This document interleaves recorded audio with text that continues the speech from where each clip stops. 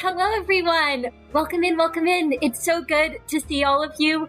Thank you so much for coming. I am very, very excited for this Intervallo session tonight. And if my players would like to introduce themselves, starting with Miix. Hello everybody, it's me again. I'm Miix. I'm a Wandering Storm Dragon VTuber. I'm just a little Scrimblow. And I'm here playing, you guessed it, Miix. Hi! Miix is the head of the information department, and currently, honestly, compared to last session, they're doing better. They're not doing nearly as bad as they were.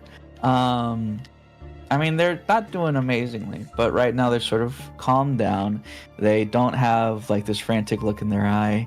They seem just maybe to have finally calmed down, not just from last session, but from maybe everything they've been going through. Just maybe, that idea of one more day has stuck into their head as well. But who knows? We'll see. Yes, and next up is Merru. Hello. I am Merru Online, a VTuber, of course. And I play Merru, who's our control team department head. Currently he's, donning his magic bullet ego as always, his rifles beside him. And he's doing all right. He is currently doing the very arduous task of listening to people speak in a meeting, in this RV that they're in. He has his knees tucked against his chest, as he normally does. And it probably looks like he's bored out of his mind, especially since Justicia kind of covers a lot of expression. So you can't really see like the sharp look that's actually in his eyes. As he's still a little on high alert from everything that's happened before. He doesn't feel like they are safe right now. So he can't completely relax or anything like that. But he's keeping it together. He's all right. And that's what's up with him. Great. And next up, Prior. All right. Hello, everyone. I'm Prior Year. I am, as the pattern will hold, a VTuber as well, and a good friend of Cinna. And today I am playing the head of the training team department, Prior, who has been better, but he has certainly, as his time in K Corp has proven, been worse. Having not really had a chance to rest until this moment. He doesn't really appear sleepy, but he appears drained. Everything that has happened over the last little while has pushed him to the brink, and while emotionally he has had his release, he now looks like physically he will need some rest soon. But he soldiers on like everyone else and keeps his eye on Yuna as he continues to let the silence linger. Yes. And we'll end with Kai's introduction. Hi, I'm Kai Calypso, also a VTuber, playing manager Kai, head of the safety team. Kai is not doing his best. He's physically healed up. He almost died a good handful of times in the last day, and I think that he's pretty worn out from that. And I think he doesn't feel that he's given it his all to protect the others, because even though he got close to death a lot of times, so did his other party members. But they gotta keep it pushing. And at the very least, they're out of K Corp, and Prior is back to normal ? and, maybe things will settle down, even though that's obviously a, a very temporary reprieve. Yes. The four of you find yourselves in the RV, having successfully escaped K Corp, at least for now, and within the borders of J Corp. A bit has passed, and you've all been able to fill Yuna in on what has happened thus far. Yuna listened to you all, and now they turn and face all of you. Their breath was thin through their lips, a singular, extended, long sound that bordered on whistling as they all but closed their mouth, inhaling and exhaling until they finally set down their now entirely filled notebook, as well as the now broken pencil, snapped from the force of their growing headache. I'm just going over my notes to make sure I haven't left anything out.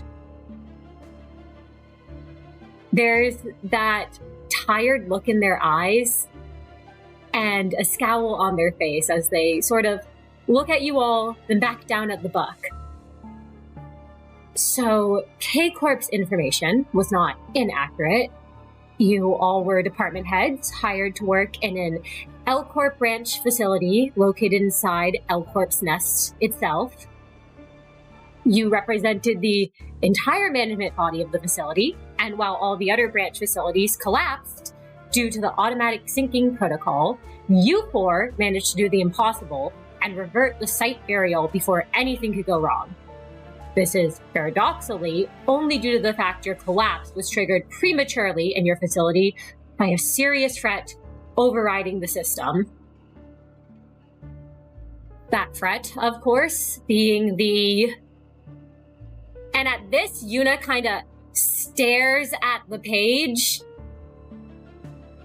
Sentient AI assistant, apparently, somehow, stationed at every L Corp facility, despite us never hearing about this before, meant to guide the manager, or managers, I suppose, of each branch. This is in direct violation of the AI Ethics Act. This AI was presumably created, as you're all, and I quote, not sure of where she came from. Besides, and I quote again, someone in L Corp built her, I guess, end quote. This AI should have dutifully followed out the instructions, as noted by L Corp, but went rogue and attempted some form of energy transfer to the main branch, which we'll have to get to later, but no longer exists as far as K Corp, or at least I, understand. This failed, and your facility suffered some sort of catastrophic incident relating to the experimental T Corp tech you were hosting in your facility for, and I repeat, the third time, not known reason, end quote. Regardless, you managed to outwit both the AI and the abnormalities of the facility, and having done the impossible and keep your branch functional, your immediate next action was to leave as soon as possible on a quest to find your AI a human body, despite how many levels of extra illegal that is. Having managed to make it through the fallen nest at L Corp, remarkably, you all came into conflict with the endless war for L Corp's fallen territory. Realizing your extracted ego gave you an edge over your foes, you managed to make your way to K Corp, having come to both try and stint your team's woeful lack of supplies, and hopefully find a lead in Calw. And we... Yuna suddenly goes quiet, as if they understood where this was going, and with a confidence-scattering breath, pressed on regardless. Failing to find what you were looking for, you came into contact and eliminated Inquisitors from N Corp, who had taken over the town, and having found nothing to help with your principal goal, you moved on quickly, unbeknownst to you being watched by, well, my former employers and myself. Once you were invited to K Corp, you know the story, don't you? Their brow creases at this. I gave you all an interview under the guise of attempting to reward you all for your actions. My instructions were to dig into you, figure out your goals, your objectives, and your origins, and use them to uncover the secrets of L Corp's egos. By the power of your incredible luck, which you seem to have in abundance, and admittedly impressive skill, you managed to avoid having your egos seized by the corporation by failing to rise to my provocations, except for Pryor, whose distortion proved disastrous for our security, followed by a terrorist attack that proved disastrous for everything else. Yuna takes a deep breath and at this flips the notebook closed. Still clutching that pencil. You stole the tearful thing.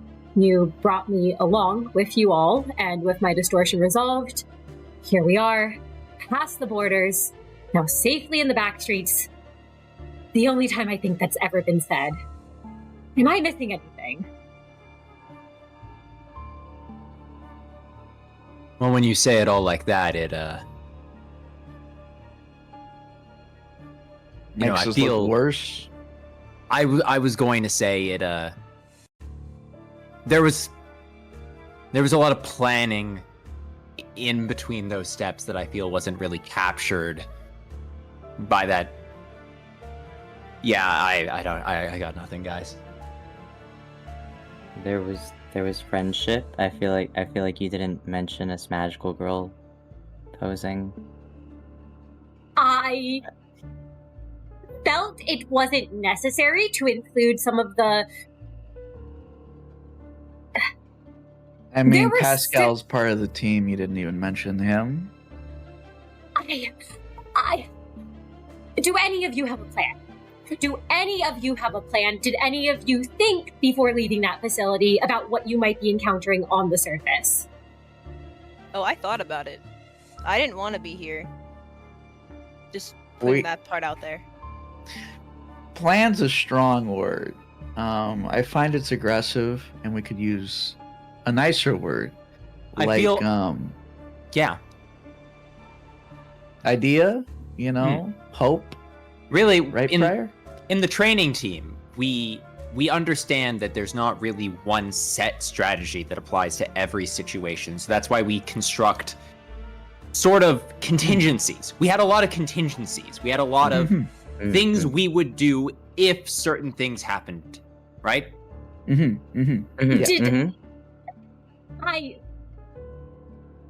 actually looks up at you all for the first time since you've all been telling this story to them.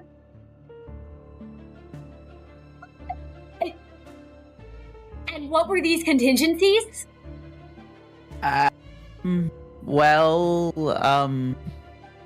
If things got too dangerous, we would go back to the facility. That was... Yes. And did you not think you might not be able to go back to the facility? Well, that's why we brought Merru. Exactly. Huh? What does that even mean? You see why I didn't want to come with them? Okay, look. I was basically forced into this. We didn't necessarily have a plan, but we also didn't have a lot of options. I think you're kind of forgetting about that. Yeah. All right? We're doing the best we can. Sorry, go ahead. No, Yeah, you're... Mr. Pryor. Manager Miix is absolutely correct. The facility was not a self-sustaining location. Finding resources and an understanding of the situation on the surface became prudent to go out and solve the problem before it reached a critical breaking point. And we just, you know. I suppose that makes sense, and you all had no way of knowing about what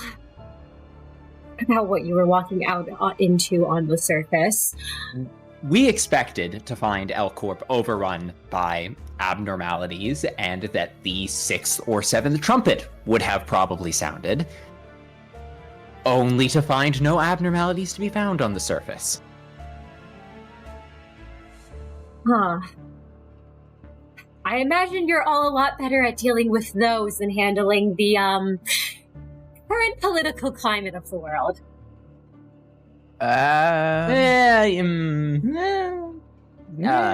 Maybe.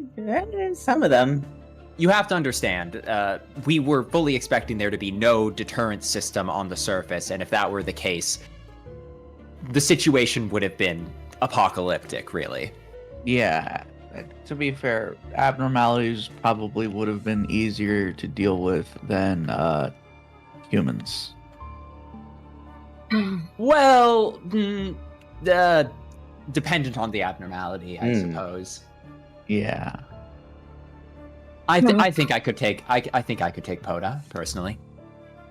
I Listen, that's don't. upper bites. I still Yeah. think it's Papa Day, and I will stand on that hill. You know, Listen, we can all be who wrong writes the sometimes, training some more than manual? others. Who writes the Unfortunately, training you. manual? It's me. Okay. All right. No, I'm just saying, Papa Day kind of has like a little, popcorn. It's not popcorn, it's a That's dog. a nickname. Well, yeah. Okay. I thought it was No. cool. For a moment, focus. Okay, listen. We all might have gotten out of K Corp, and I don't care what a Poda or a Papa Day is. Right now, I need you all to realize we can't be certain of what Alfonso's intentions are, or what she might do. We can't go back there. Which means we're going to have to find another route if we're getting back to your facility, because K Corp is one of the bordering wings. If we do go back there, we're dead, and it's likely she's going to send people after us. And I don't want to know what she's going to do to us if she gets her hands on us. Yeah, that's fair. You say she? What do you mean by that? Yuna looks at Kai, and there's a frustration in their gaze, and they say, the executive director of K Corp, Alfonso, a woman with a lot of power, a lot of resources, and whose singularity you have all stolen. Oh. I agree that the executive director has accesses to resources and abilities that we might not. But she's still a mortal woman. Pretty young, all things considered, from what I am aware of. She's not infallible. If we can stay one step ahead of her, all we need to do is be where she can't find us. Influence always has limits to one's reach, and the further away from K Corp we get, the more she's going to need to rely on other people to find us, and the more telephone games there are between us and her, the more human mistakes will be made. I hope you're right. However, all of your planning thus far leaves things to be desired. Fine, it's fine. It'll be fine. Well, this is why I hired you as the secretary, so you can help us plan things.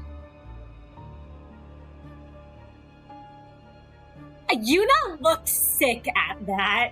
Yuna just goes even paler than they already are. And just kind of hang their head.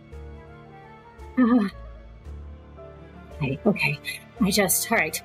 Putting that matter aside to a second, which we really should not, but putting that to aside for a second, I feel like we also need to talk about the sentient AI. I feel like we glazed over that a little. Well, You do all realize what the head would do if they find out about this, right?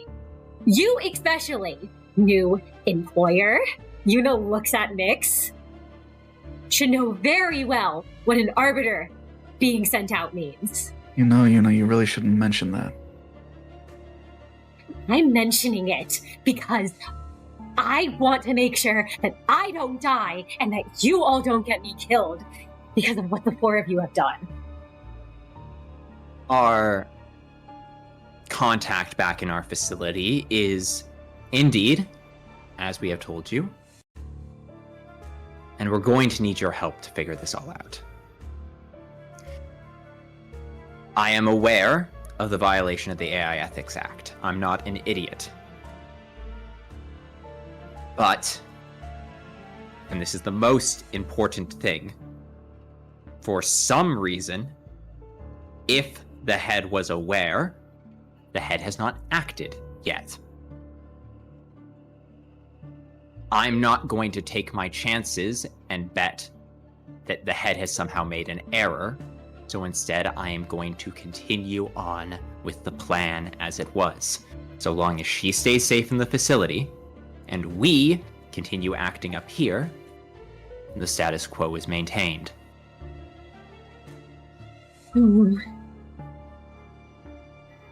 That's true, I suppose. Okay. Yuna's at this point pressing the eraser of the broken pencil against their temple. And is okay. And you intend to leave her in there, right? You're not... Our intentions are, for the foreseeable future, to make sure that she stays in place until we have a solution to our need to have a plan. Okay.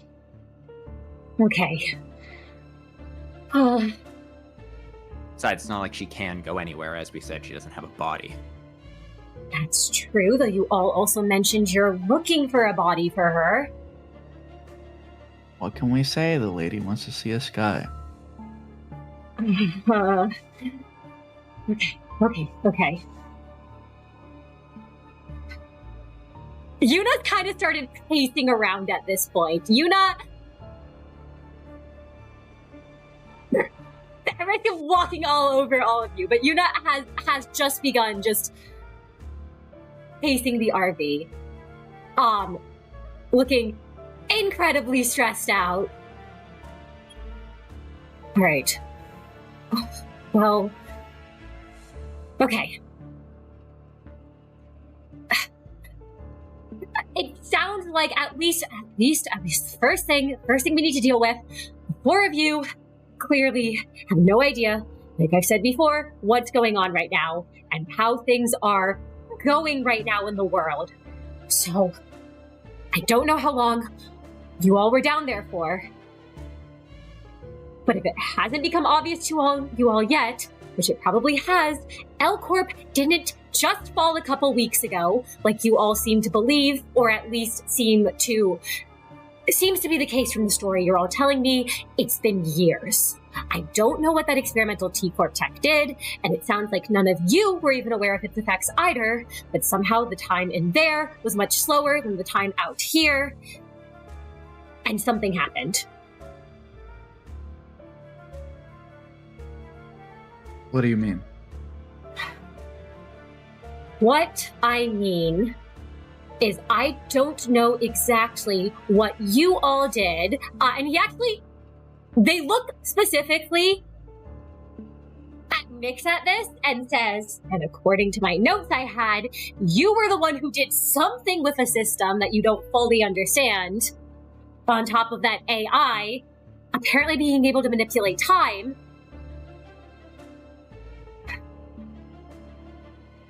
Something happened. Something happened where years have passed out here. Well, for all of you, it has been a couple of weeks. Because from the sound of it, your facility should have been buried underground with all of you in it. If it was truly... Eunice just started pacing again and looks once more incredibly stressed out and is kind of like, I don't know exactly how T Corp stuff works. I don't know enough about that, and they keep their stuff very under wraps. We are aware we're working with incomplete information.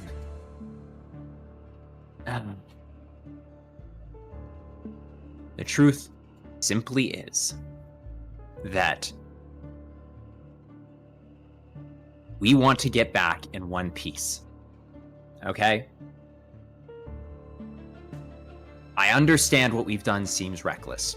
I'm not going to pretend it isn't. We didn't really have a choice. When opportunity presents itself, we have to seize whatever we can.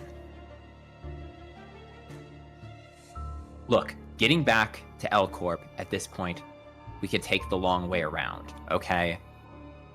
It's not like K Corp surrounds L Corp. Once we make it to J, we can chart a course back home from there.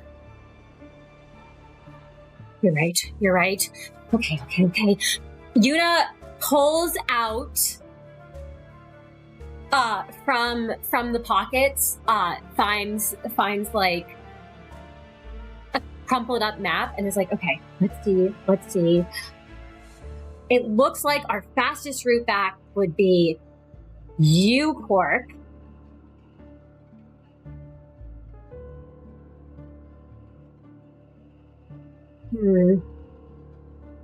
We'd have to skirt through T Corp and go to U Corp. Is probably the best bet. That said... Yeah. I've been through U Corp before. Back a long time ago, but the nice thing about U Corp is the rules don't tend to change very frequently. Water is still water. That is true. That's good. Okay, I'm glad you know those, but you're also probably aware of what we may be facing in U Corp, given your past, Big Brother. Yeah. That is very truthful. Thankfully, well, when people see me, they tend to think they've seen a ghost. That means, to most of the world, I'm still dead. And I think that's a fine way to keep things until I have to make an appearance. That's definitely for the best. Just don't know.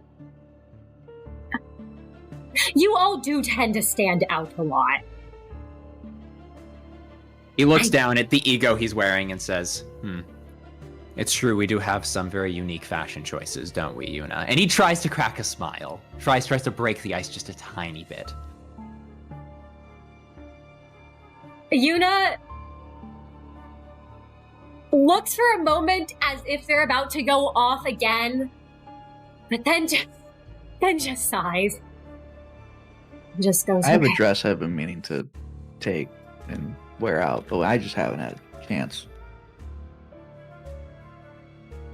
Yuna looks over at Miix and goes,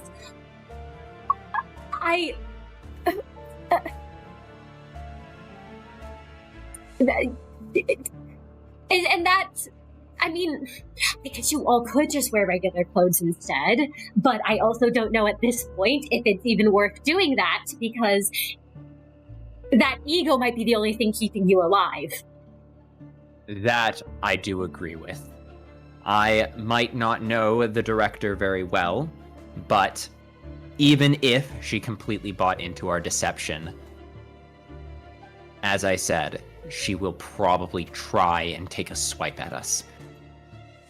Our gear protects us, and as far as I am aware, I have not seen anyone else other than those folks we met in the hallway of K Corp with ego. So I'm going to presume that, well, from your reaction in our interview, that such completed sets such as these are rare. You would be correct in that, which actually brings me to the next thing I should catch all of you up on, because it seems like you all don't have any clue, based on our interview and based on what you've told me, of the state of the other L Corp facilities. As far as K Corp and I are aware, the rest of the L Corp facilities were buried underground.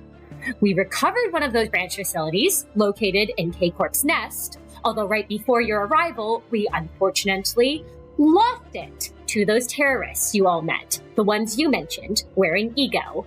I know Dongrang was quite upset to lose his awards and appreciation plaque, possibly less so than the Ego itself.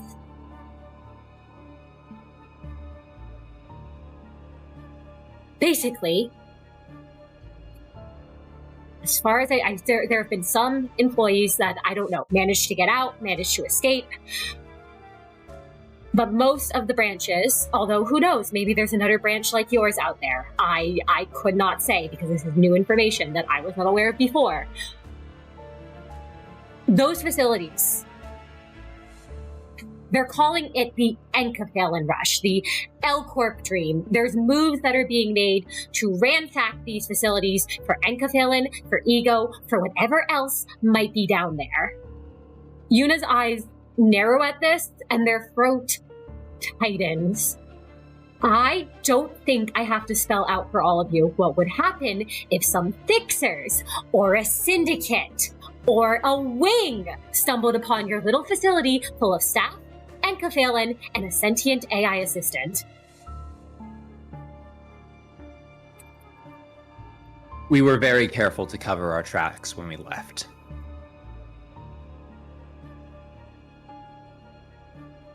Let's hope. If that's the case, at least it sounds like this AI is competent. She is incredibly competent. Frankly, I'm pretty sure she would have absolutely destroyed all of us had we not had our unique advantage on our side. And that was... Complete and utter unpredictability. Of course it was. I beat her at her own game, too. Well, yes, of course. Yeah. He actually puts a hand on Miix's shoulders and says, your contribution was absolutely imperative to defeating Ange. I'm just... Thank you. My broken body will thank you later. I'm just trying to lighten the air by, making light of the fact that we have actually been incredibly irresponsible with our planning and honestly making it through this journey by the skin of our teeth. Well, I don't know. I feel like we've done pretty well because, how else would we have known that everything would have gone to complete another shit? I mean, I think you should give us more credit.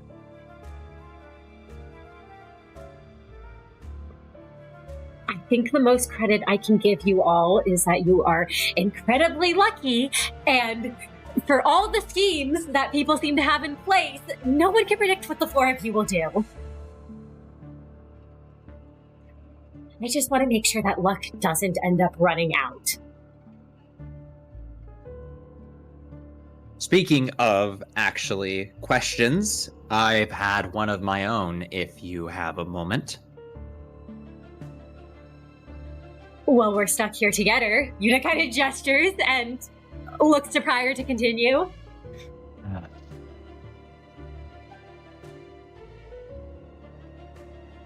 What happened to me and you exactly? As far as I'm aware, it's a freak incident that has happened 3 times now. And having experienced it firsthand, I have no sense of what exactly occurred.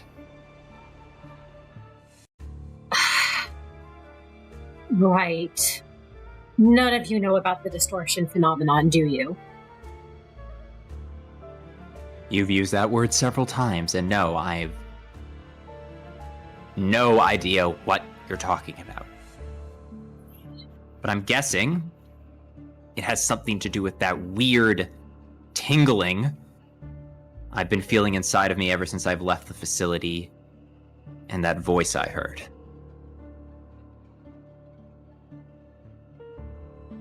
You would be correct. That's just another thing we need to go over. The Distortion Phenomenon. I'll get into that. But before I do, there's something you four should know that leads into it. You all missed. Because apparently you all missed this. The White Nights and Dark Days. Well, hidden deep underground. That's what they called it, at least. From L Corp, there was this bright light that shone for 3 days across the whole city. And I doubt any of you will ever experience the relief and the satisfaction and the comfort that it brought to me and to all of us over the course of those 3 days. You know what? Now that you mention it, actually, when we were in the facility, do you all remember where there's that weird thing for like a quarter of a second? Everyone in the facility felt like really good and then felt really nauseous all at once.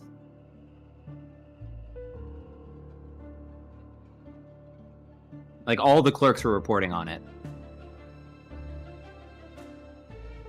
Huh. Oh. Interesting. So I guess it... Well, regardless, yes. That was what I was it about might have to- also been the fish tacos.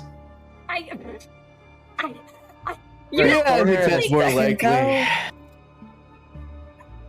like cracks a smile at that. They look like they're on the verge of being a broken person in this moment, and they're just like, regardless, if it was Deep breaths. Yes. After it vanished, after it stopped, the sky became dark, regardless of the hour. And there's a shiver that racks their body at this, and you all see them go to instinctively move to pull their lab coat tighter around themselves before seeming to realize it's no longer there. 4 days. For 4 days, darkness. And then there was this awful feeling and this deep-rooted hopelessness in my gut. Those were the longest 4 days of my life. Until now. But I never thought the sky would go back to normal. But it did. Except something happened. People changed after this. The city changed. And not just behavior-wise, but their appearances too. And the things they were capable of. The word distortions. Distortion is what's used. There was never an official announcement, as far as I'm aware, made on them. But a human overcome by their emotions becomes warped, twisted, given power they would have never wielded otherwise.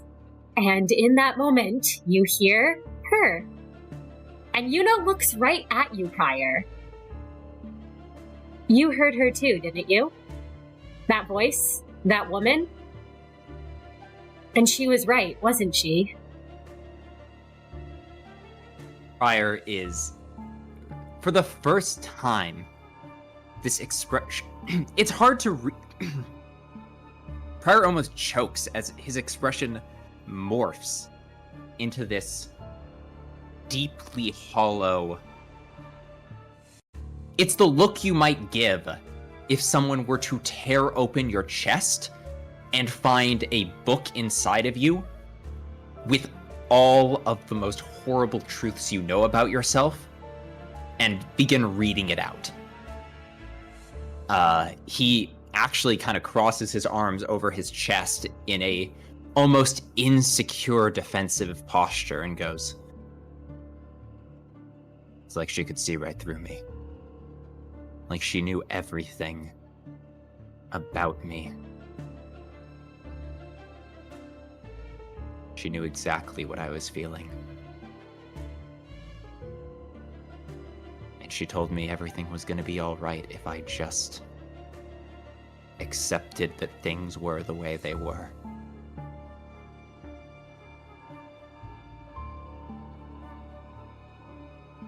Yuna nods at that.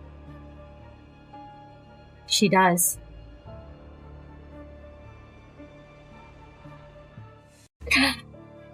I had heard about it. That was the first time I heard her myself.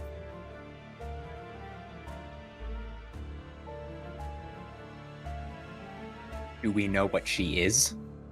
What it is? Is it an abnormality that escaped the main facility or something?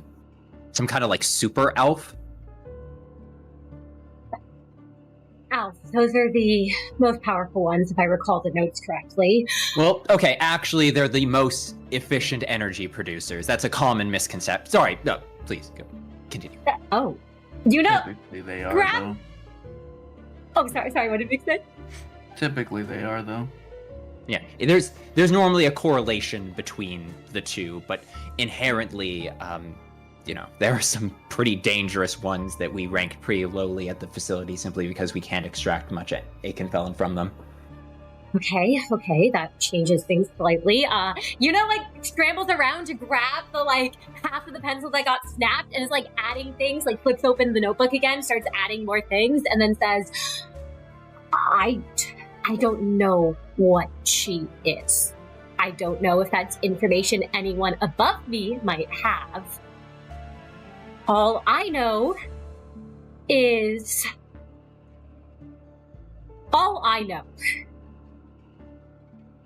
that the White Nights and the Dark Days happened.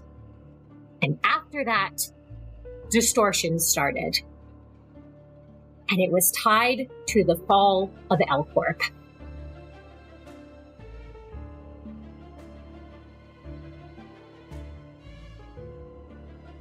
Well, if you two are willing,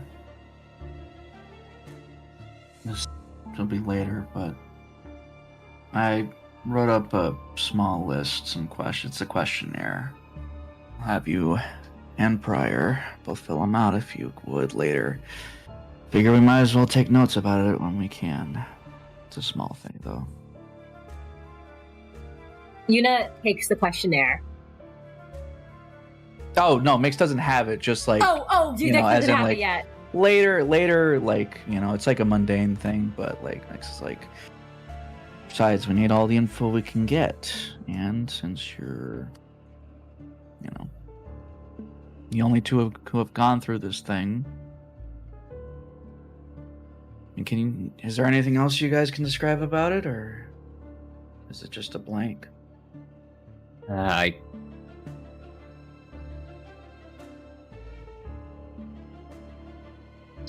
Pryor tries to cross his arms and goes, after the voice spoke,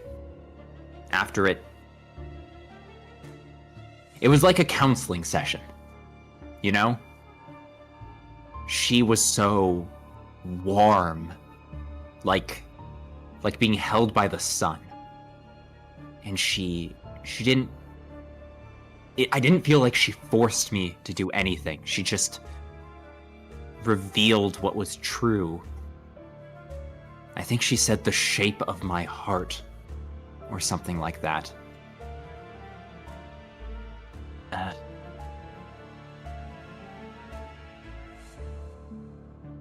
it's all a blur. I don't remember anything that happened afterwards until I was laying on the floor.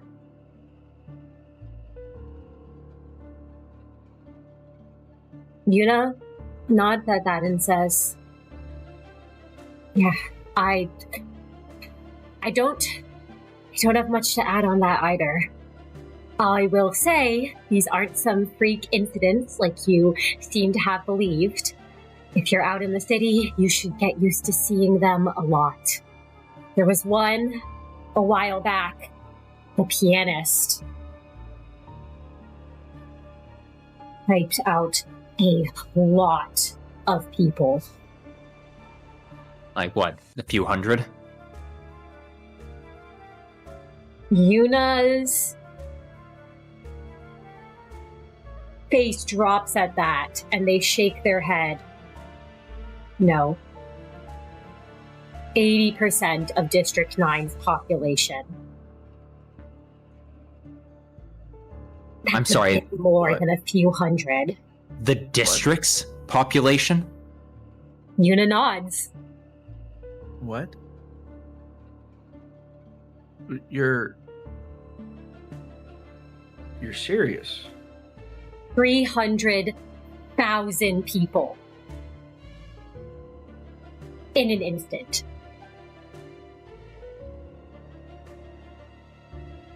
This is the current state of the city that you all have walked into.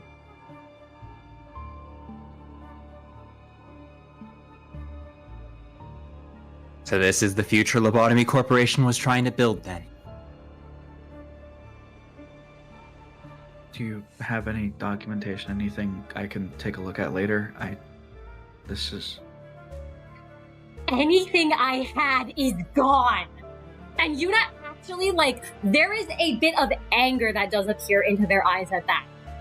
I don't have any of my information anymore. I don't think I can get back into my system to recover any of that information unless we want Alfonso getting into ours. Yuna, deep breaths.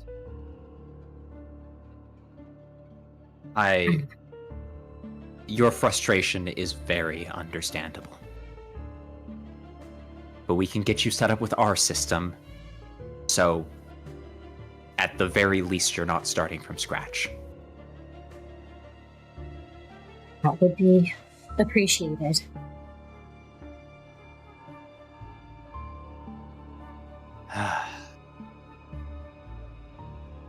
Thank you. I know this is a lot. I know this is not an ideal situation for you. And I can't speak for my fellow managers, only for myself when I say, we are listening, and we understand the gravitas of this situation. We're not going to treat your warnings with anything less than the utmost respect for your intelligence. Moving forward, we are going to take precautions, and we are going to do better. Thank you.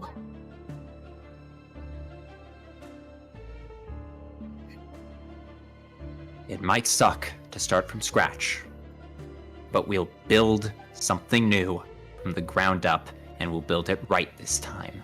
Slowly and steadily and without mistakes, so it will last a very, very long time.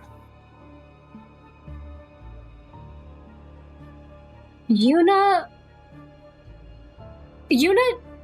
doesn't look convinced at that, but there's a look in their eyes, a sort of light almost returning to them, where it looks like they want to believe that.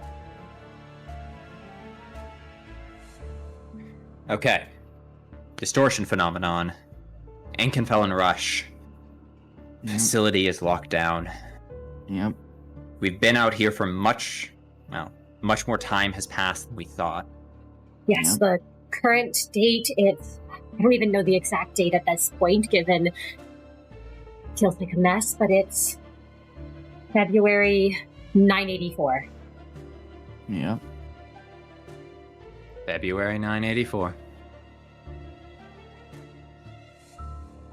Okay. Anything else I need to write down?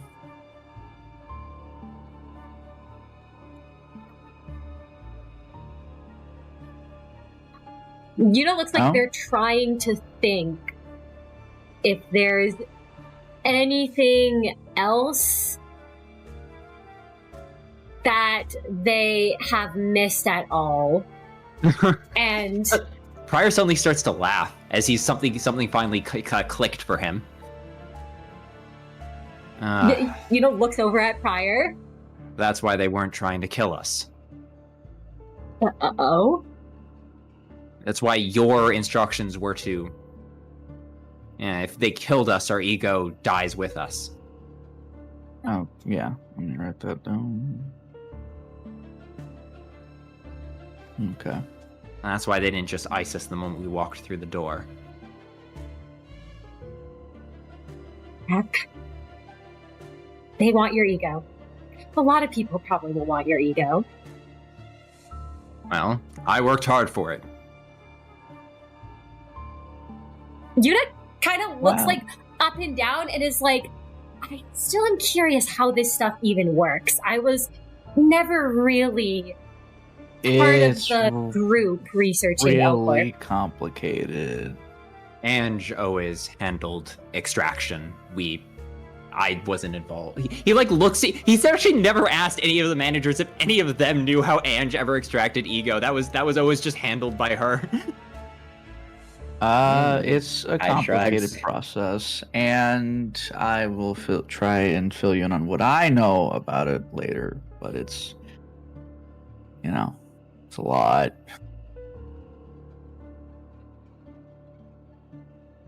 Okay. Well, we'll worry about that later. That's a later conversation. How that works, whatever this extraction process is. It's not like it's something we can be doing right now, anyway. Love the curiosity, though. Yuna just looks kind of flustered at that and just glances away at that comment. Aw, cute. So what's next?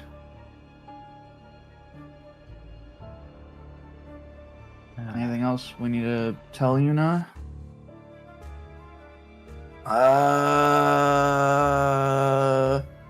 Our rations here aren't the best tasting.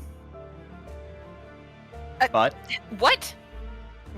Well, I'm not saying they're bad. I'm just saying, the materials we have are subpar, but we have one of the best chefs you can ask for to throw it together. Yeah, exactly. Yuna kind of blinks and goes, "Who's your chef?" Oh, Merru. He's really good at his job. Yeah.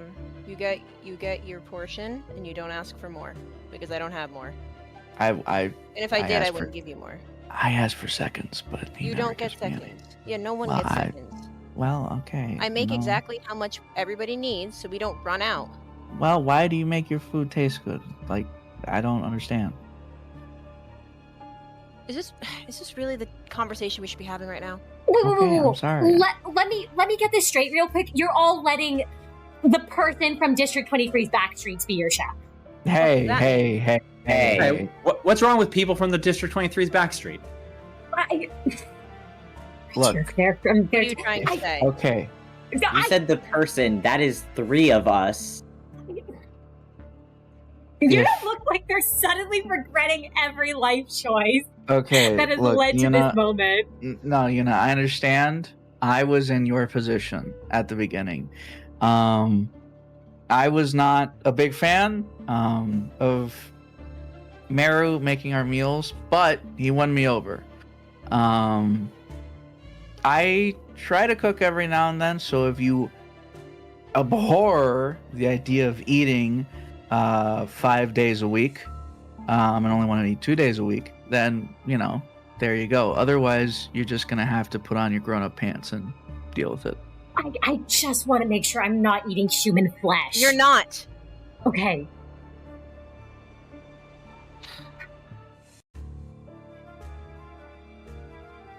Okay. We have to work on that a little bit. Can't really just say that sort of stuff. I think you owe him an apology. Listen. I wouldn't go that far. Prior does actually, he looks over and he says, take it from a member of the middle from that district.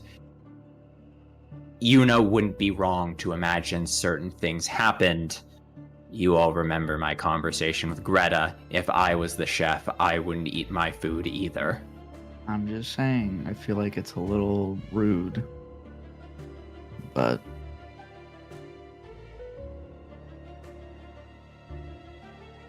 Yuna kind of refuses to look at Merru, but kind of mutters I'm sorry. And then even quieter mutters, don't eat me. Yay, alright. Everything resolved. Alright.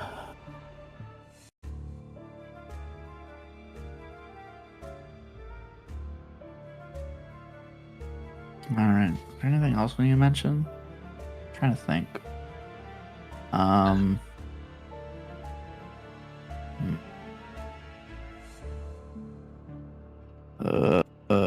You guys got any ideas? I'm trying to cope with the fact that this makes me 30. True. Yes, we do have to use the head standardized time, so we all actually do have to make sure if we're ever asked our age that we age ourselves up appropriately, because otherwise we are breaking a taboo of the city. And this is Hold one on. that...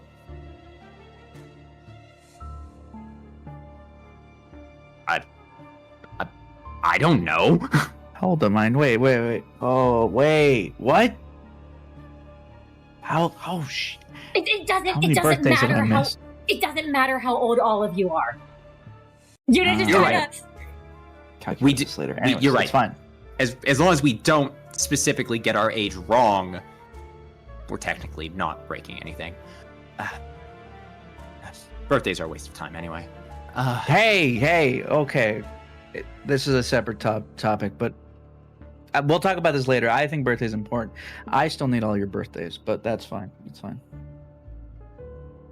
The important thing now is that we've covered most of the basic information. What matters next is... Prior sucks in a deep breath and says, right.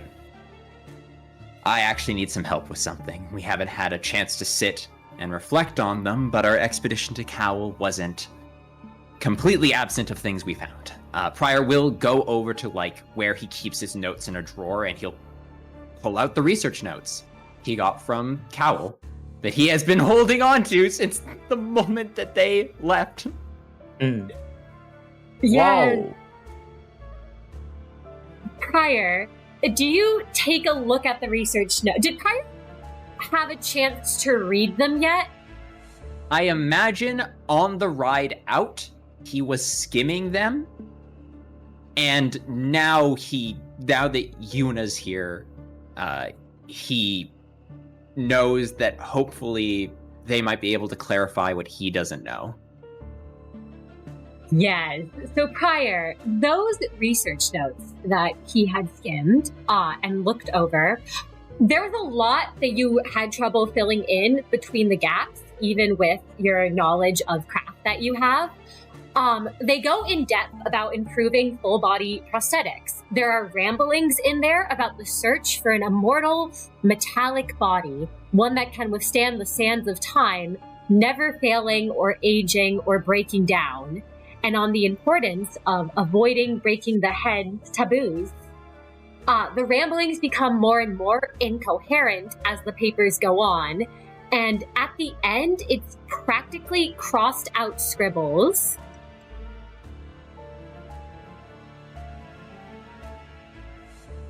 There's a name at the bottom, but it's hard to read. It seems to say Micah.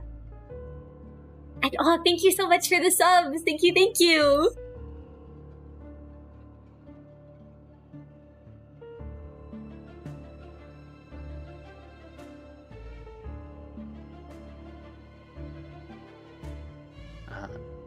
Yes, as Prior clears his throat, he nods and says, "This seems to be a robotics expert. So...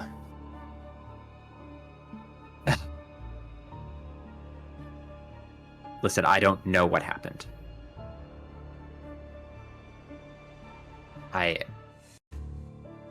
What can you make of this, Yuna?"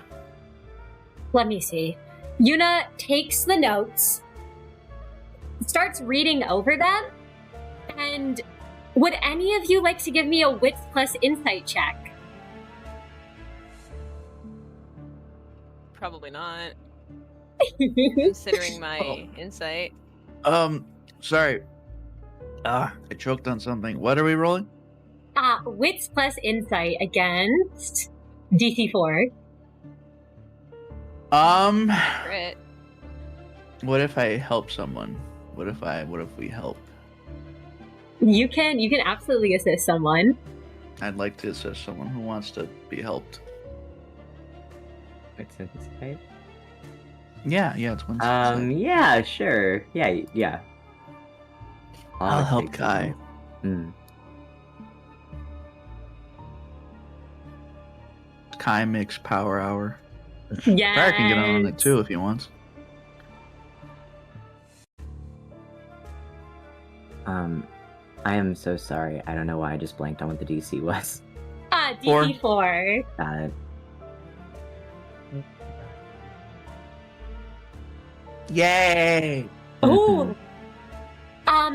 You notice as Yuna is reading over these notes and these ramblings, there is recognition on their face. They very much clearly seem to not only know what's being talked about, but they seem to recognize whoever is writing this. And I'll say, because you just hit the DC, you can't fully sort out the mess of emotions, but there is, they don't look pleased, but they do also look kind of worried.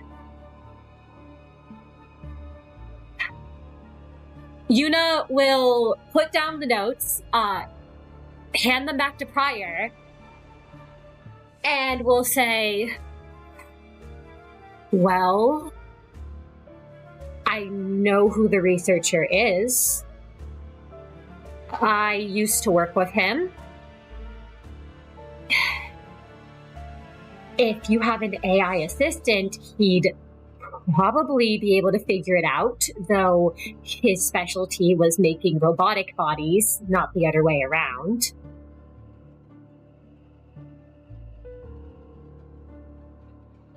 We talking about a real sharp fellow, then? Yuna actually kind of at that looks unsure and says, well, it depends what kind of sharp you're talking about. He's very smart, but he has a tendency to ramble on and was always really jumpy, even before N Corp's Inquisition came in. Oh, he sounds like a nice person. I mean, if he was researching robotics, and as you said, he might have an understanding of AI, I'm guessing that he wasn't always researching things that... I'm guessing you could say his research skated the knife's edge, huh? It definitely did. I don't know where he came from, and we weren't exactly friends or even acquaintances. I mean, I worked with him a couple of times, but he was mainly in Calw until what happened. He definitely was skirting that line. Well, then sounds like a man we absolutely need to meet. I was afraid you'd say that. Well, lucky for us, I know he left for J Corp. I mean, that said, he might not still be here. But it surprised me he left his research behind. And Yuna kind of looks at those charred, scribbled out papers.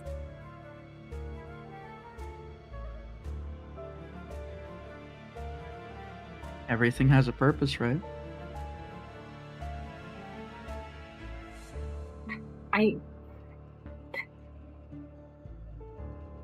Do you mean as in why he left them behind? Could be. Or maybe it was just by chance, but I like to think that there was probably a reason, if they're as important as they seem to be.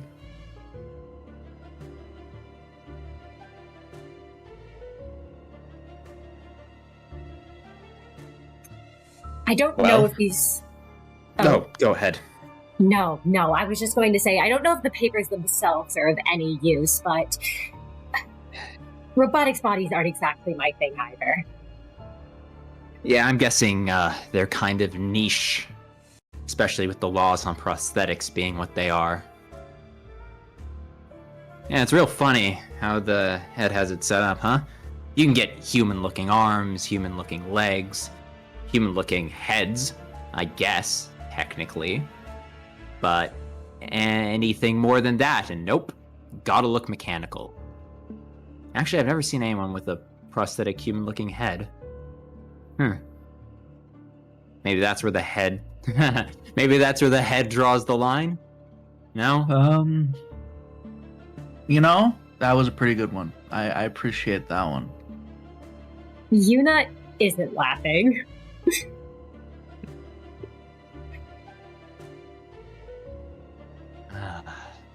All right, fair enough. Look, Well, I liked it.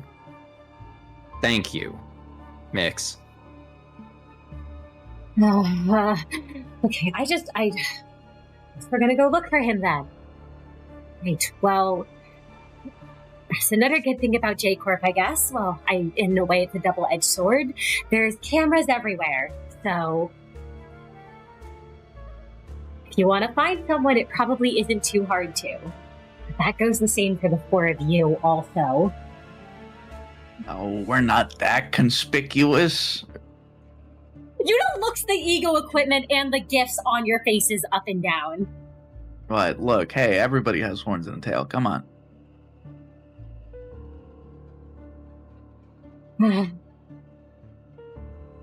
Right, there's one more thing. One more thing about him that you should all know. I don't know if he still has it in his possession, but I know that he did when I saw him leave. There was an item K Corp gave him to research on. I've never seen one up close myself, but they're called golden boughs, these small branches that emit a golden glow and allegedly contain a great deal of power. It's a potent energy source that's spread throughout the city and found exclusively within L Corp's closed down branch facilities.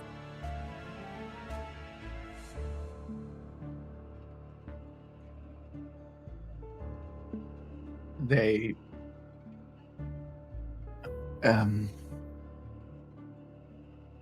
Yeah, it's clear Pryor is looking at Yuna like they've grown a second head. Like this is Listen, it doesn't... Never mind. I'm not calling you crazy. Our facility had nothing like that. I mean, we generated energy the old-fashioned way. Maybe, I don't know, it was something new they were trying out. Maybe that's what caused the whole, you called it White Nights and Dark Days? Maybe L Corp was messing around with some abnormality that made these golden boughs, and it backfired on them. Oh, what did they do exactly? I mean, that's a good theory. Yuna looks to Pryor. I have no idea the validity of it. But it's clear none of you have ever heard of this before. As for what they do, I have no clue. I've not ever held one. I don't work with them. I just know that I have heard about them. And I know that regardless of whether or not your facility has one, if anyone learns about it, if anyone follows this all back there, that's just another target on your backs and another reason you four better hope no one finds that place. Because people have been playing finders keepers when it comes to them, and first come, first serve. But I'm pretty sure you all can also imagine what sort of reaction a supposed defunct wing would earn if they have one in their possession. Yeah.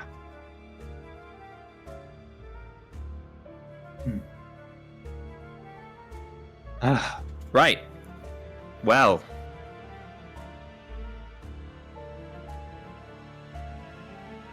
Listen, I understand, okay? That just because we took the opportunity to take... He gestures towards the tearful thing. It's just like sitting in the back of the RV watching them all. we're not just rampant kleptomaniac thieves, okay? We're not... I'm glad you told us about this golden bow. I mean, if we can recover it, it seems like it might be useful. But we're not here to just run around. Though, if we could acquire it, it would potentially be a good way to solve our supply issue. I mean, if we could power the facility... Prior clears his throat and goes, just because I can take it doesn't mean it belongs to me. Just because I can take it doesn't mean it belongs to me. I have to learn more about him before we even think about that anyways. Regardless, it sounds like all's settled for now. We can't act until we are acted upon. We have a lot of possibilities, but in truth, there is only one option, and that is the option that will present itself when we are confronted with an opportunity. The right path will reveal itself. Oh, let's hope so. Okay. Well, do you want me at least to be looking in to see if I can find Micah anywhere in J Corp then? That would be incredibly useful. Okay. I might need your help with that, employer. Yuna looks at Miix. You could at least say something nice. You could call me boss or chief or... Boss. Alright, there we go. Employer's a little too stiff. Fine. Well, I may need your help, boss, and I'll be borrowing this, and Yuna kind of waves the tablet around that they don't really understand is Merru's tablet that they've now taken from Miix. Wait a second. Look, I need that. It's fine. It's fine. It's fine. Do you have something else I can use then? Because this RV doesn't look very... Yuna kind of looks around, technologically advanced. First of all, I haggled with all the money I had available to me, and I got this RV for a really good price, and we had money left over for rations, and we've only bought the bare necessities thanks to our chief provisioner, pointing at Merru, so we don't exactly have another tablet in the budget. Merru opens his mouth to reply to that, knowing that back at the facility, Miix had to have had their own tablet and did not bring one because they brought Merru's instead. And then he decides this is not a battle he cares to fight right now, and then closes his mouth and stays silent. I have stripped this RV down to its bare essentials, at least as far as Manager Miix would allow me to, and he gives like a strained smile. She is my baby, all right? I want her well taken care of, but not destroyed. When did Pascal become a she? Not Pascal, the RV. No, I'm Pascal's so a sorry. he. It's okay, Kai. It's fine. Pascal's wonderful. And if any of you do anything to him... Anyways. Point is, we don't have a lot of technology at our disposal. We'll definitely try to fix that. We should probably fix that soon. That's a good point.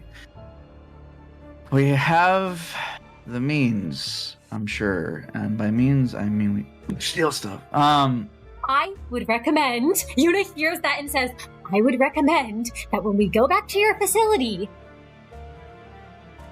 you all use some actual L Corp tech and don't rely on things from the other wings.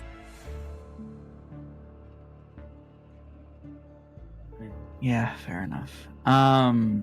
But yeah, case in point, yes, I will help you with... That also actually might be true. We might need to actually make some money while we're out here at some point as well. Yeah, our budget's not looking great right now. Even Stealing with is all well and good, Oh. but... No, yeah, sorry. I was going to say stealing is all well and good, but if K Corp is looking for us, the last thing we want to do is get a bounty on our head that flags our position to anyone looking for us. Yeah. Despite the tightening of the budget, that we've had to make for nourishment, we don't really have a lot of money left. So it's a good point. No idea how we're gonna make money though. Either Well- way. Oh, go ahead. No, I was just going to say you're all in the nest of gambling. Well, now that you say that. I do have a perfect memory, and I was pretty good at blackjack back in the day. Card counting. Perfect. God. Alright. All right. But what were you going to say, Prior? I was going to say, it sounds like we've reached the end of... While it was a very productive conversation, I feel we'll start going around in circles if we just continue this down spiral. We've prepared. For now, I say we adjourn this... Sorry, I almost called it a manager meeting. We adjourn this affair because the four of us do need that tablet back for a minute. We have someone we need to contact now that we're I outside the forgot. range of K Corp's Yeah, field of view. Give it back. Give it back. Okay, fine. Yuna hands the tablet over and says, if you need me, I'm going to be over here checking on... And they kind of look up to the tearful thing, which this entire time, it has not been crying. It's kind of been, I imagine it's been fastened to the ceiling. You all probably need to find a spot to put it, but right now it's sort of just looking down at you all, very curious and intrigued about what's going on. Pryor has rigged it to the ceiling at the back of the RV with like a counterweight in the front of the RV so it doesn't cause the RV to like tilt backwards. He's got a bunch of like pans underneath it to catch any fluid with a tarp beneath them, and he's set up shower curtains like around it. And then he's put like sound sound foam on the walls, so like if the RV is rocked, like the eye doesn't like smash into the hard wall. I love that. That absolutely works. But yeah, Yuna will go over to that little area. I still need to give them a name. I haven't thought of anything yet. Its name is the tearful thing. Yeah, I wonder why.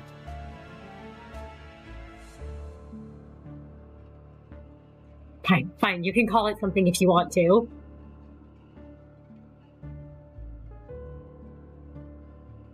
Okay, I'll brainstorm something. Nice. I didn't think I'd get this far. All right, guys, huddle around. I have to dive it. We'll do this guys ready? later, maybe? No. I mean, like calling. You know who? Yeah. Pryor gives a thumbs up to the tearful thing and just goes, hope this is a little less graphic than you're used to. And he'll turn away, and the three eyes on the side of his face will remain staring at the tearful thing as he gets ready to sit down for the call. All right. If I remember correctly, this and then this and then this. Okay. All right. Whew. All right. 3, 2, 1. All right. Calling.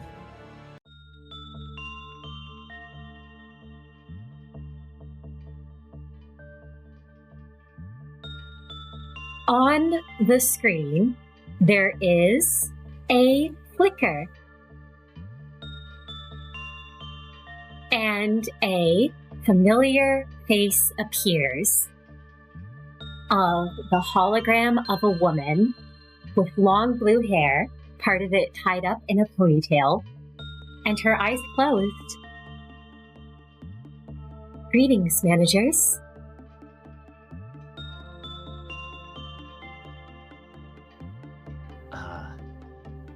Hi.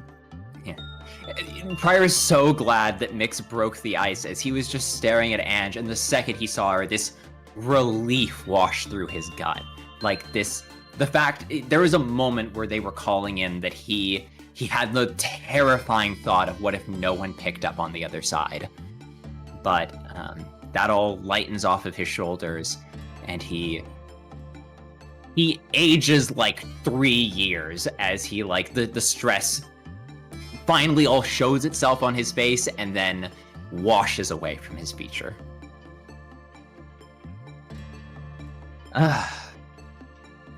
Lady Ange, it's so good to hear your voice, better than I think you would know. Her smile, it doesn't quite widen at that, but you can see it slightly move upward even more, that usual passive smile she keeps on her face, as a more genuine one appears. And she says, "And to hear yours." And she doesn't say more. She doesn't say anything about being concerned or anything of that sort, but you all do notice that it looks almost as if the sight of you all when she first appeared, her face seemed to relax slightly upon seeing the state you were all in.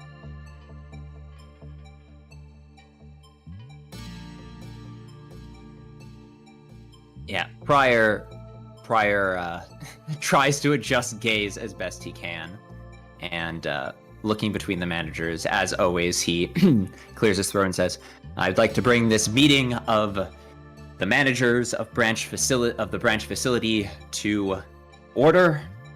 There are several important pieces of information that must be covered, and we will give our reports. I will begin unless someone else would like to give their departmental report first."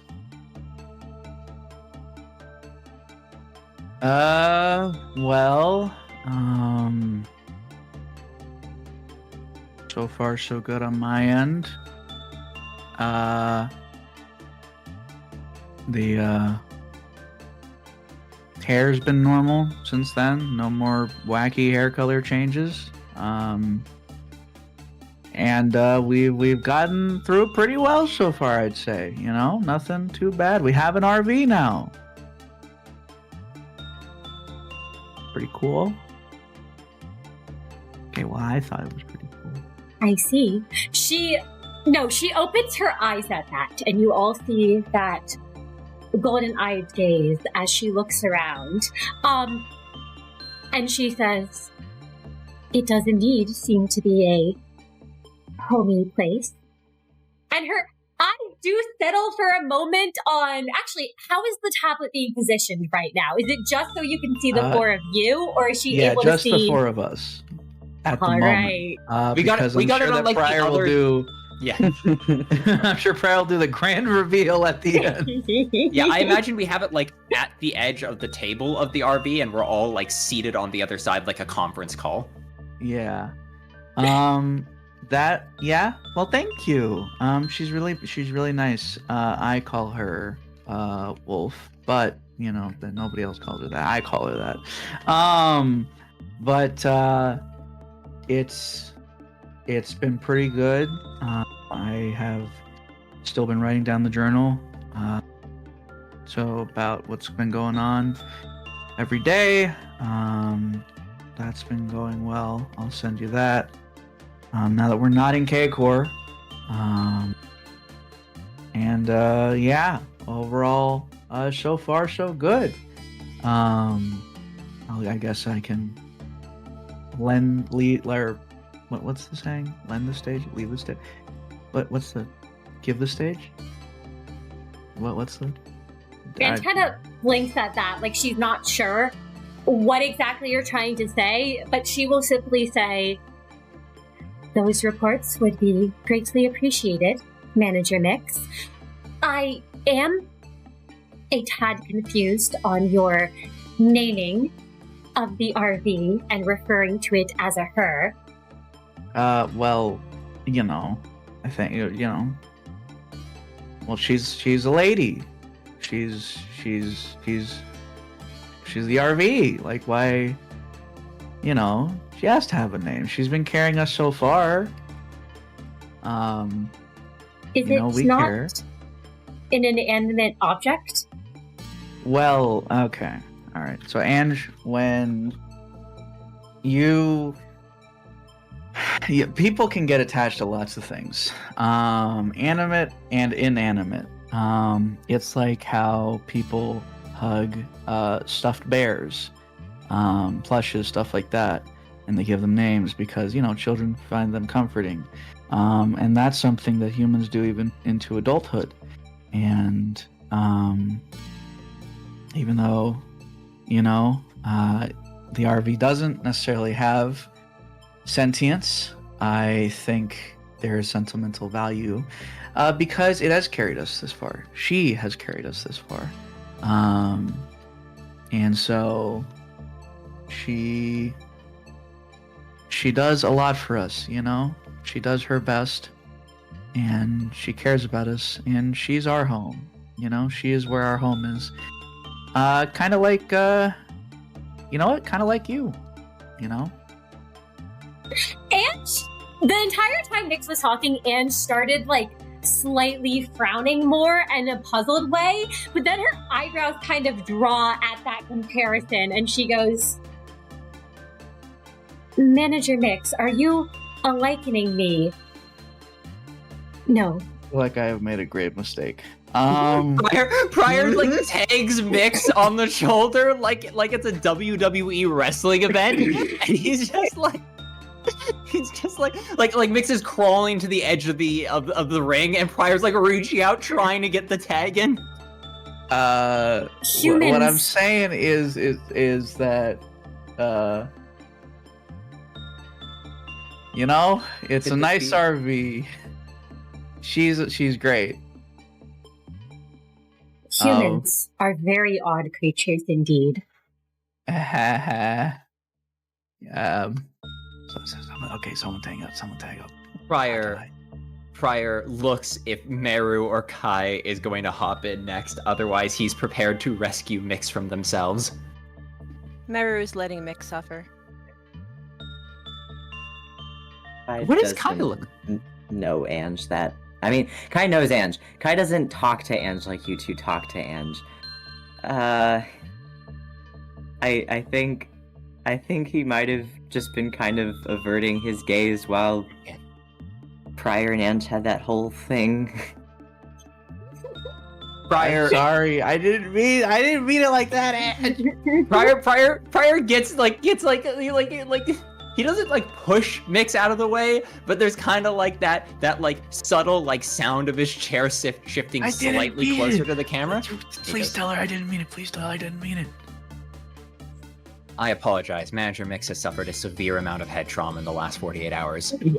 No, I have. I'm pretty sure you were struck in the head at least once or twice. I did tell her I didn't mean. I'm trying to help you. Let me help you. Let me help you. Help me help you. Just tell her I didn't mean it. I look, man.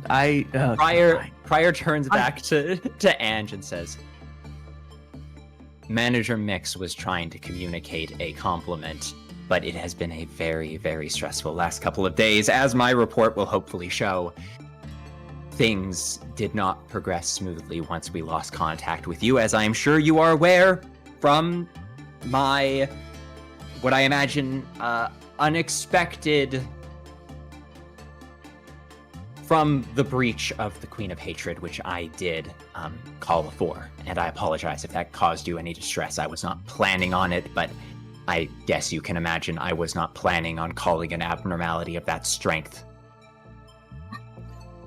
She opens her mouth, closes it for a moment, and then just sighs and says, "That is indeed something that concerned me, managers. To be fair, it was probably for the best you called upon her, especially if you were in a situation where..." She kind of catches herself saying her, stops and says, "Its help was required. It was also, due to being promised it would be called upon in scenarios, getting rather restless in the facility. It seems to have calmed down would not be the correct phrase, but it is in a much better mood. than it was before, and keeps recounting its tale of triumph to every employee that enters that containment unit. Ange. She's trying her best to help us in her own way, just like you. Personhood is more than just being born human. It's the bonds we have with each other.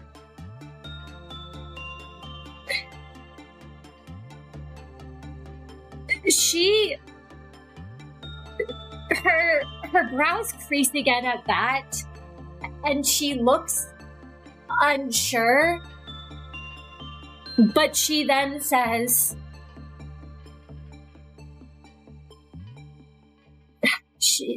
I am glad then that she could be of assistance. She saved our lives, and unfortunately, it was very necessary because things on the surface are not good, Ange. They are really not good.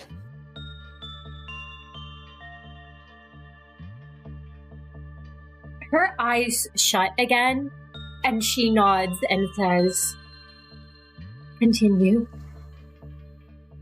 Well, first off, as we contacted you, the nest of L Corp and L Corp as a whole has completely fallen. The burial protocol that you attempted was successful, it seems, in every other facility as far as the outside world is concerned, except for ours. And this has been confirmed by the fact that these facilities are now prize targets for raids from people all across the city looking for the remnants of our corporation's ego gear.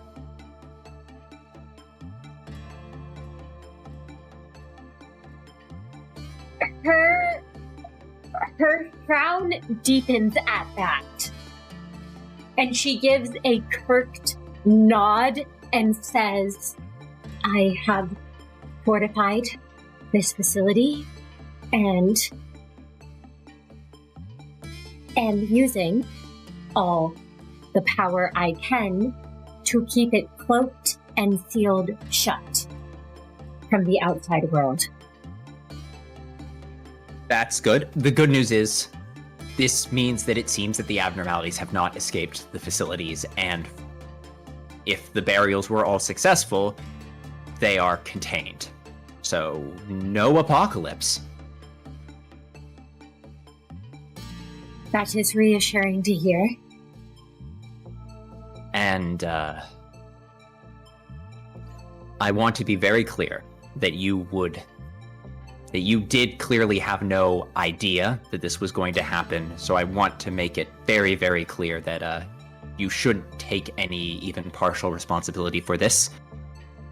But it seems like that other you mentioned,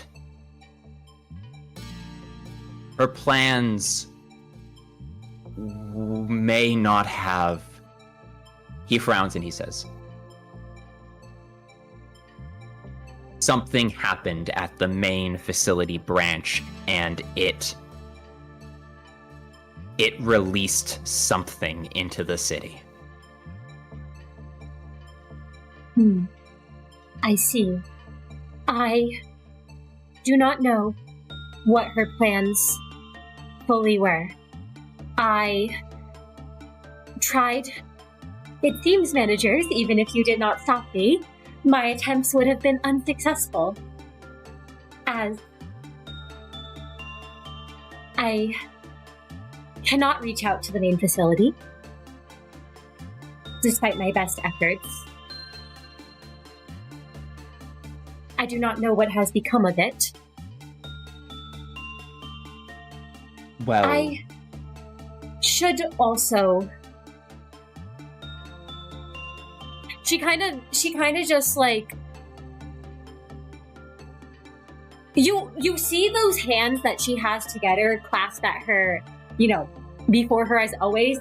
They seem to tighten around each other, clasping even tighter almost. And she just goes, I I do not have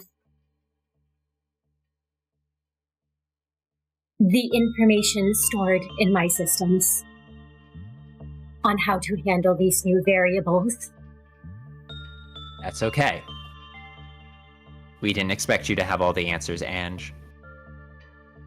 You're our teammate. We're gonna work together to figure this out, alright?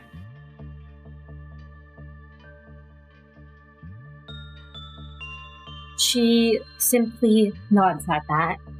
Good. And you can tell this lack of information she has is weighing on her greatly.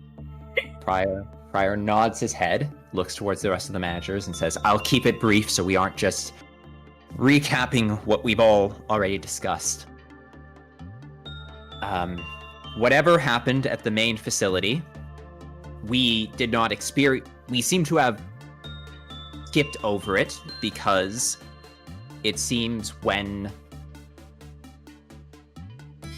one sin and Manager Miix and you were all messing with the power systems and the setting of our facility's time track, that somehow several years passed by on the head's standard time that we did not experience.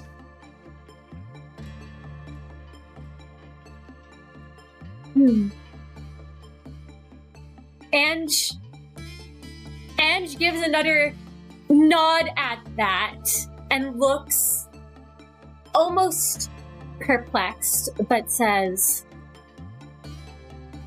I imagine the world on the surface has changed very much from what you all remembered of it, managers. The city never really changes, just the faces and the names. And the scale of destruction, I suppose, in this case. Right, okay. Before I get into the meat and potatoes, I do just have to rip the Band-Aid off. I experienced something known as the Distortion Phenomenon. You can tell that Ange does not react at all to that word, but you know there's no way she knows what it is, and she stays silent, and she very much does not want to. It's clear she's out of her element, and she does not like this at all. Prior immediately follows up with saying, it is something new to the city, following whatever happened at the main facility. And while we're still not sure how exactly it works, individuals who experience, it seems, severe physical or psychological trauma, for a lack of better words, turn into abnormalities. That is...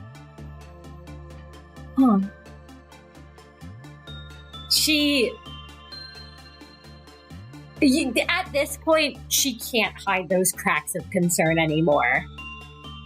And she sort of slightly tilts her head, and those eyes open a crack, and she says, is this something that could possibly affect our employees? That is a very good question. I only experienced when I was dying. And the only two other cases we experienced were when one person was also dying, and the second one was having their lives' work stripped away from them. So long as we maintain our safety protocols in the facility, we should be good. That shall be no issue to me. Things have been running smoothly, and there has been no loss of resources since your departure. And she almost seems to relax at this and straighten up a bit her posture. Thank you, Ange. Trusting you was the best decision that I made. And, moving on, with that all handled, all of us did experience severe physical and psychological trauma over the course of our adventures in K Corp, but we have successfully escaped being chased out of K Corp's borders. And her eyes fly open at that. And she stops and she says, were you chased out perhaps by... And she kind of stops, like she's trying to rack her database for any information she has based on your files of the surface. The syndicates? No, syndicates weren't a problem. You see, we were following the trail of retrieving a form for you to be able to, you know, as we have discussed, not important. Don't be mad. We got there. We got to, rather to say, K Corp, and found that another corp had slaughtered all the civilians of the area we were going to. It was a thing. Manager Merru got put on a wheel. It was very unfortunate. I'm so sorry. I shouldn't have brought it up like that. Actually turns to Merru and like holds out his hands. Like it's clear Pryor is like not sure how to deliver all this bad news like in sequence, and you just look at Merru. He's like, "I'm so sorry." He actually genuinely apologizes. Ange, Fine. Ange looks over at that and then whisper, like kind of. It's more to herself. You could all hear it's like an audible whisper. So that must be why Echo 169 was laughing then. Yes. It's fine. It's over now, so. Yeah. We're okay. Mm-hmm. We have some wins. Yeah, like being alive. Yeah. So, Manager Merru, we rescued Manager Merru, and him being captured was, of course, I will take some partial responsibility for my decision-making, and... it was on all of us. Yes, but even then, we all managed to work together. We succeeded, but we were caught on film by K Corp's executive branch, who invited us to one of their research facilities, and being unable to deny their request, approached. It was very clearly a trap meant to ensnare us so that they could learn everything about us and our origins. At which point, several things occurred in sequence. Very, very quick sequence. Ange, you're my friend. I'm just going to not sugarcoat it. It was bad. They tore into all of our backstories. They attacked our past. They knew way too much about us. And while we all held it together very, very well, I was confronted with someone who I was very powerless against, and when they struck a lethal blow against me, I succumbed to the Distortion Phenomenon and transformed into a rampaging abnormality for a time before the managers were thankfully able to somehow rescue me from that state, at which point we were going to be taken into K Corp's authority until a terrorist attack not related to us occurred, at which point we took the opportunity to steal K Corp's singularity and leave. Ange has clearly been keeping up with all you're saying, has not said a word while you've been sharing it all. And the moment you conclude, she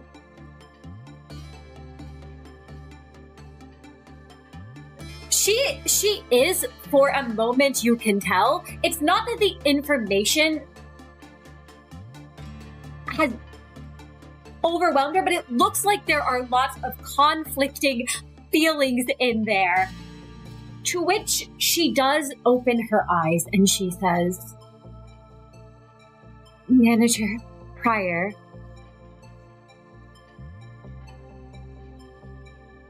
are you okay? I will be. Now that I have thankfully not committed an unforgivable sin, and not done something I cannot take back about the people who have cared for and looked after me. I have returned to myself, and despite knowing certain things about myself that are true now that I wish weren't, I will be fine. Thank you for your concern, Ange. I have good people I've surrounded myself with who will help me get through this. And he gives a small nod to the other managers at the table.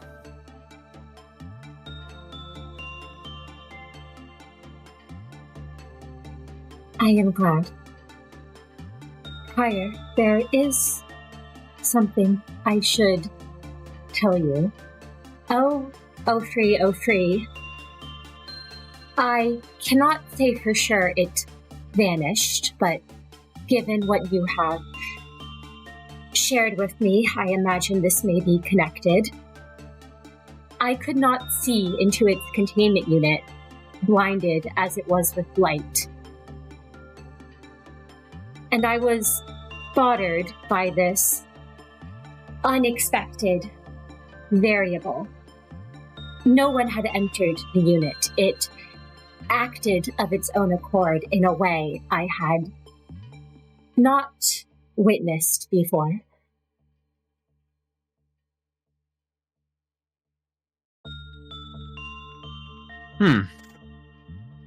Pryor doesn't seem to know what to do with that information, but there's a moment his mouth does twitch, and he just goes, "Oh, they have always acted of their own accord.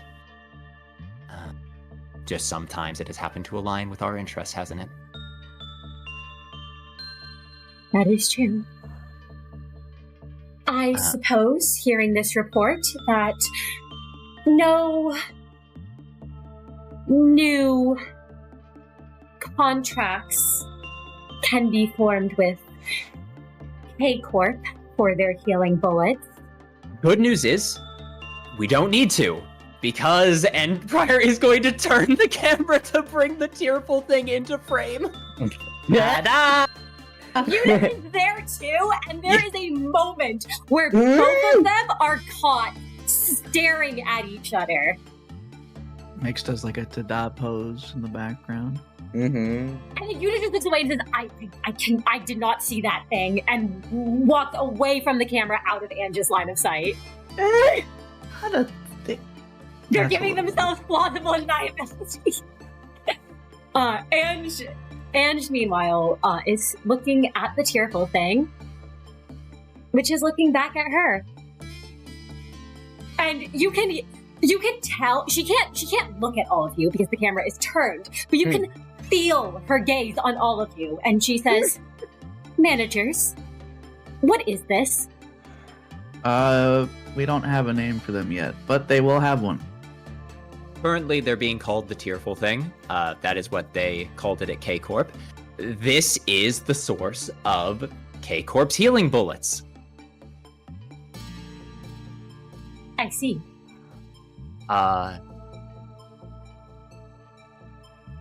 They were torturing the poor thing. Yeah. And as its name would imply, its tears were being refined into a formula that would... Well, first off, it seems like it's incredibly dangerous, but it can be refined, and the person you saw for half a second, and he lowers his voice so Yuna doesn't hear them speaking, their name is Yuna, they're Miix's newest employee, and they're going to be returning to the facility with us to help us refine the tearful thing, and because, well, they would have been dead if we left them in K Corp, and they're a good person on the inside. I see. They also Managers. distorted, but I managed to get them out of it. Noted. Managers, you seem to always be bringing back new employees.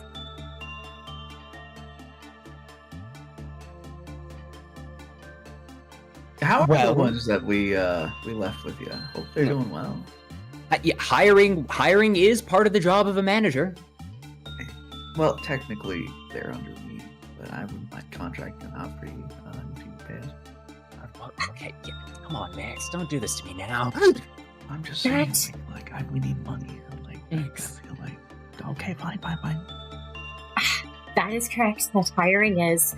We could use the new resources, and as for the two that were most recently added to our facility, they have been continuing to work with 0303. Good, Oh. great.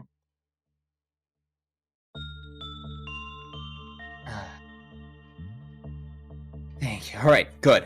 That effectively concludes my report.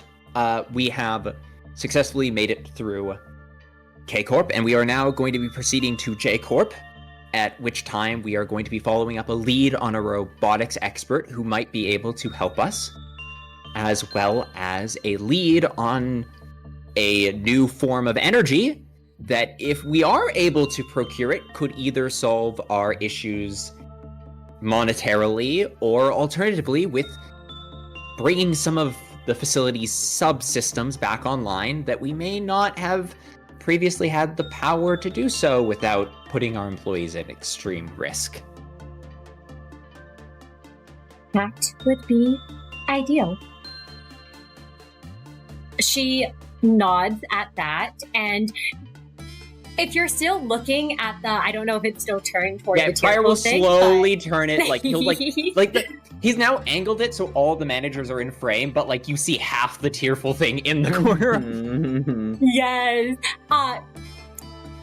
She looks to him and she says, "Thank you." And You're there's welcome. almost like, at the mention of that robotics expert, there is this hope that lights up in those eyes before it very quickly she shuts them again. Well, that is the training team report. He looks towards Kai and Merru and says, if I've missed anything, I leave it to my fellow managers to add.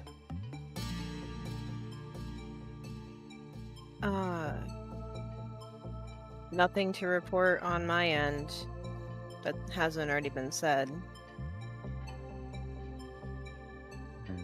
Same here. Glad you're doing all right, though, Ange. I am perfectly fine. And then she pauses before it seems almost a struggle to get it out. I confess that I had been thinking on the state of things with the four of you in your absence.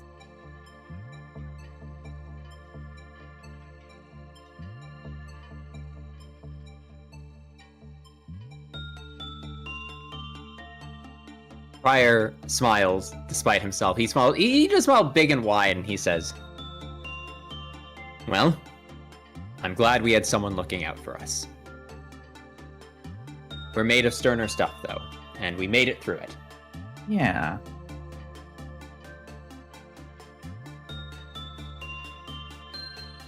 Do continue to do so, and managers, if you can avoid making any more enemies of the wings, that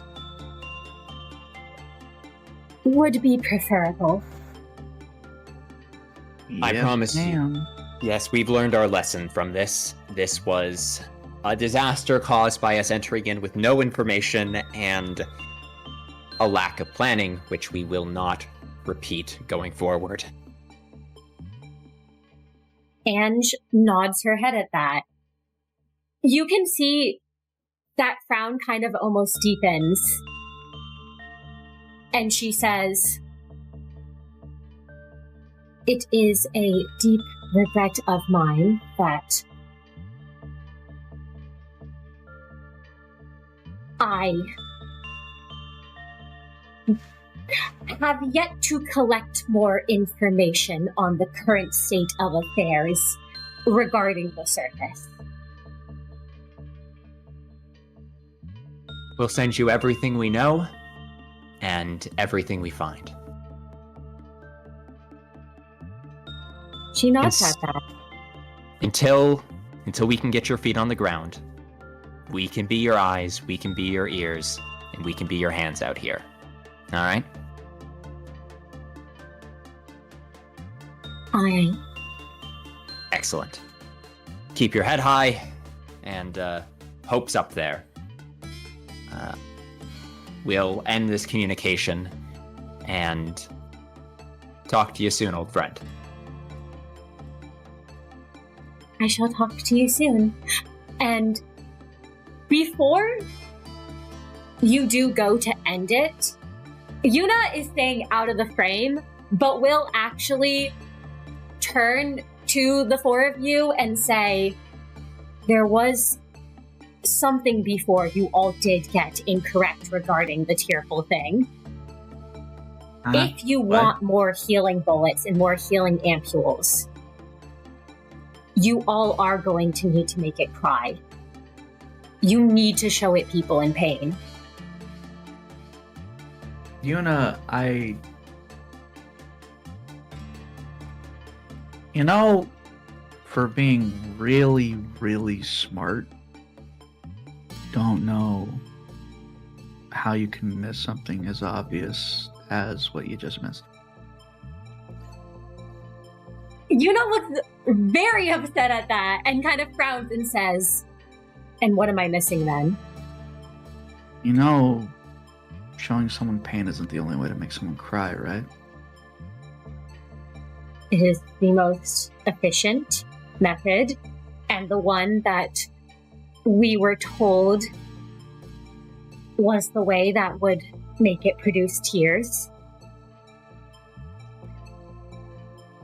But Yuna sounds uncertain at this moment. Yuna, you're not in that cage anymore, remember?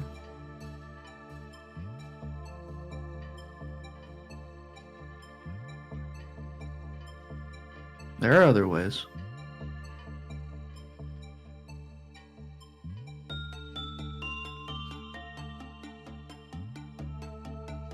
And to break the tension, Miix kind of coughs and says, "I've been working on my my jokes recently, so I feel like maybe I've got a chance. All right." A low chance. Okay, look, come on. I thought that was funny. I thought my knock knock joke was funny. All right, just That's why because I you said did. low chance, because no one else laughed. Gonna be Well- it's gonna cry from pain, but a different Okay. kind. Prior All turns right. back to Ange and he says, "Hey, Lady Ange, Yes, Manager Pryor? you are the most advanced AI in the city. Why don't you hit the tearful thing with your best knock knock joke?" My best knock knock joke. Or And anything you've got.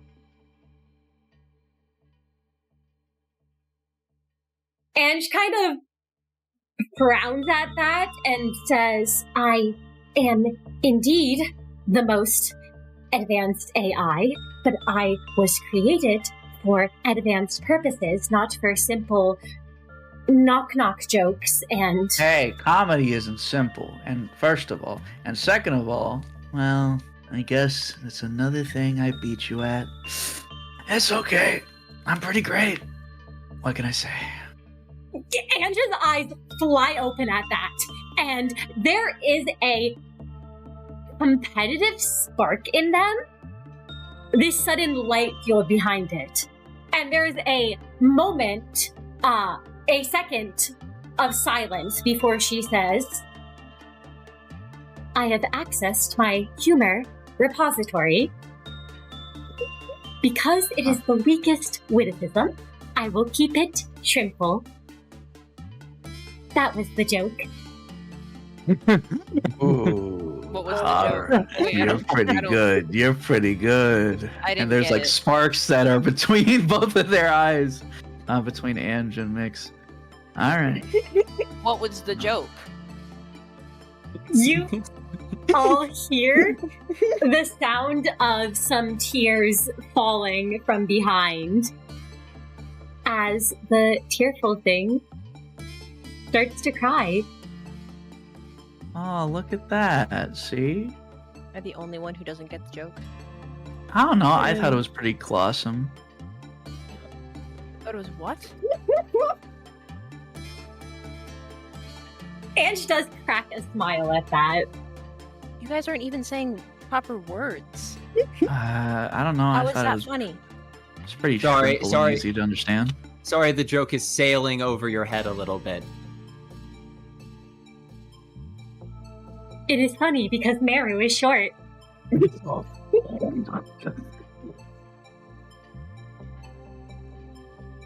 How is that funny? It's a boatload of laughs.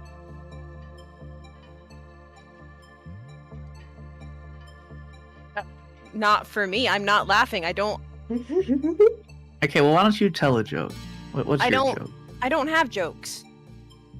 Aw, well, we can figure something out. I don't want to. Okay, it's fine.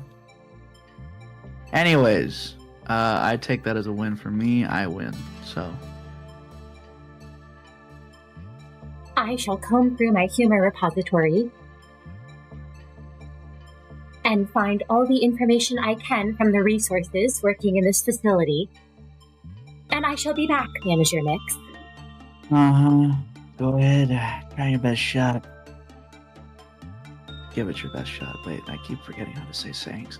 Anyways, alright, I guess if that's all to be said, time for goodbyes.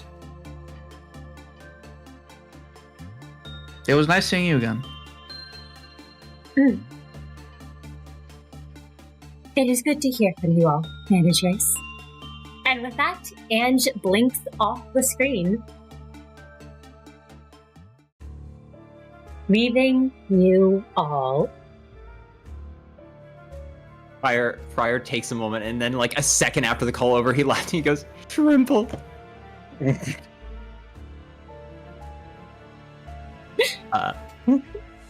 He looks back. He looks back. He does look back actually at the pans under the tearful thing that are like filling up, and he goes, "Oh, I'm gonna go get some more saucepans." Told you, Yuna. There are other ways. I mean, I suppose this works. It's not as efficient, but I guess efficiency isn't really something we're caring for anymore. And look at how happy it looks. Yuna does look up, and their gaze softens at the sight.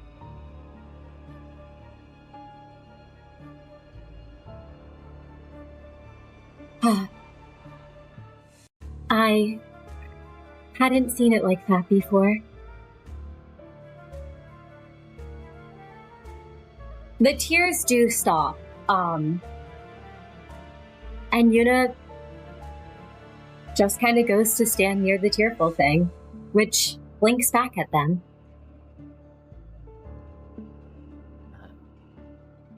For safety, Prior is going to load all the tears into one of his little portable containment units he's made to store gifts, and he's just going to teach Yuna how to operate it and then leave it with Yuna. Yep. Yuna is getting to work collecting the tears that have been produced, and they seem to be a bit in their own head right now. You all have a feeling that while Yuna is still here, if you need to ask them anything, the four of you have some time to yourselves. Well, yes, Prior returns after a moment, and having sensed the awkward silence, he does inhale and exhale and goes, we didn't get a chance to talk much about, what happened. We didn't. So what happened? You kinda fill in the blanks for us. I would like to apologize, though I know, I did that as well after the moment. I just want to reinforce that I didn't just say it because I was experiencing distress coming out of the distortion. I said what I meant, and I meant what I said. But I suppose you all deserve to understand what caused me to enter that state in the first place.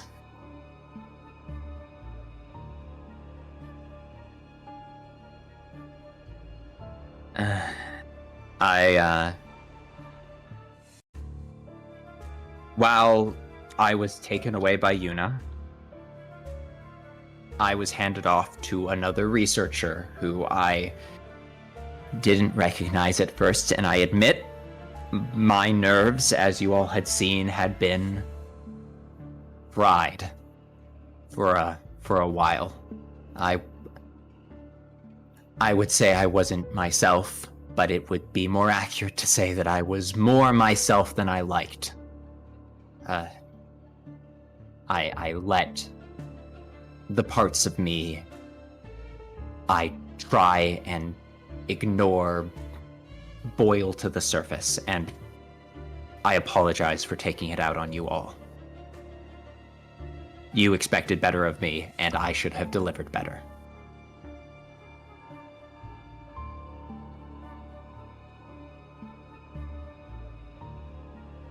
But what,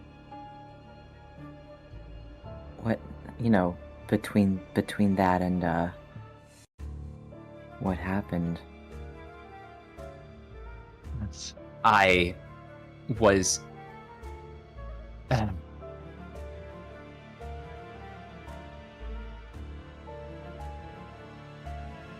the woman who approached me, I took my anger out on because I knew I couldn't do anything to Yuna, and I was incredibly frustrated until I realized that she had hostile intent towards me. She pulled out a decay ampule, and though I would have been fast enough to dodge it, I realized I knew who she was. And who was she? Her name was Doc, or I always knew her as Doctor. He looks at Kai because Kai knows who Prior is referring to. Kai's eyebrows raise. You saw... I know she wasn't a fan of you, but... I mean, it's been a really long time. Especially now that we know that a few more years have passed, I didn't know that she was still around. I would have done the same thing she did if I had done to her what I did.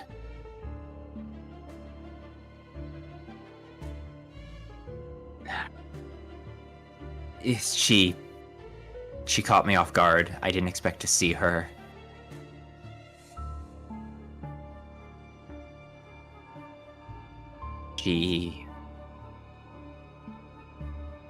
Rini was always like that.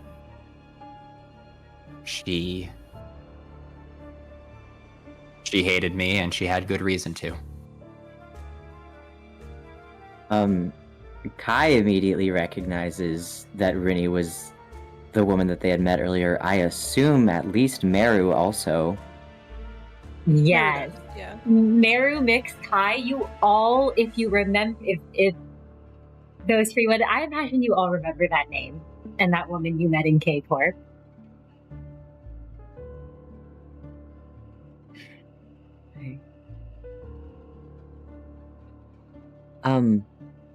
When you stayed back in the RV, I had given you a healing ampule to do research on, and we all left to get supplies. We ran into a woman, and I realized now that was Doc. I hadn't remembered her name from back then, or maybe I never bothered. I mean, I never used it. But she did recognize me. I just thought, I don't know. You know, I knew a lot of people back then. I didn't connect the dots, but she knew someone named Vienna, and that's Merru's sister. And she said it had been a year since she last saw her, and she said that she was fine, but and then I think Kai looks at Merru and doesn't elaborate on the but.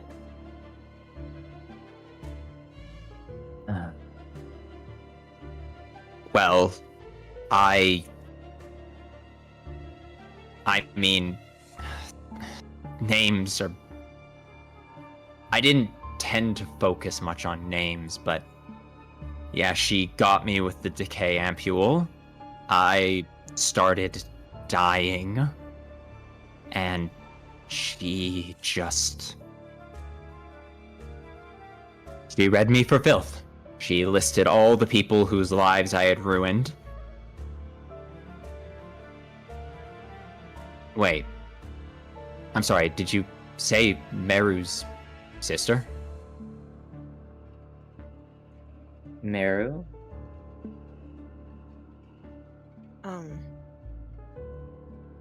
Prior looks at Merru, and he like squints with all of his eyes and says,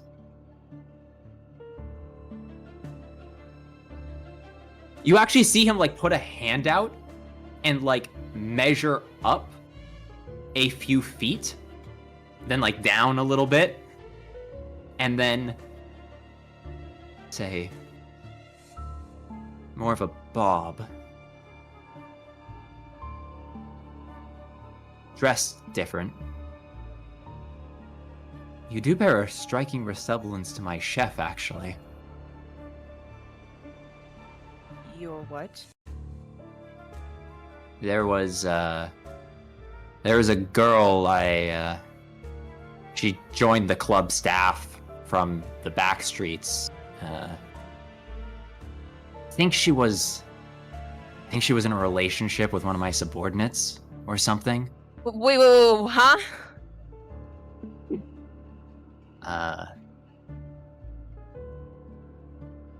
Yeah, I don't remember exactly. I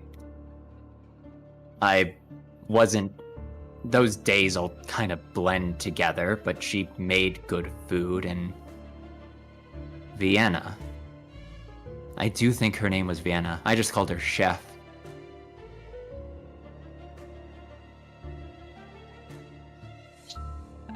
She was...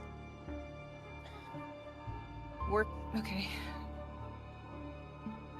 Okay. The fog seems to like start to clear as he like you can physically hear like ancient gears turning as Prior's like remembering back to a time where he was high like 90% of the time. Like he's clearly like trying to sort through what memories are real and what memories aren't. And he kind of goes, yeah, she worked for me. Doc and her and a few others. They were my little family of a sort. What? House staff.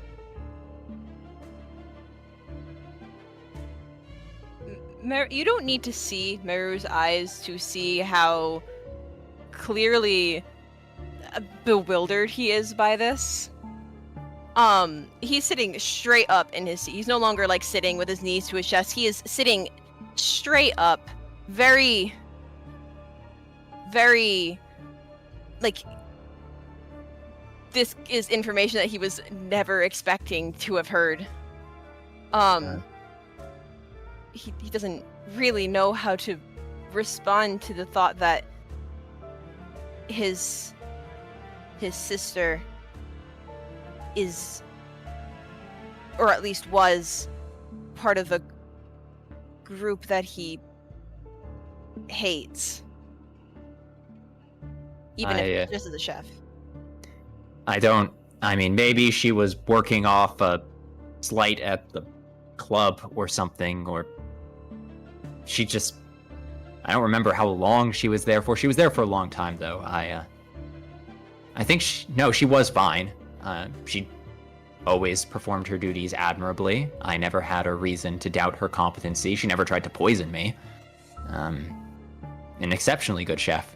I believe several times I rewarded her for her loyalty and dedication to the cause. She was one of the faces I bothered to try and remember.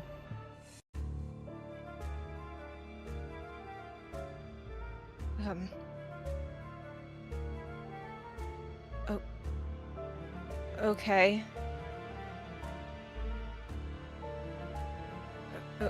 Okay.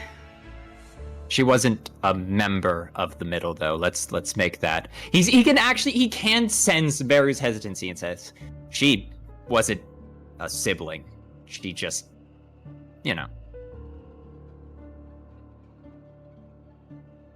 Right. People in the backstreet do what they need to do to survive.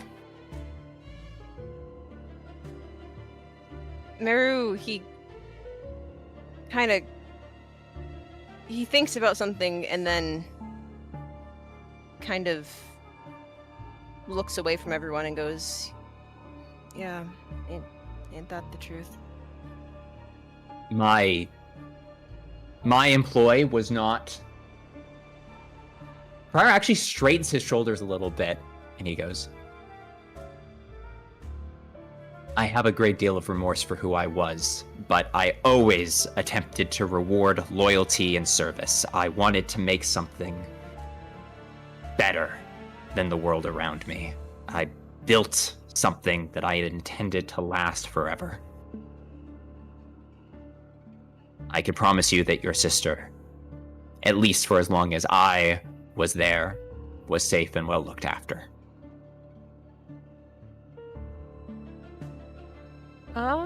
Merru, he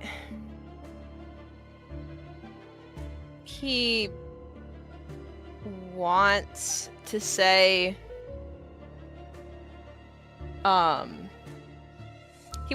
that he trusts Prior's word, but he just is silent instead.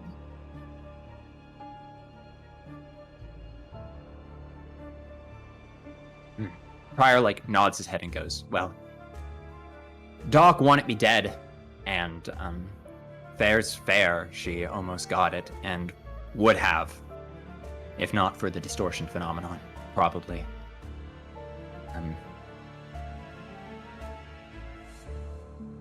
I didn't realize that we were so close to each other.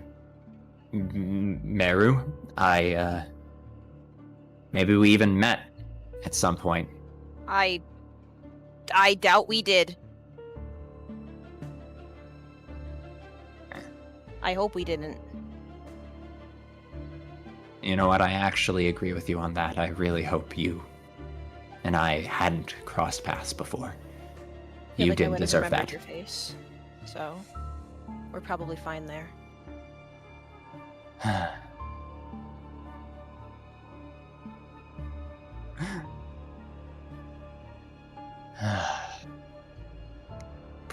Pryor's entire face seems to fall as he exhales, and he goes,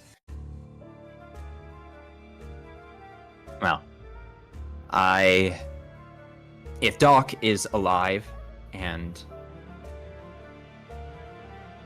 Vienna is alive, then that implies that after my absence, my empire crumbled and the pieces I had built went their different ways. Nothing I built ever stays, after all. I suppose it's the best for everyone, though. And on that note, I suppose that's the whole story of how I reached my distortion. I was alone, dying on the floor, calling out for help when no help would arrive, and a voice answered my pleas and promised me a chance to return to the way things were.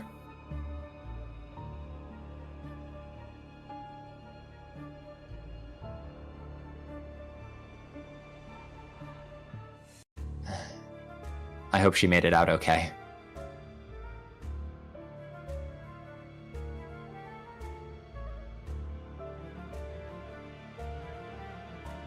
Pryor seems to consider the idea that he might have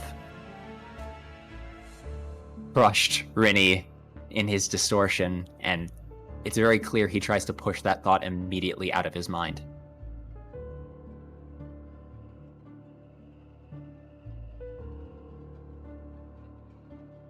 And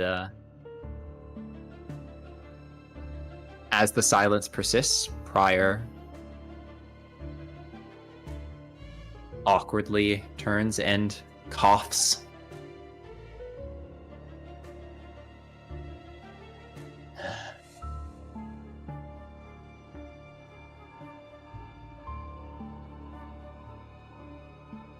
There is this silence that settles over the four managers. And I think this would be a good time for us to take a 15-minute intermission.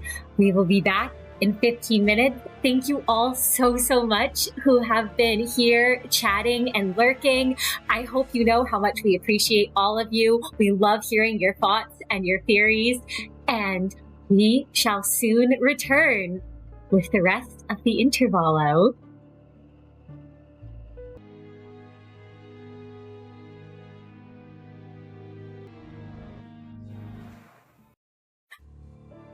Welcome back, everyone. Thank you so much for sticking around for the intermission. I hope you all were able to take care of yourselves. And we'll get right back into things.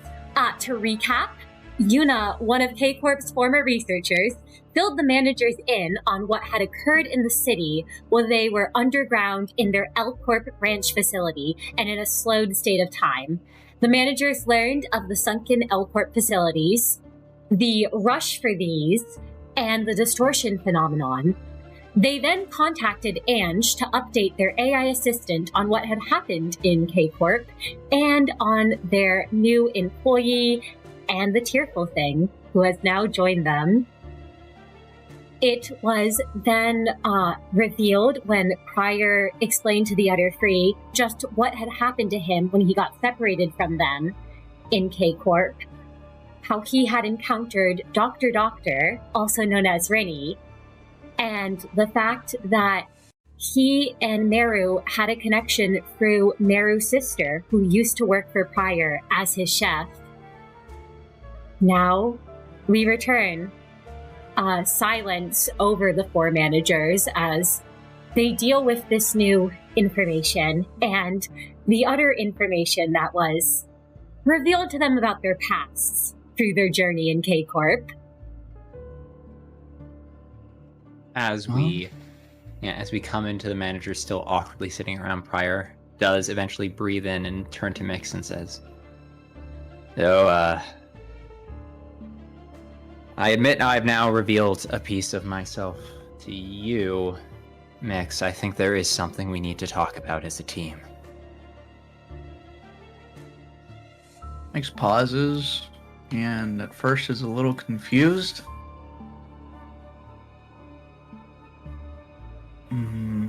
Not sure what you mean by that.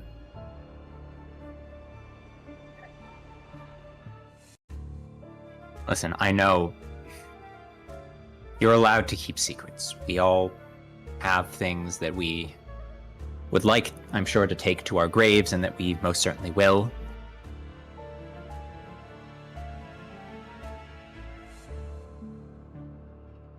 But an arbiter? Miix, what happened to your family?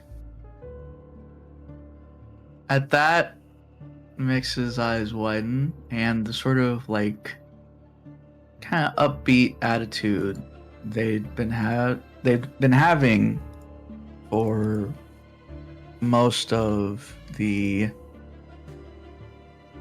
time that they've been talking starts to fade away.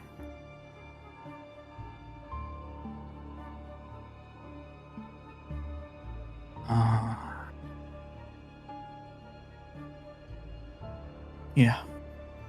Okay. I figured this was probably gonna come up sooner or later.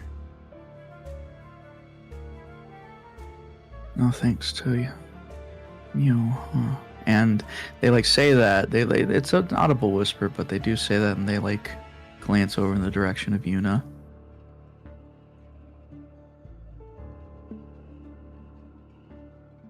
Yuna does not seem to notice or react if they do.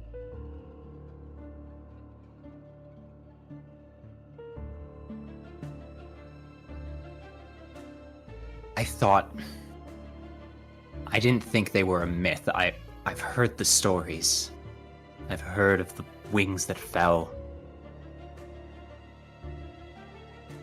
What did your family do?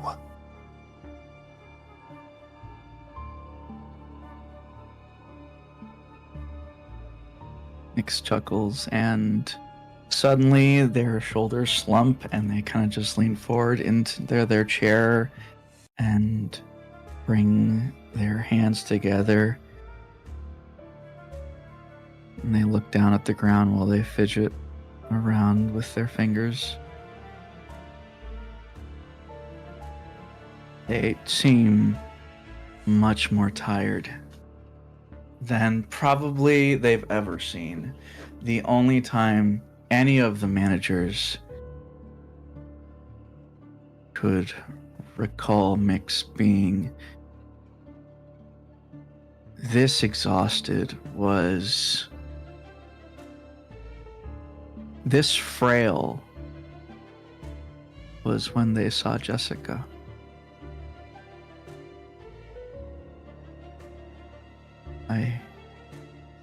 And as they speak, it feels like every word they say takes a colossal amount of effort.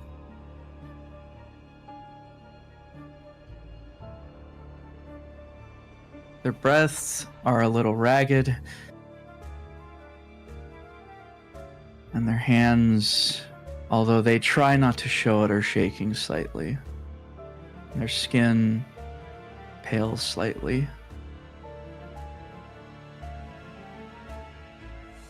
I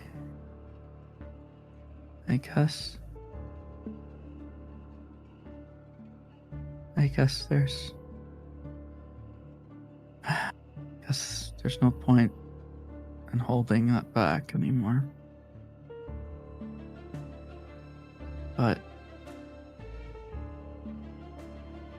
And they pause, and it looks like the words are stuck in their throat.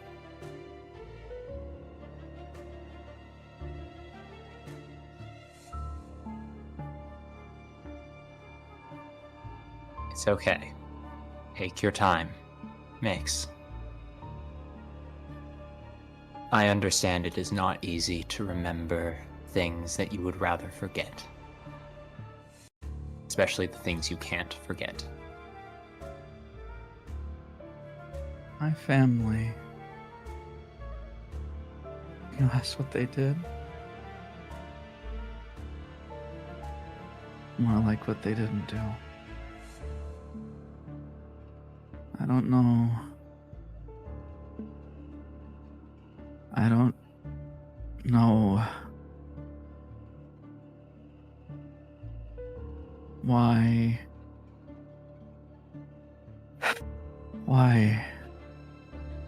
that man did what he did, but what his reasons were. But I guess I should just start from the beginning.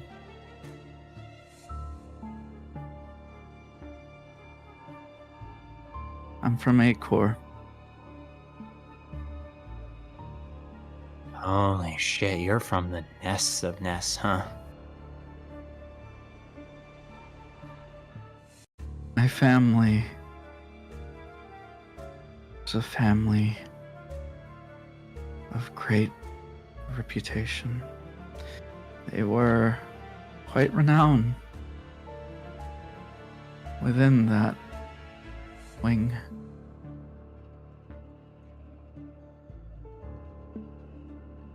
They had considerable influence.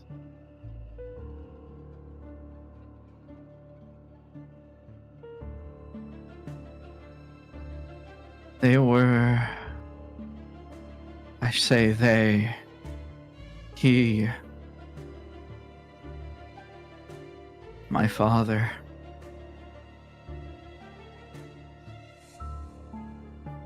he was the type of man who wanted more, even after all of that. Not for himself, but for legacy,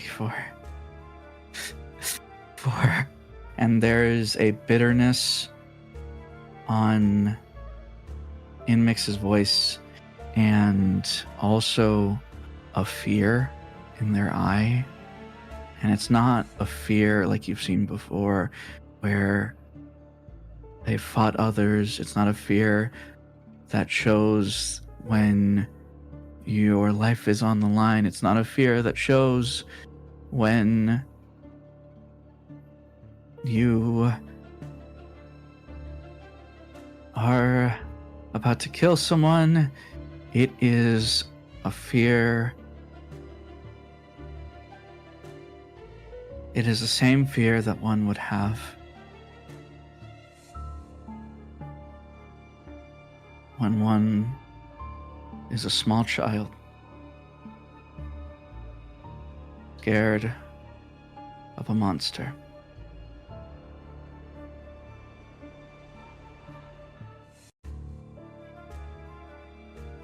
They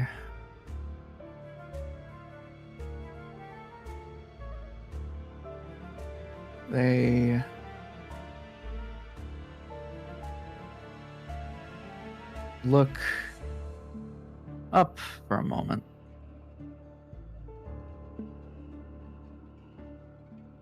My father did something. It was basically treason. I wasn't there at the time. Had caught wind of it, and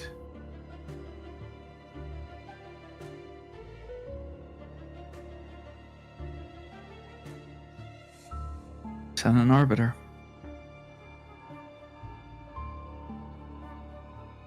Fire is somber.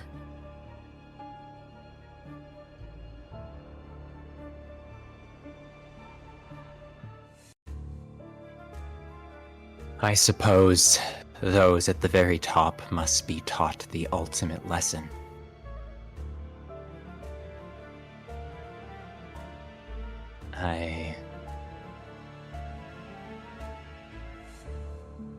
I mean this in the kindest way possible. I'm guessing you weren't there.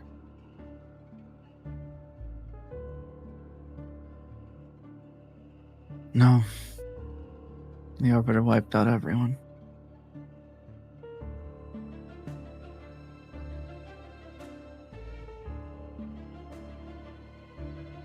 Everyone except for me and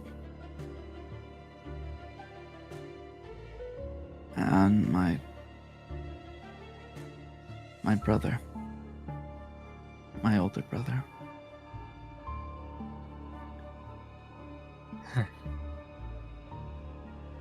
I had always wondered why someone with as many opportunities as you were born with would have joined L Corp willingly. I suppose my assumptions were uncharitable. You really weren't left with any other choice, were you? I was always good at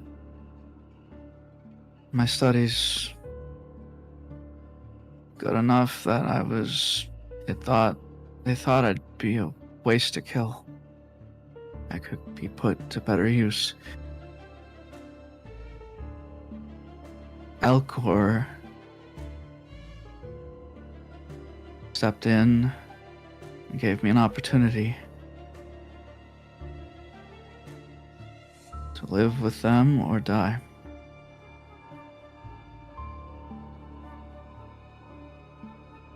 So I chose to live, and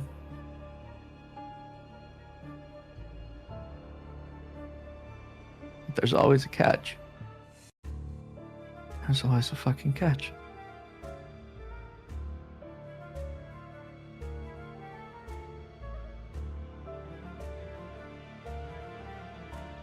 You, Miix looks like there is one last thing they have left to say, but once again the words are stuck in their throat, and you're not sure what'll happen when they say it. Prior acknowledges that for whatever reason today, well, it's business as normal that Merru isn't always good when people need encouragement, and Kai is struggling in his own way. Prior walks over and lays a very gentle hand on Miix's shoulder.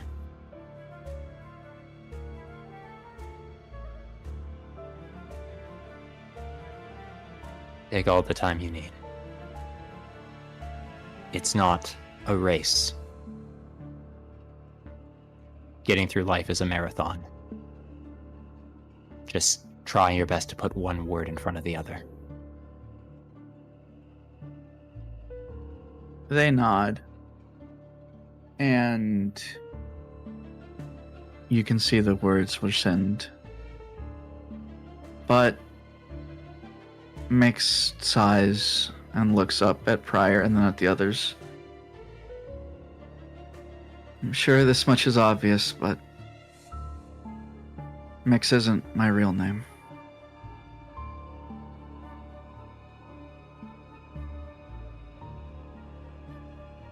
I'm not considered a living person. Officially, I'm dead. That was one of the conditions that L Corp presented me when they said they would take me in. I'm not alive.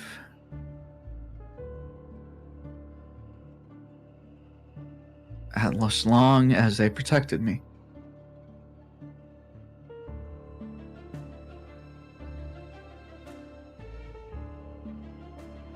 But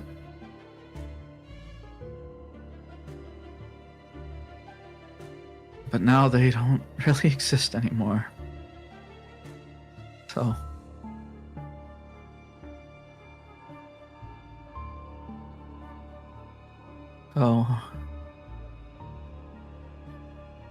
if anyone finds out,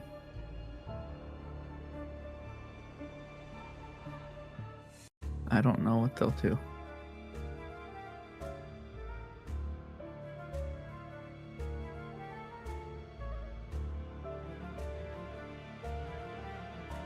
Maybe they'll let me go, or maybe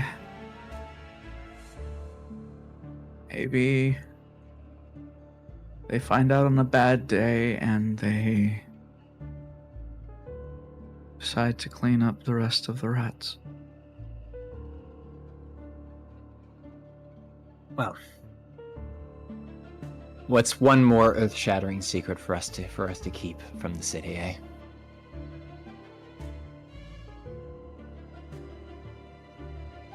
Thank you for telling us. Prior's actually so not comfortable right now. He's capable of it, but he feels like he's the worst person to be doing so, and he actually reaches over and like he doesn't kick Kai more than he like taps his heel into Kai's ankle a few times, like, we need some words from someone here. Man, I think Kai is a little bit stun-locked as to the weight of all that, but he does consider Miix very much a friend, and Prior being perhaps less physically affectionate, I think he'll probably shift over to Miix and give them a hug if they're okay with it, and just kind of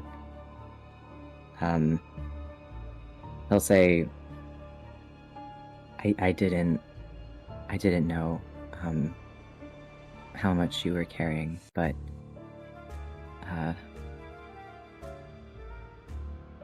and I know how scary, I can only imagine how scary it's going to be going forward, but for what it's worth, you aren't alone in all of this, and I think you're starting to carve out a path that is your own, and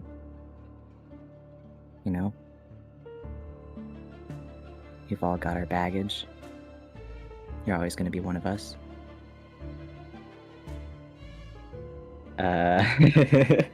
Miix kind of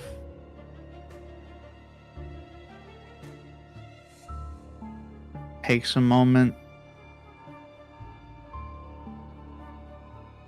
They just shudder a bit.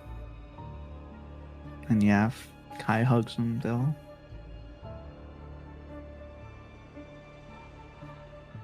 they'll nuzzle their head into Kai's neck, and for a moment,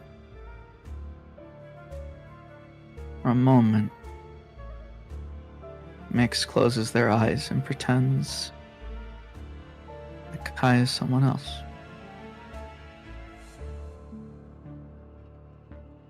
The one person that they miss the most. But they know that he won't come back. Not again. Miix leans away after a moment and stands up.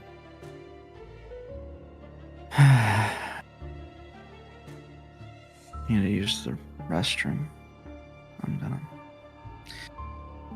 Be right back. And as they step towards it, I imagine they pass Merru, and they pause, and they say,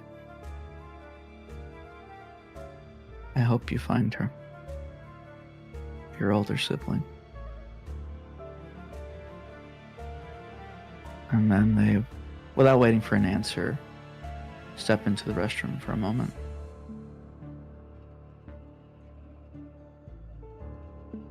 As Miix steps away,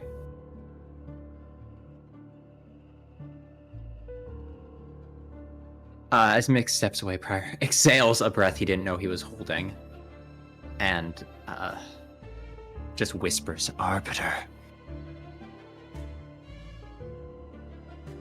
Boogeymen of the city. Well, if they haven't come after Miix yet.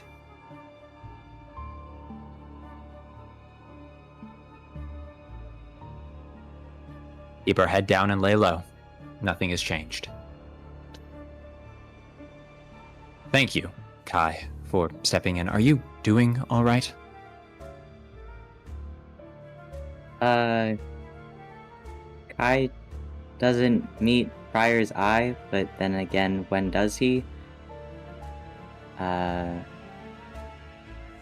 He says, yeah, don't, there's a lot to be concerned about right now. I shouldn't. I've been through worse. Don't worry about it. I will say at this point, Miix will step back. Looks like they've washed up their face. Yeah. As Miix returns, Prior is going to turn and say, Let's all remain calm then. We all have our secrets. We all have our stories. I appreciate you sharing this piece with us, Miix. It's Miix sighs and rubs their forehead. Yeah. Don't worry too much about it. I know an arbiter sounds scary, but... And they scoff, and they give a bitter smile. If Hyuna knows about it, then the head definitely does. If they were going to chase after me, well, they would have done so already. I'm just being paranoid, but it's fine. We're not in any danger. At least not from the head. Prior wasn't going to say that part out loud, but hearing it puts a little bit of weight off his shoulders, and he nods his head, and as he takes a deep breath, he picks up his little containment unit case and says, I think we've had enough manager time tonight. I'll bid you all farewell. I've got some things to handle around the RV. I'll not be going anywhere if you need me, but he does actually manage to give them all a smile. And I've got some things I need to try doing.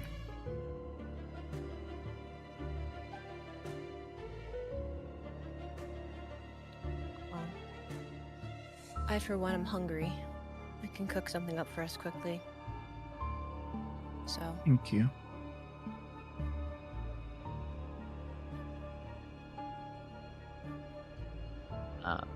Prior will take a step away, and he's actually heading towards the back of the RV, specifically past the crying thing and towards the restroom. Merru will also take his leave.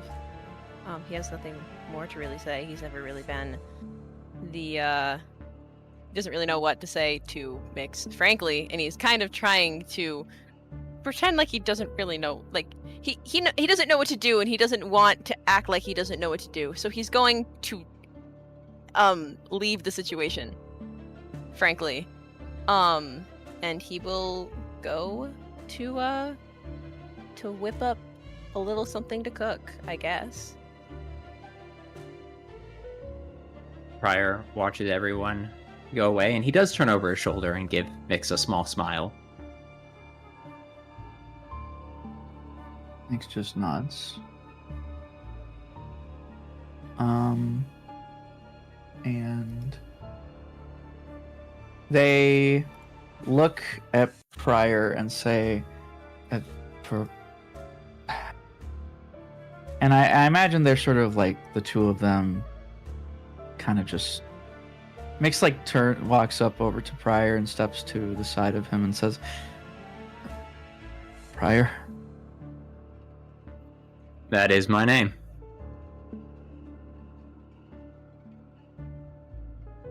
Don't tell anyone, but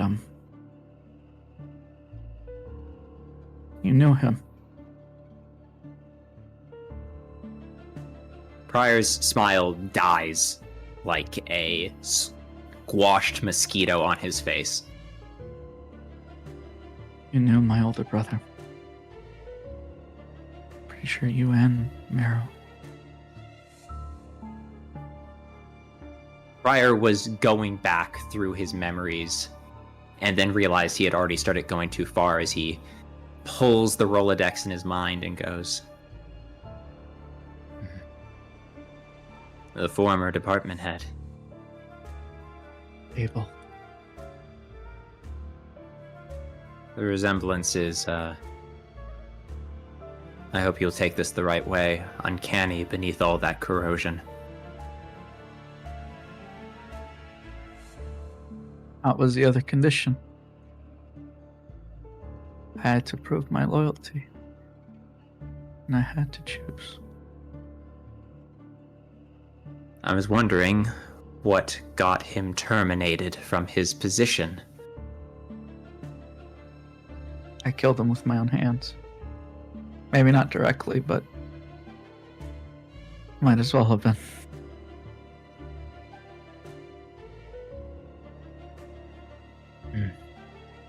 You understood what happened to L Corp employees who were terminated, and they offered you his job. I was just out of survival. I just wanted to live at the moment. I didn't even think of twice. It's the worst part. I didn't even think twice. The look Pryor gives Miix is worn like stones that have had waves passed over it year after year. They are more than familiar, less than empathetic, but deeply, deeply understanding.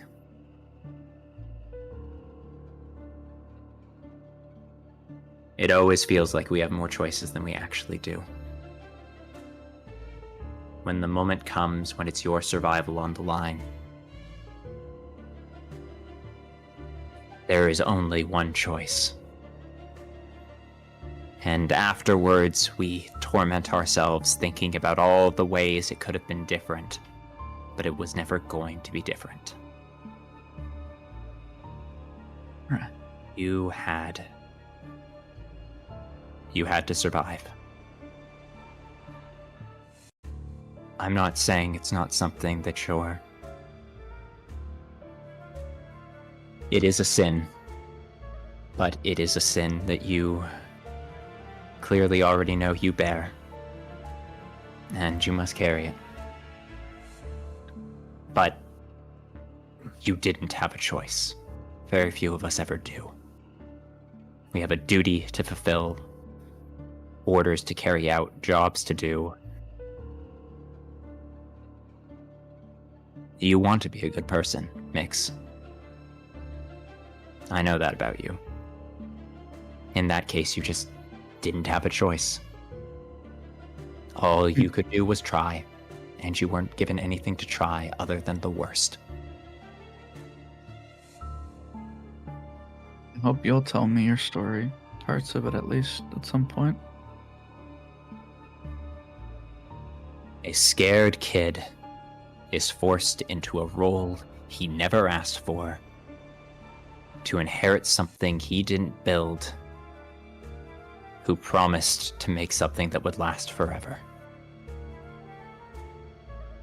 If you've ever seen a tragedy, you know my story. I wanted to build heaven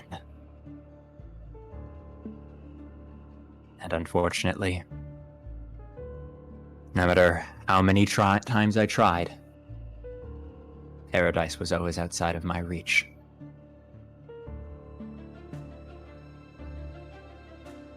Miix nods, and they're silent for a moment. I imagine maybe Prior turns, but Miix says, Prior, I know you've had the weight of the world on your shoulders. If I want to take some of that weight,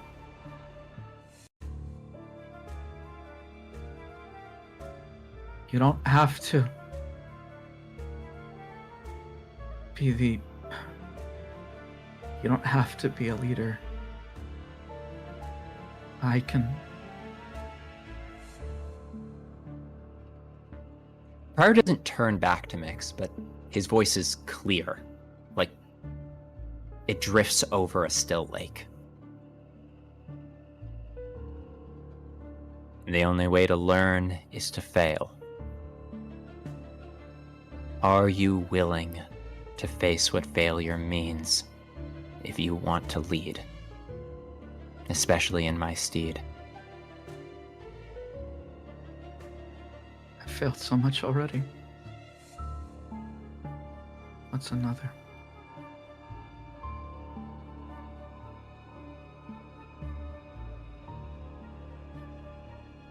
It weighs on a different part of your heart. But I am not a tyrant anymore, and I can try to help you where I can. It is my role to be a leader, but I will gladly accept the help. Perhaps that's one thing I haven't tried yet.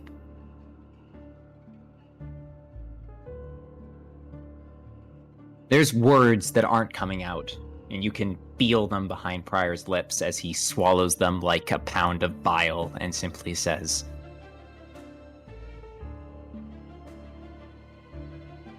I will always be prepared to do the only choice I was ever given. If you are free to make more choices than me, I invite you to make them. Maybe you'll find a better path than I was given. Maybe if what you said turns out to be true. Back at the facility.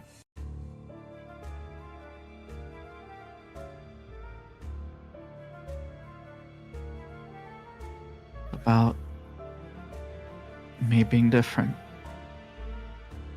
then maybe I can.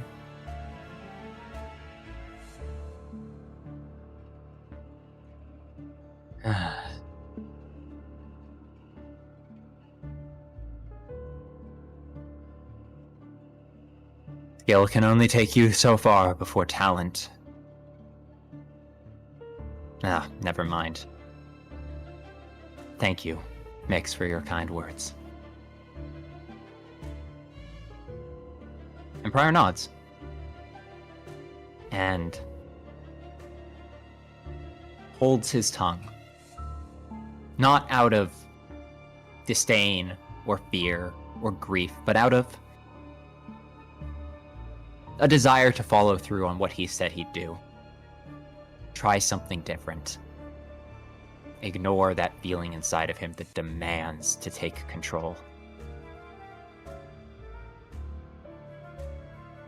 He doesn't think this is a choice, but, well, he can at least delay choosing for a little bit.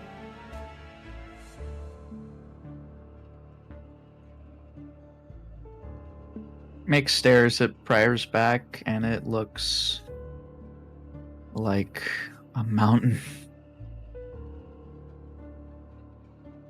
An unscalable mountain whose peaks can't be seen above the clouds.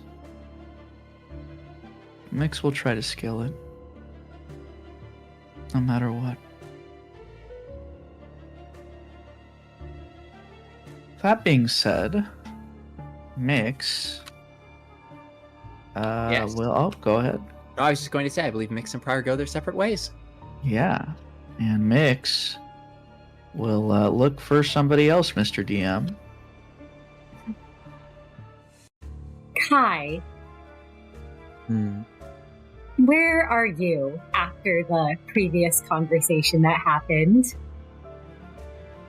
Kai, I don't believe Kai ever left where they had their discussion earlier. I think he's been kind of, I guess you could say, deep in thought about a couple of things. Prior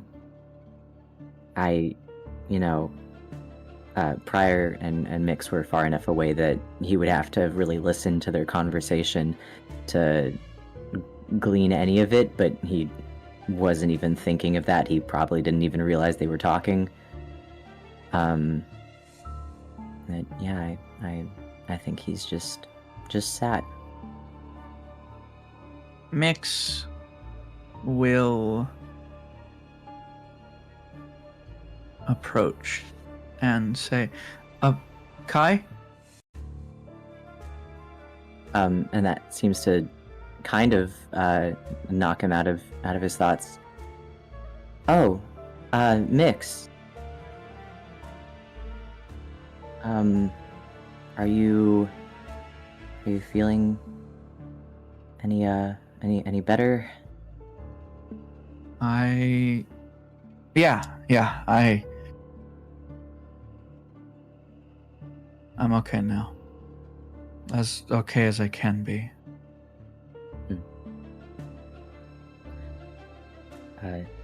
Did you need or can I do anything for you? I wanted to talk to you for a moment. Oh, yeah, of course. Kai, I think, kind of tries to shake the rest of the haze off of him. He wants to focus on whatever it is Miix is saying, because clearly this is something that is important to them, like everything else has been, even though he has been having trouble finding all the right words to placate. And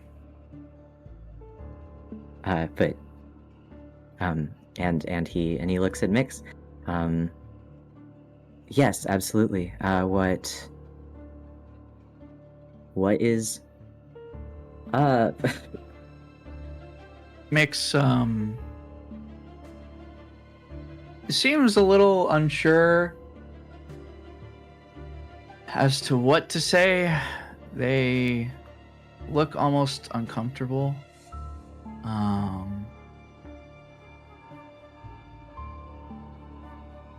They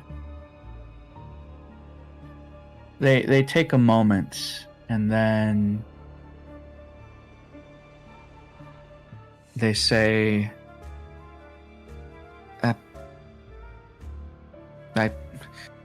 I just wanted to talk to you for a moment about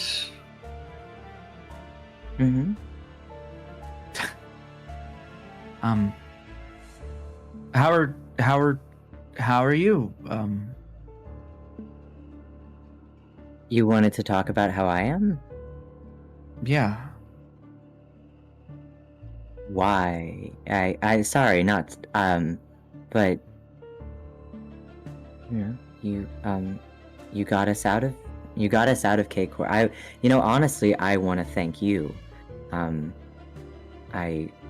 never really got the chance, but I really did mean it when I said that we were friends, and you were indispensable for so much of that, and I just wanted to tell you that I saw someone that I really admired, and And I'm sorry for being a little edgy recently. You don't have to apologize for anything. And Miix is...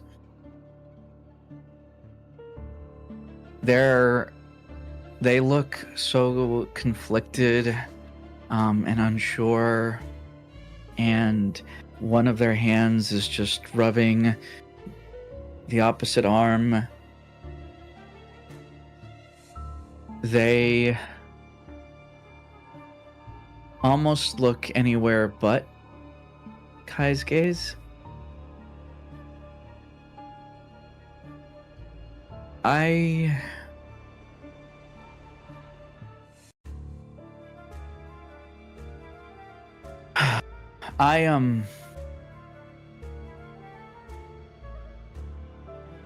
I wanted to say that I'm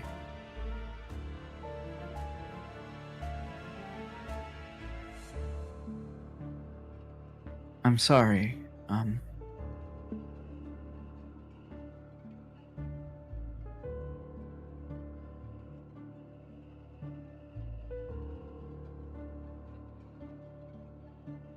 But for what?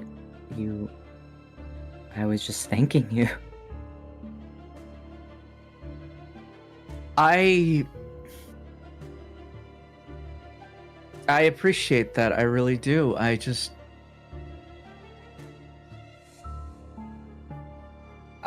know I haven't done anything that I promised you.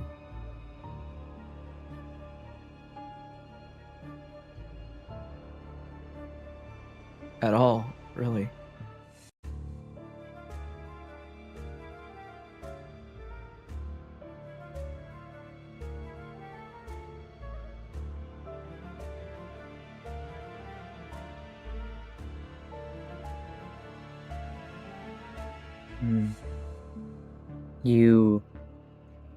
You wanted to step up for us, right? You wanted to be more responsible, you wanted to be more of a leader. You told me that you could pull it together, right? Yes. I promised you that I wouldn't...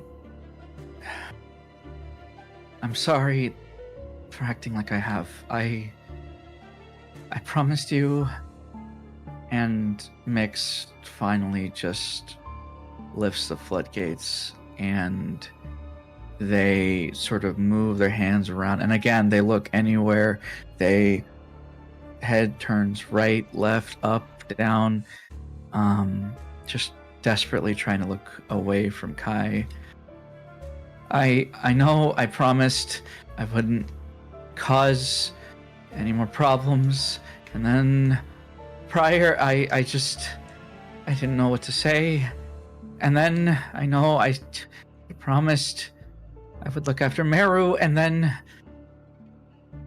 I didn't do that either, and then just everything ever since we've left the facility, I know I've made your job, I've made your life harder, and I'm sorry. I wanted to help you, and I promised I would, and I didn't.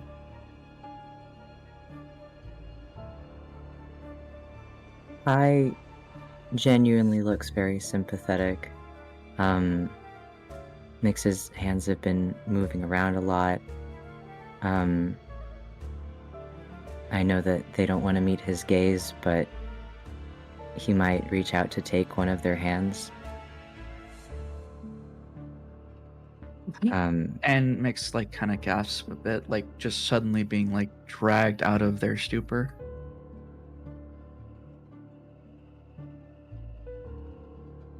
I appreciate the thought.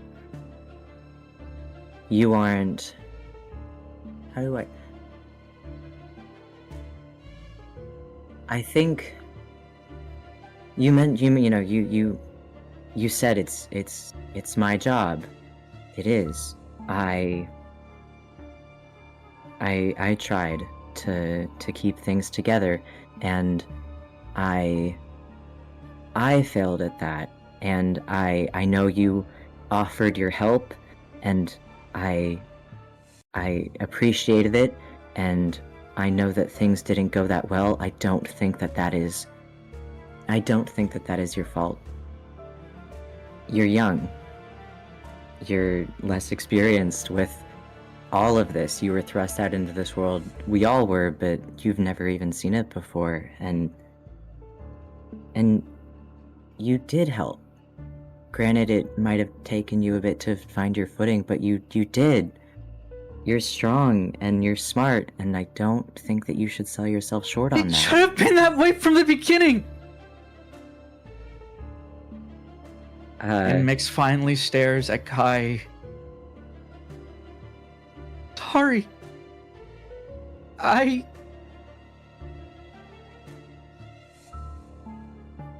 want to help you. I just...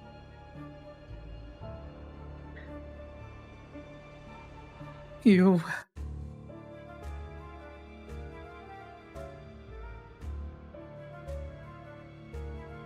I want to be like you. You know,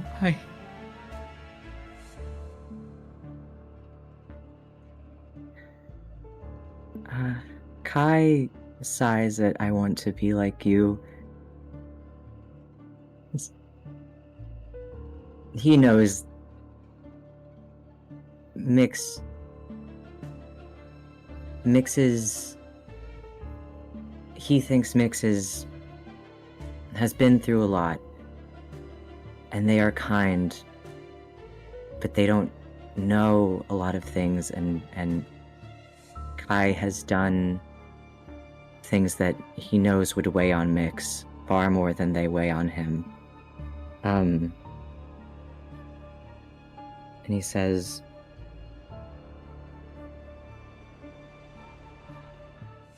I don't think that anyone can find their footing from the beginning.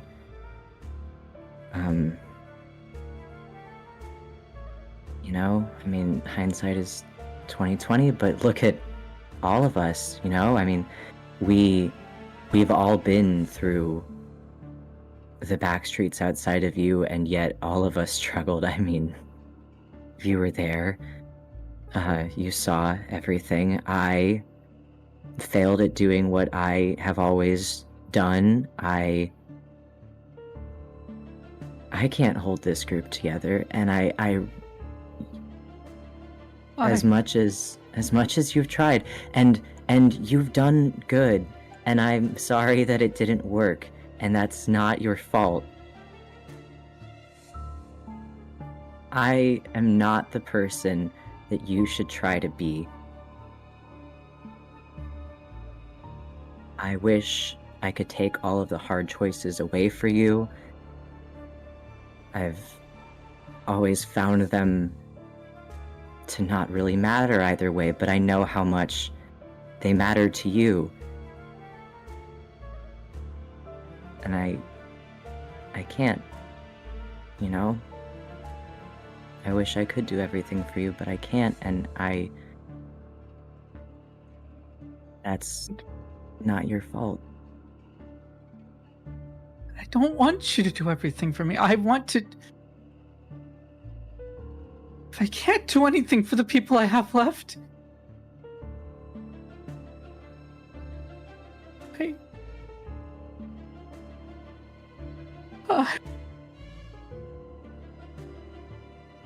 And Miix holds Kai's hand tighter and tighter, to the point where it hurts just a bit.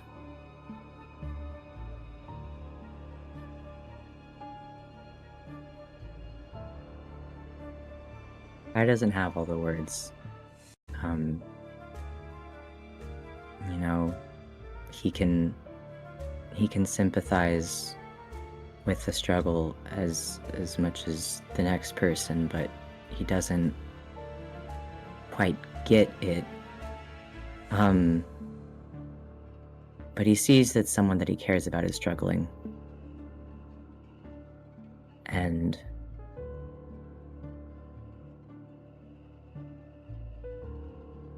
he'll say, "You did good. I know that a lot happened, but I think that you did good. And I think that's all you can do."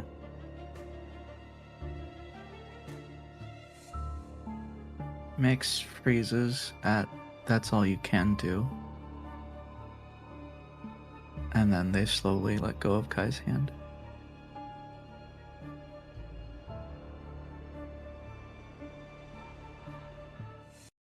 I see.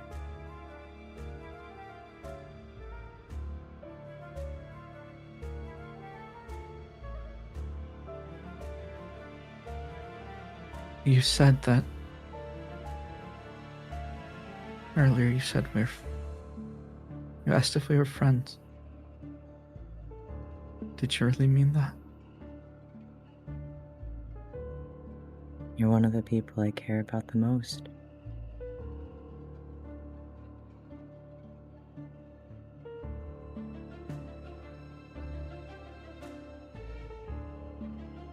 Care about you a lot. I do.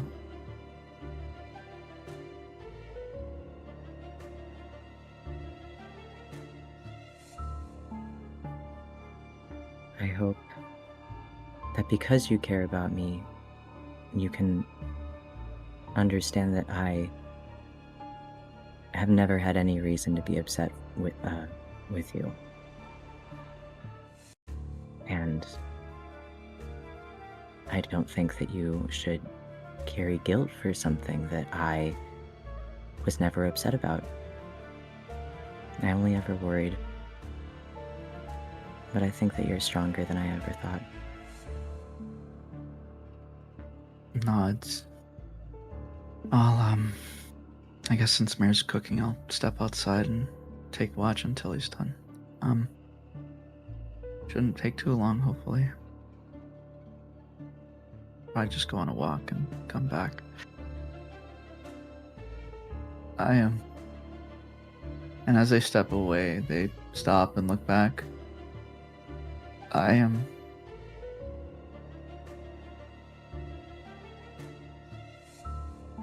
Even.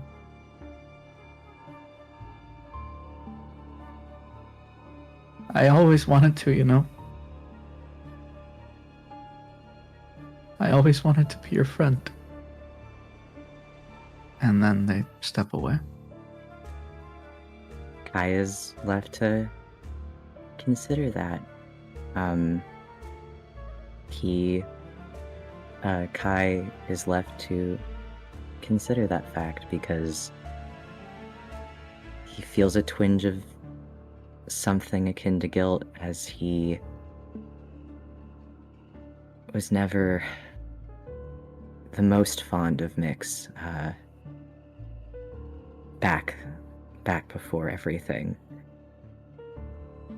But he's happy to know who they are now. And he'll also make himself busy while Merru's cooking. Yes, and I will say, if Yuna saw Miix mention, Yuna probably had perked up at hearing walk, and they'll kind of just... They didn't interrupt while you two were talking, but the moment you two finished and they saw Miix going off, they look relieved when they see Pascal, but they do grab Mix's sleeve a bit and give kind of a tug and say, "I recommend we stick in the RV and we don't go out, especially when we don't know who might be hunting us."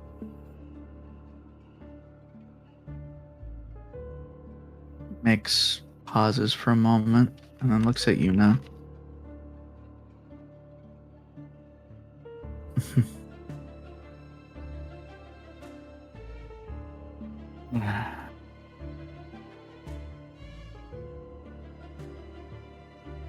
You're sweet when you care about other people, you know that, right?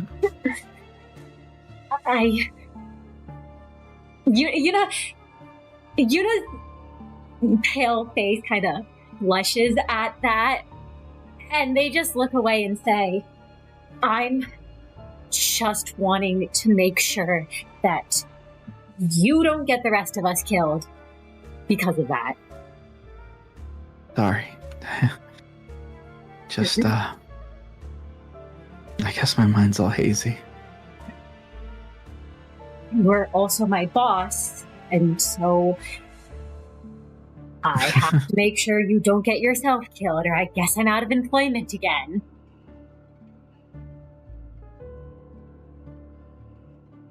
I'm glad I hired you then.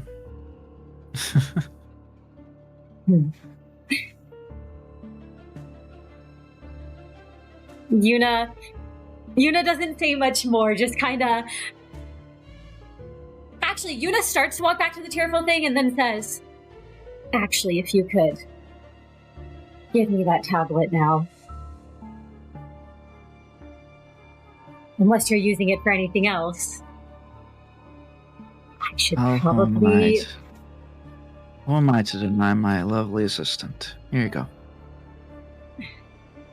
Thank you. And Yuna hides their face, looking down, and kind of buries their head in the tablet, refusing to meet Miix's eyes.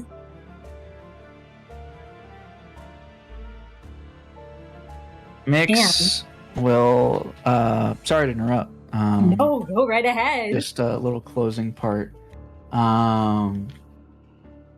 Miix sort of looks down at Pascal, and I think Pascal looks up at Miix and blinks, kind of like a happy little chirp. Aww. And Miix says quietly, I have to make it. I have to find a way. Right. All I can do. Find us a home, right?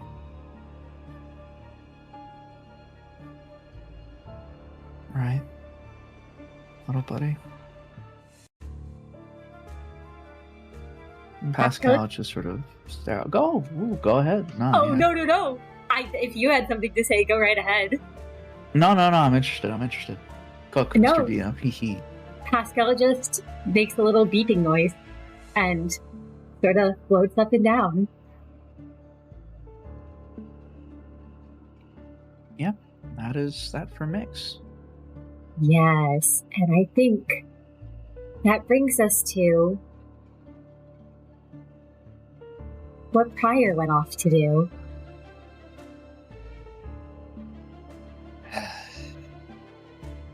Pryor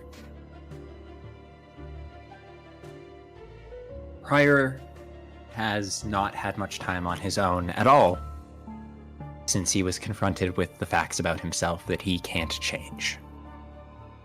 The deeply buried roots. The fact that there is a sickness inside of him that he simply can never truly cure. Only treat.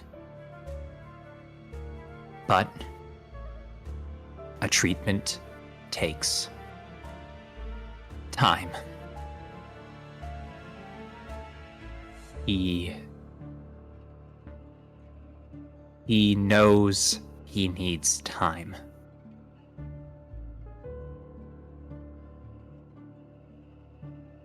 But it also begins with effort.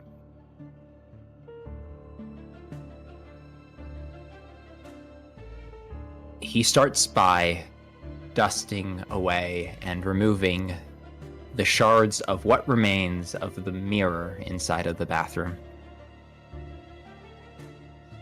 He knows this tiny little room has been the only bit of privacy the managers have had from each other as they spend endless hours rolling down back roads.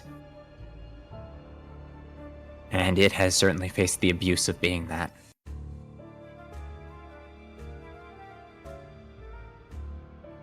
Pryor would like to try and fix the bathroom of the RV. It's not much. It's a very small act, but penitence begins with the smallest good deeds. Absolutely. Can Fire make a, I'd say, int craft check? Absolutely.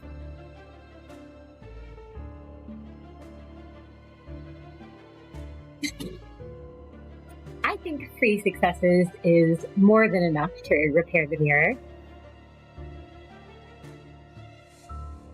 He repairs the mirror, he cleans down the bathroom, goes over every inch, refolds the towels, all of them.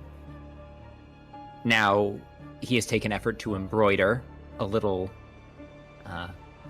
letter into the corner of each towel, so that his are his and everyone else's are everyone else's.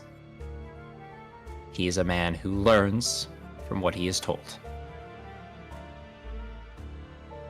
And he looks back into the mirror at a reflection that is painfully unchanged. But at least it's clearer now.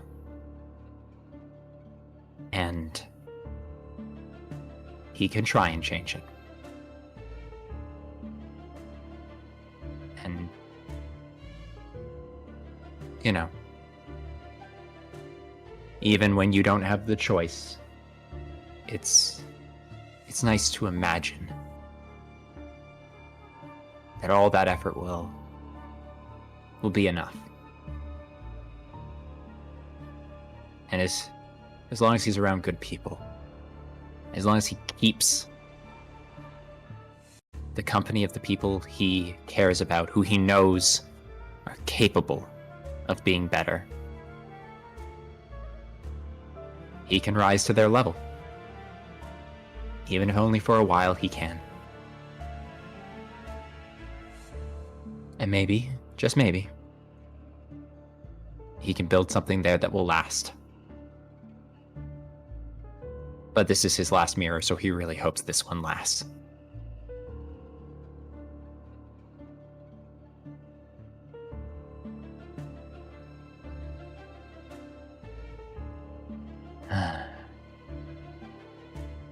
Pryor leaves the bathroom and sees the tearful thing hanging not far outside the door. It looks at you when you leave the bathroom, and it's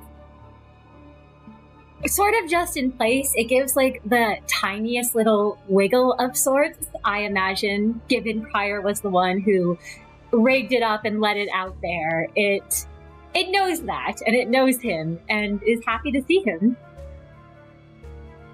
Pryor, careful not to put his hand too close to the eye itself, gently rubs the creature on the back.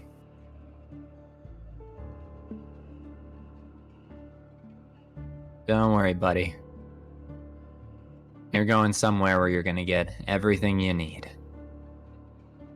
And I know what it's like to, I know what it's like to be tormented. I ain't never gonna let that happen to you, alright? Comedy shows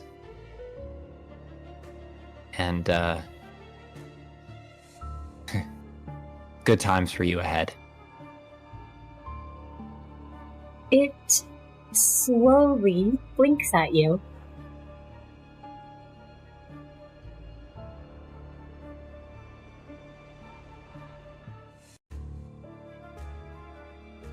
And then gives another one of those little wriggles.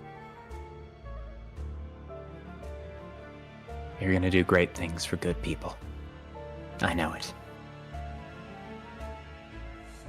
Your purpose is to save a lot of lives. And he can't get the next words out without a long pause. When you do good things for good people, you deserve good things to happen to you. And that's what I want for you, little buddy. That's all I want for you.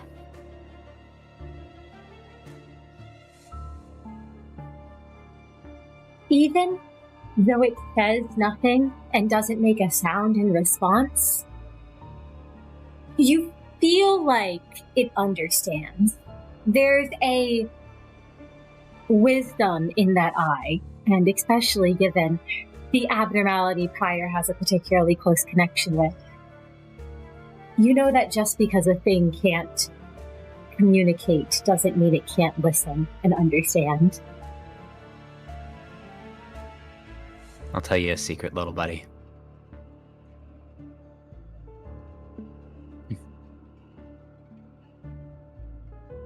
I have no idea what I'm gonna do next.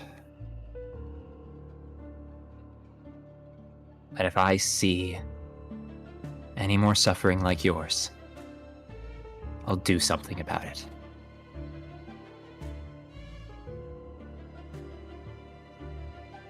And Prior inhales, and as he goes to walk away, he does not see the little flower on his crown finally start to bloom a little bigger, as, blinded to any change at all, Prior marches onward, unsure of where he's going, but knowing he has to get there before his next cue on stage.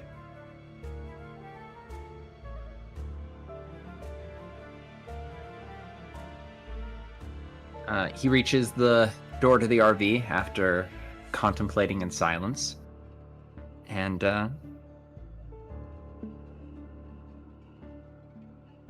he actually turns and just in time, it seems.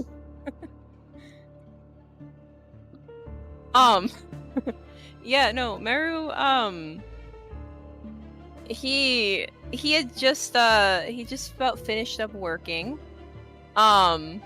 Or not working, but like working on his food, I guess. He was cooking. In the little kitchen area they have. And he was just about to start calling everyone to let them know, that it was, time to eat, when, I guess he accidentally almost bumped into Prior. The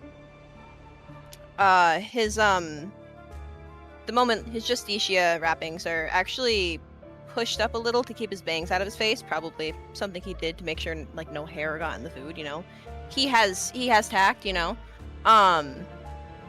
but he kind of stumbles back a little bit, and he goes, "Oh, my bad. You have nothing to apologize for. I was in your way." Right.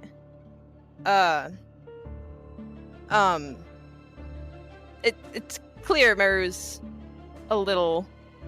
feeling a little awkward, but he glances, like his eyes dart back and forth a little, and he goes, I made food, just finished, salad, it's not great, but I tried to do like a tomato dressing or some shit. I don't know. You said you were vegetarian or something, so I didn't want.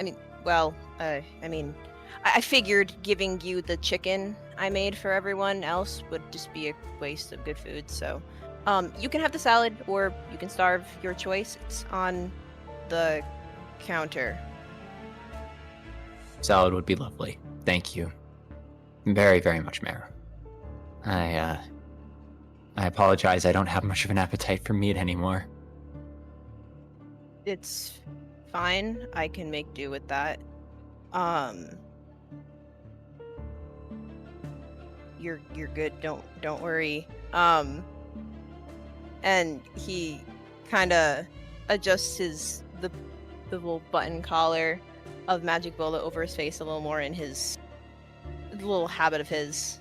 And it looks like he's going to just awkwardly step to the side and let Pryor go, so he can go, let everybody else know about their food. But he kind of pauses the last second and goes,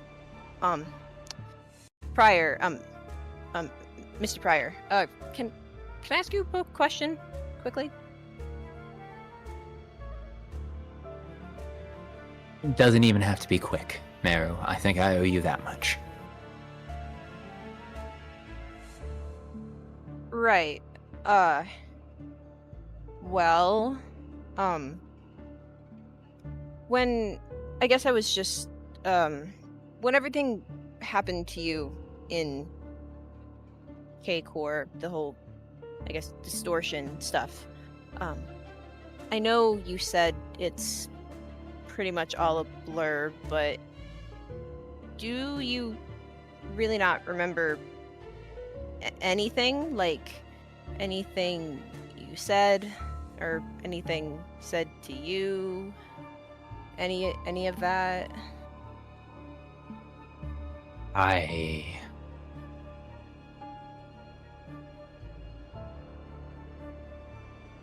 remember that emptiness inside of me spilling out. It felt like I was a fountain. And everything was this all-consuming flow. I was drowning in a river that was sweeping me along a current, and I could flail against the rocks and hurt myself, or I could swim into it. And I knew I'd end up at the same place either way. I didn't set the water into motion, but I fell into the river all the same. And I recall voices on the shore, screaming,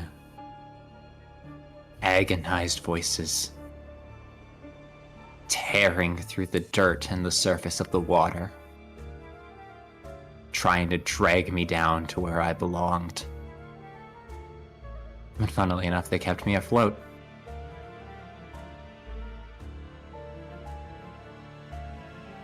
And then I remember your voice, Merru.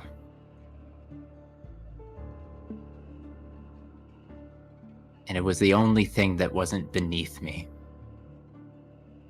Wasn't above me either. Not like the sun beating down to remind me what I was.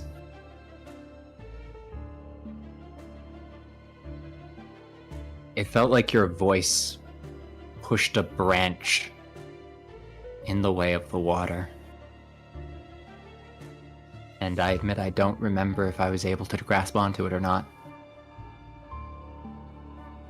But as soon as I heard that, it felt like a dam was beginning to build in front of me. And when I hit it, it was like slamming into concrete.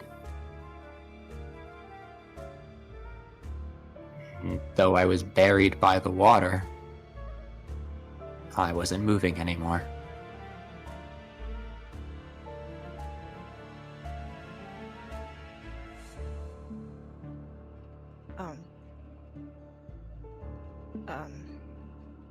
Merru is kind of surprised at that. Like, at first he was listening, probably processing like kind of what Pryor was saying, with all those flowery description of what was going on.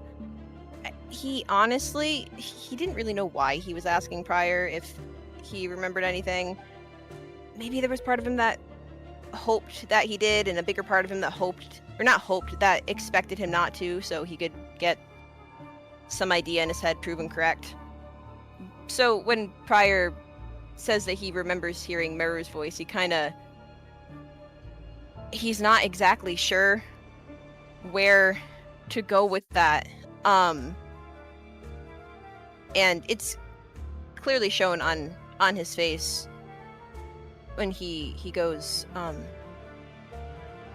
oh, I didn't expect you to say that. Well, I didn't expect to experience it. That's fair, I guess. No, that's fair. That's fair. It's fine. I wish I could recall what you actually said. You did say something, right? I mean, yes, I did. And thank you. Before anything else,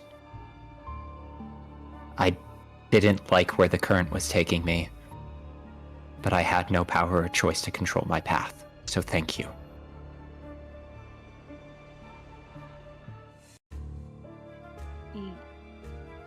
You're welcome. I know you don't remember what I said exactly, but I did mean what I said. And for, I guess, what it's worth, I think you responded to it, so I don't know, I was just curious. Anyway, and he quickly brings down his Justicia to cover back over his eyes, and then sharply turns around and he goes, "Dinner's on the counter. If you want more, there is none." Prior, it is actually going to reach out and attempt to, like... You know what? He's going to attempt to grab Merru by the sleeve, actually. You can do that. Merru will stop.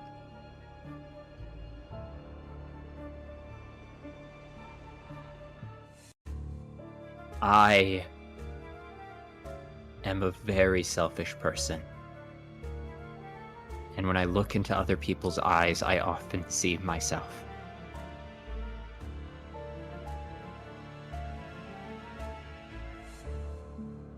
When I tried to put you back together,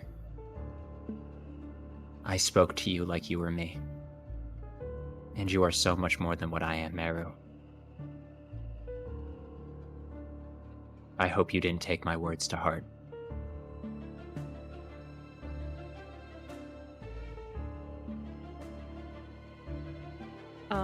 Merru is noticeably silent, because he doesn't necessarily want to lie. He doesn't know if he really can properly lie in this moment and say that he didn't take it to heart, because he unfortunately tends to do that.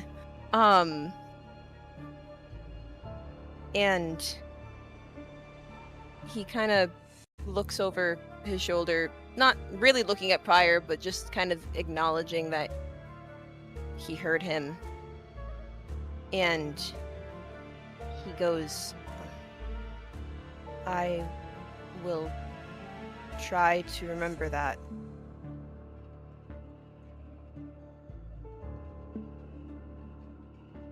No matter what you do, you're doing...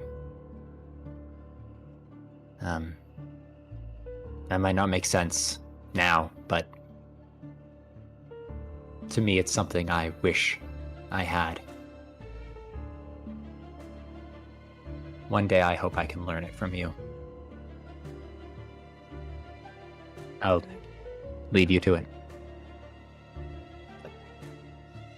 All right.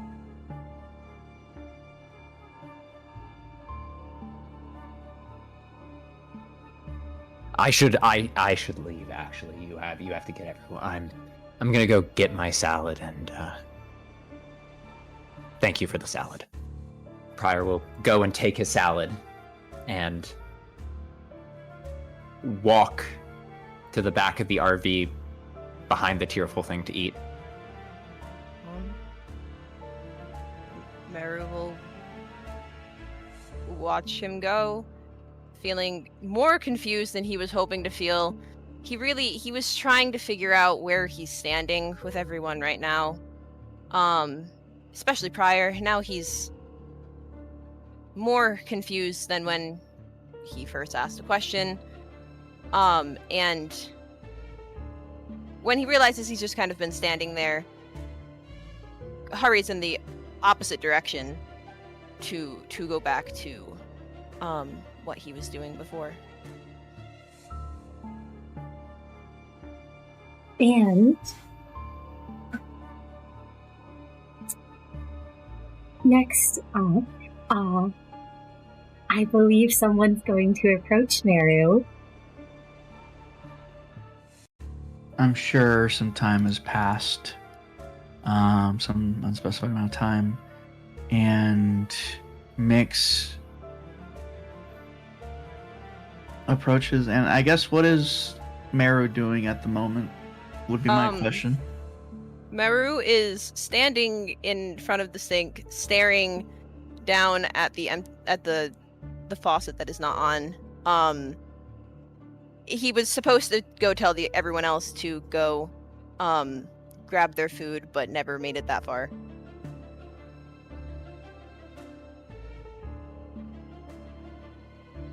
Yeah, Miix steps over, and looks at Merru, kind of waits to see if he'll turn around or if maybe he heard Miix coming. But if Merru doesn't say anything, then Miix will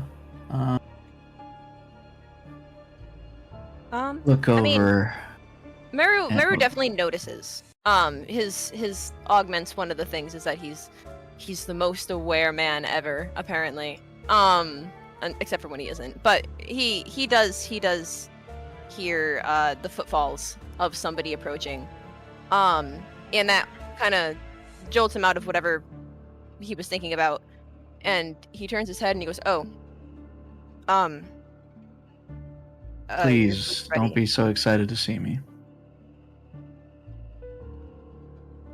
Was that another one of your jokes? Yeah, but none of them work on you, so. Humor's not my specialty. You'll learn. Your food is on the counter.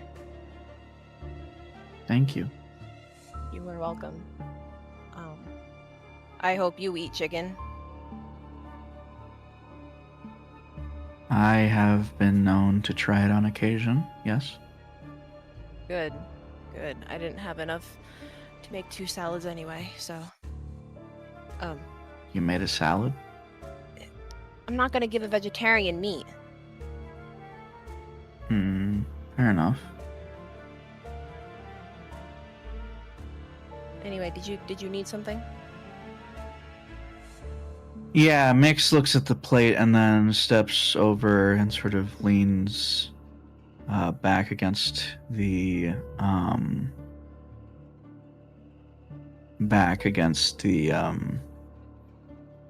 countertop and says, "I wanted to talk with you, actually. If that's all right. I don't know if you're in the mood to talk or not, but..." I mean, we're talking right now. I asked True, you what you want, but... so tell me what you want. Miix kind of grits their teeth a bit, and then they say, "I wanted to talk to you about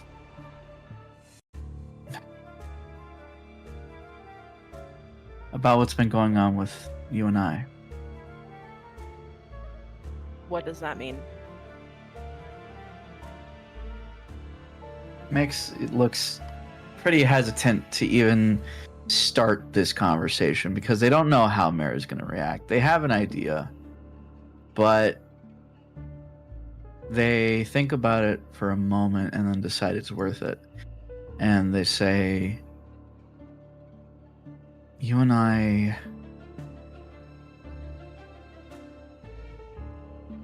"You and I have something the others don't. We have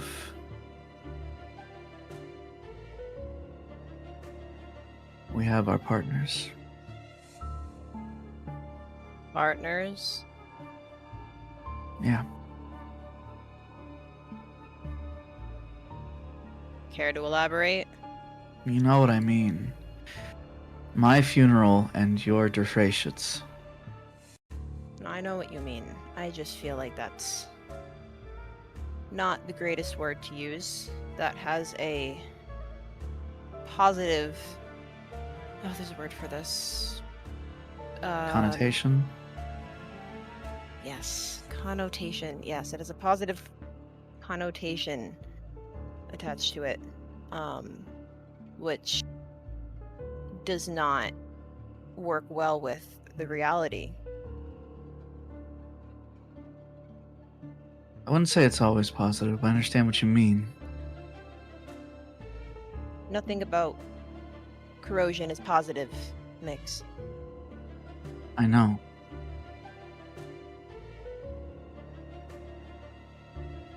I also know that this specific case is different from regular corrosion, at least in certain ways. Yin and yang is one thing. I have horns, the tail, but beyond that, they haven't messed with me, not nearly to this extent.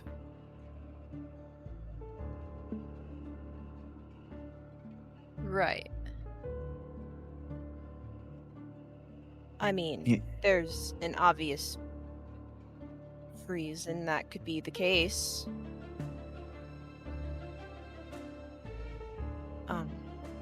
Well, I came here because I'd like to listen to you.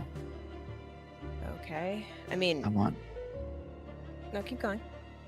I want to talk to you about what's going on between us. Find out as much as I can.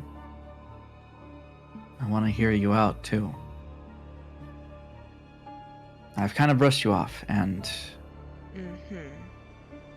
I'm sorry. I really am. Okay. I know you didn't teach me how to shoot just so I could do something like this. I can agree with that. Certainly didn't.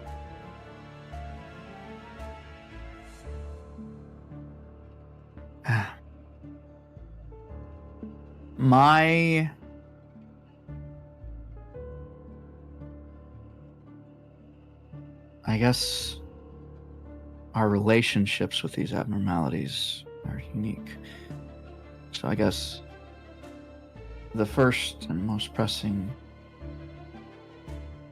matter to me, I have an idea, but I want to hear your take.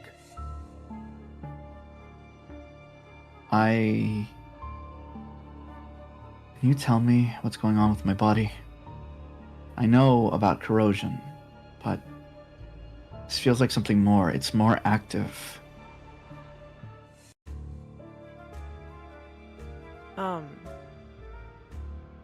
I mean, as far as I'm aware, it's still corrosion Miix. It's just more, well, it's stronger. I'm sure it'd be even worse if you wore the Solomon ego suit. I mean, corrosion, as you know, doesn't just affect someone physically. Sometimes it can, like the corrosion you currently had before Somlament. But the worst part is that it can affect you mentally. It's like you're having a whole other mindset trying to be pushed into you. Your gun is trying to turn you into another version of the abnormality it came from. And you have been doing a good job at letting it happen so far. So, that's probably what's going on. You would not be the first, and you will unfortunately not be the last.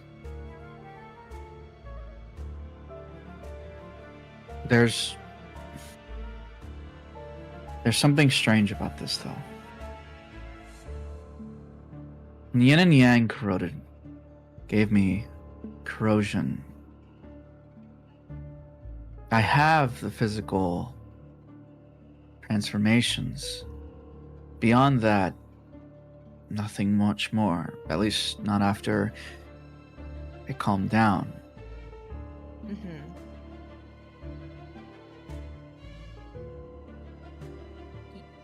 I need to be honest with you. Okay. I want to be honest with you. I've been seeing butterflies. I see them constantly now. Sometimes they're everywhere, but other times, not so much. And sometimes, and Miix pauses. They know if they say this, no, when they say this, Merru will be upset. But Merru's already upset about what Miix has allowed to happen. So they reason that there's nothing to lose. Sometimes he visits me. I'm not sure if it's a hallucination or if he's actually there. But sometimes I see him. The funeral. And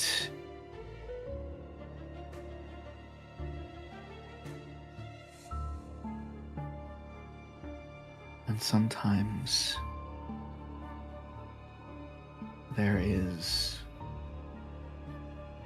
Don't tell anyone this.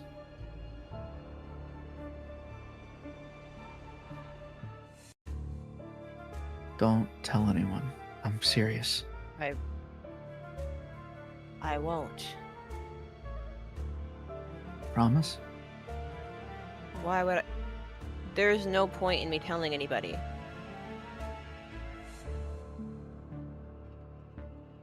Sometimes I feel an ache. One of my arms aches.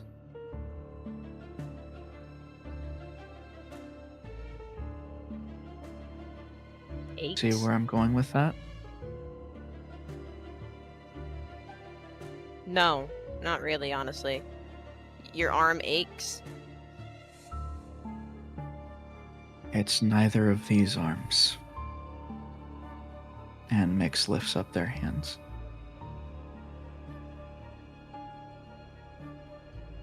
Ah. I feel a phantom pain.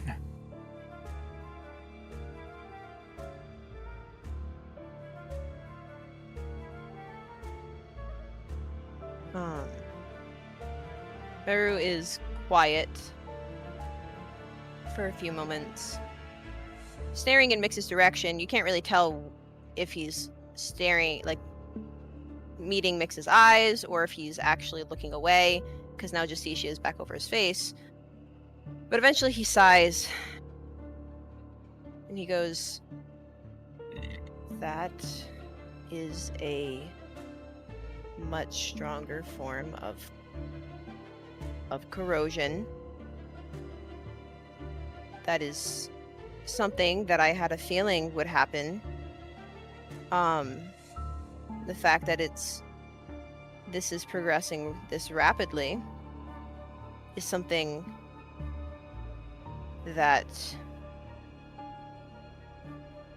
I'm hoping you're really realizing the severity of." Not sure. He guides me. And sometimes he pushes me to do certain things, but he has protected me before as well. Okay. What are you trying to say about that?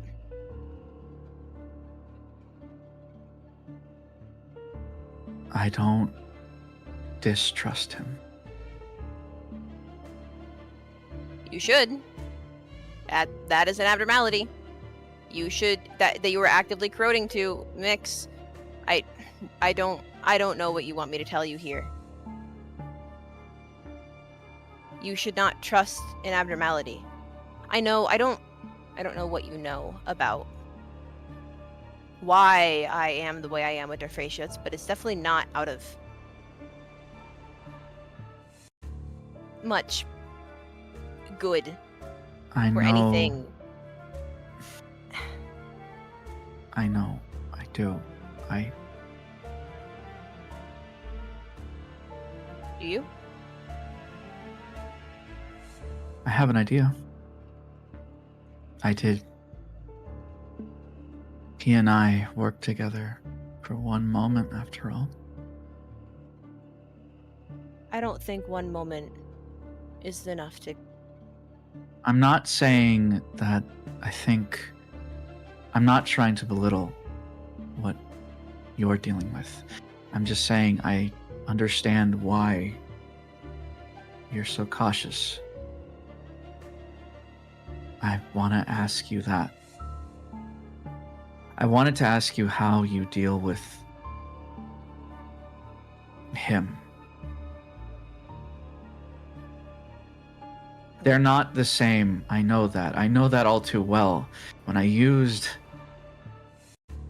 the bullet,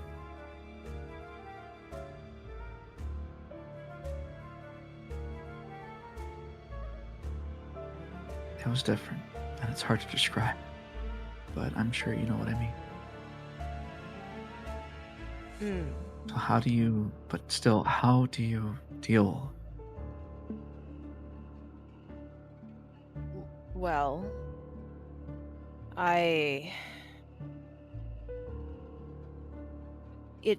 that's a hard question to answer. It's just something I've learned over a long time. I mean, I've had Magic Bullet for I don't know exactly how long, but too long. It's not something I can get rid of, even if I wanted to. So when I talk with Derfratius, it's under the understanding that he is a thorn in my side that I have to just live with. We have a contract, a deal of sorts, you could say, that we set up. We is kind of stretching the word, but and if I follow what I'm supposed to do, he's supposed to follow what he's supposed to do. That's how it works. And if he doesn't do that, then I won't do what he wants me to do, and then we fight, and then we're fine, and then rinse and repeat. But that won't be helpful to you.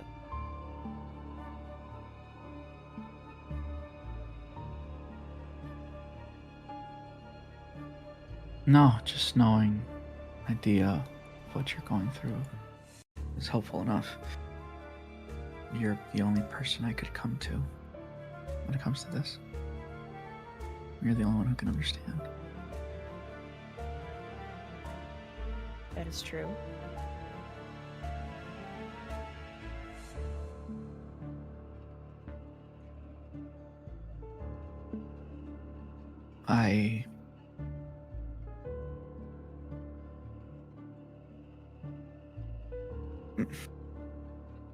Miix takes a moment and they think about what they're about to say, and then they say, I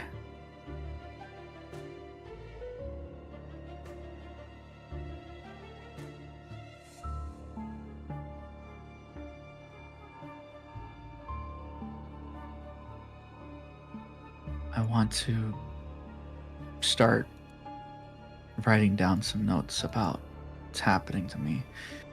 I've already started a little bit, notes here and there.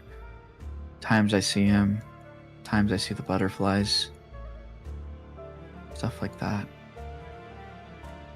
I was hoping maybe we could compare notes, or if you could tell me what's going on with you, and I could,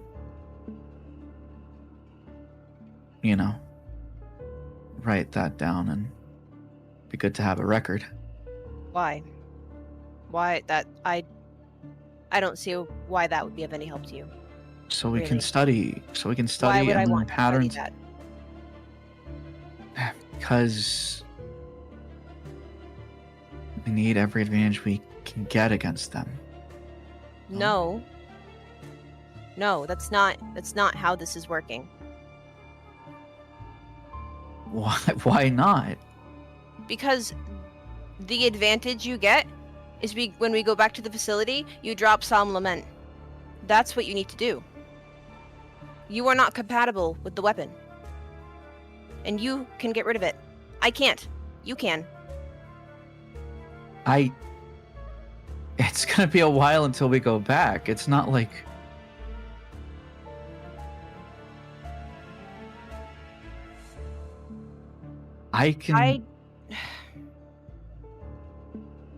What? Look, even if I were to do that, that's not even gonna happen for a while. Isn't it worth figuring out while we're here? While I don't have another option?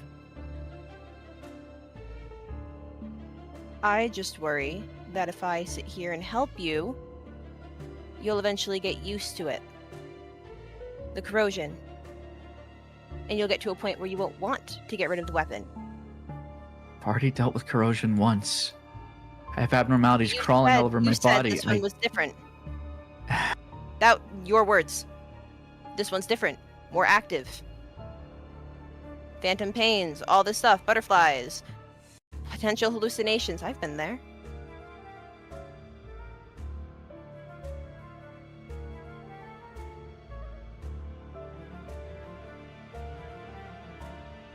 I need the strength to be able to do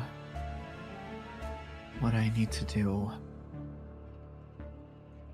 I'm not strong like the others. This is the only way I can help, Miix says, trying to calm down a little bit.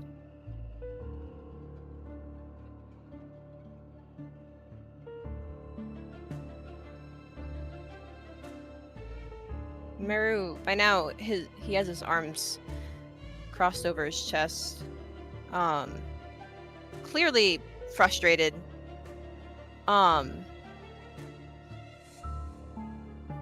But quieter now.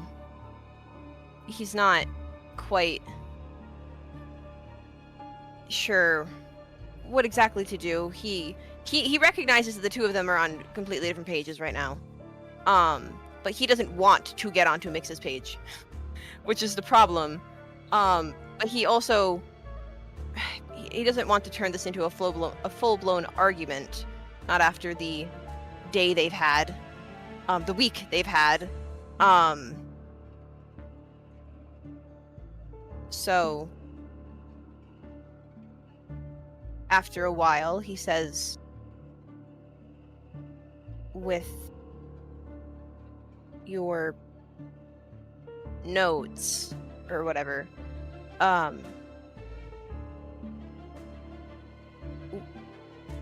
what will you do once you understand how your corrosion's working?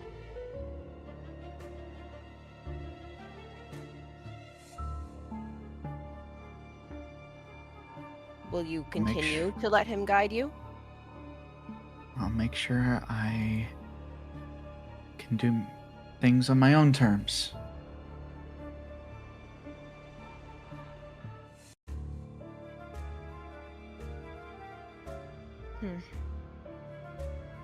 I know you don't trust me. I don't. Not with this. Not in general. But I've survived a lot of things at this point. And I would like for you to survive this one too. then maybe put some faith in me for once. If I can survive getting smashed into almost a pulp by a compressor, then I can outlive this.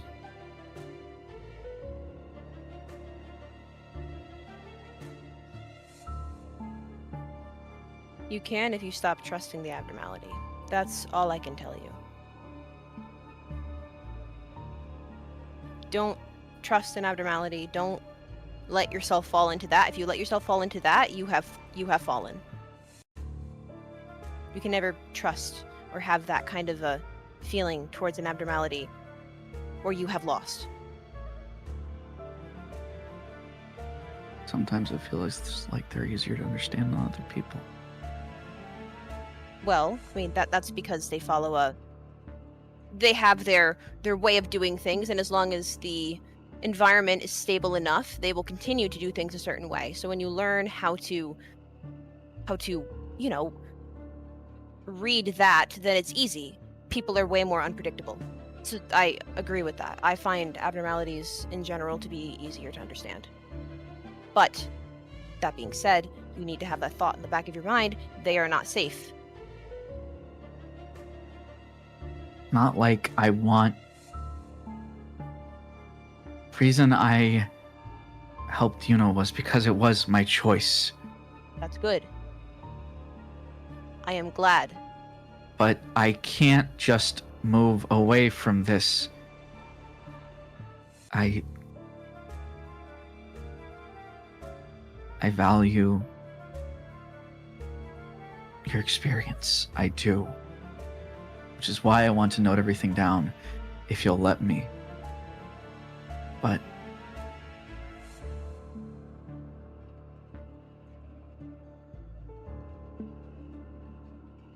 I can't just give it up.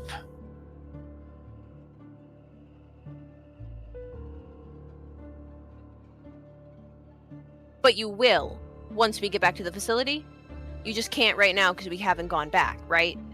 And then what happens? I can't help anyone like that. You get a weapon that's better suited to you. I'm not compatible with any of the weapons that we need to survive out there. I've tried. Why do you think I agreed to his conditions? Conditions?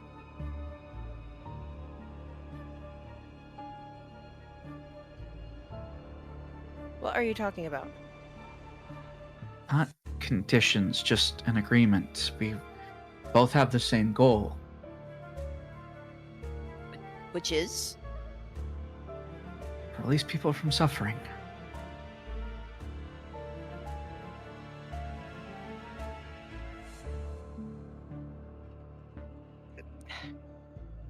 Merru, he goes to say something, stops himself, goes to say something else, stops himself again. Just say it. Just say it. I don't know what I'm trying to say right now.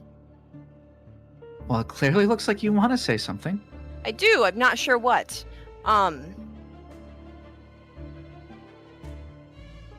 Listen, I've given you my advice. You can take it or you can leave it. That is up to you. I can't control what you do. I am only giving you the advice based on my experiences and my understanding of abnormalities and corrosion. You don't have to listen to me. Can't you just Okay, but will you at least let me take notes on you as well? You know, Miix, do whatever you want. If you ask me a question, I will answer your question. I'm not taking any notes. If you want to write the shit down, go ahead.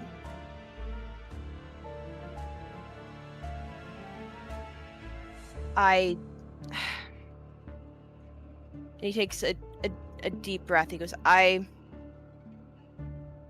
It probably doesn't seem like it. I'm not trying to argue with you. This is just something I feel very strongly about. I understand. I just wish you would I wish you would see things from my point of view as well. I have in the past. Remember, Miix, I have been a manager longer than you have. The reason you're coming to me about this is because I've been through it.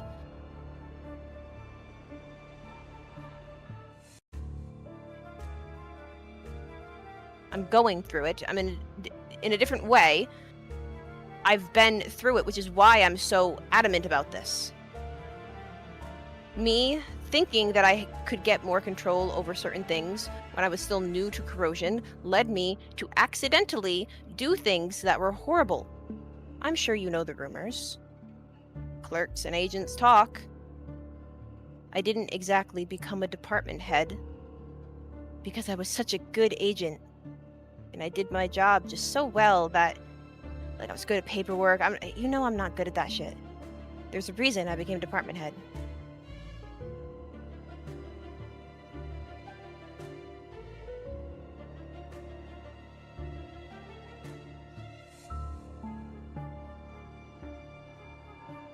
Understand what I mean?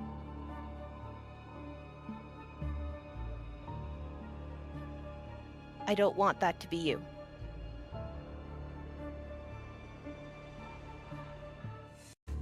Because you have a choice at the end of the day, even if it doesn't feel like you do. Choice? Yes, choice. Choice? Yes. Miix grins and then laughs. A choice.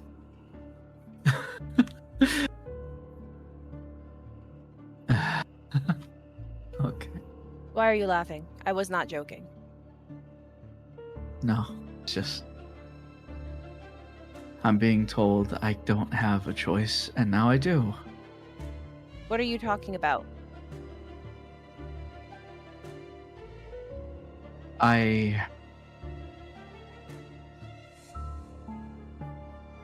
glad that we had this talk. That was productive, I think, at the end of the day.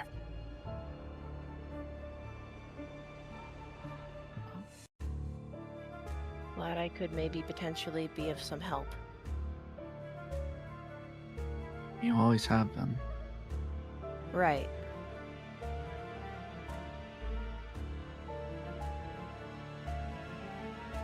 I know you're just... I know... I'm sorry if I sounded upset. I know you're just trying to help.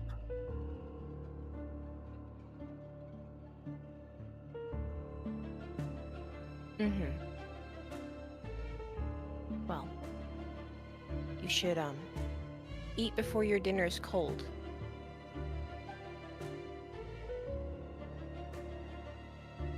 Merru,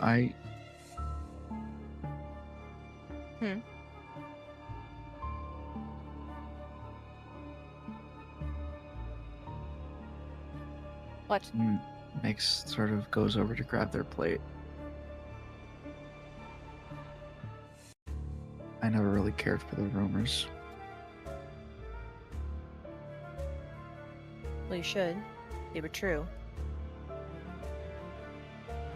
But the things they said about you weren't. Debatable.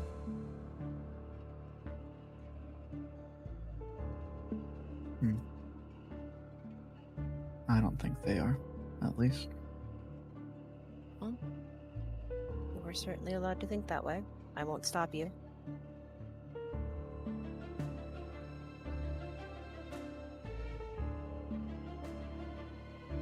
If I can find a way.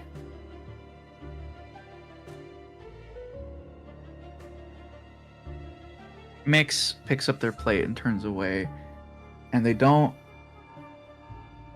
look at Merru, but they say, if I can find something else, then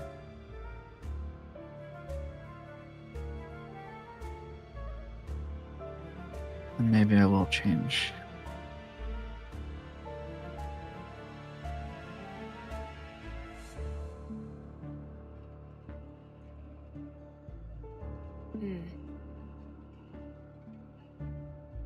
You will. Merru, he sounds actually a little confident about that. As Miix goes, I imagine, to eat their dinner, and Merru's left, thinking on this conversation. Night begins to grow later in the night as the managers finish up their food, finish up anything they had to still do, and head to rest.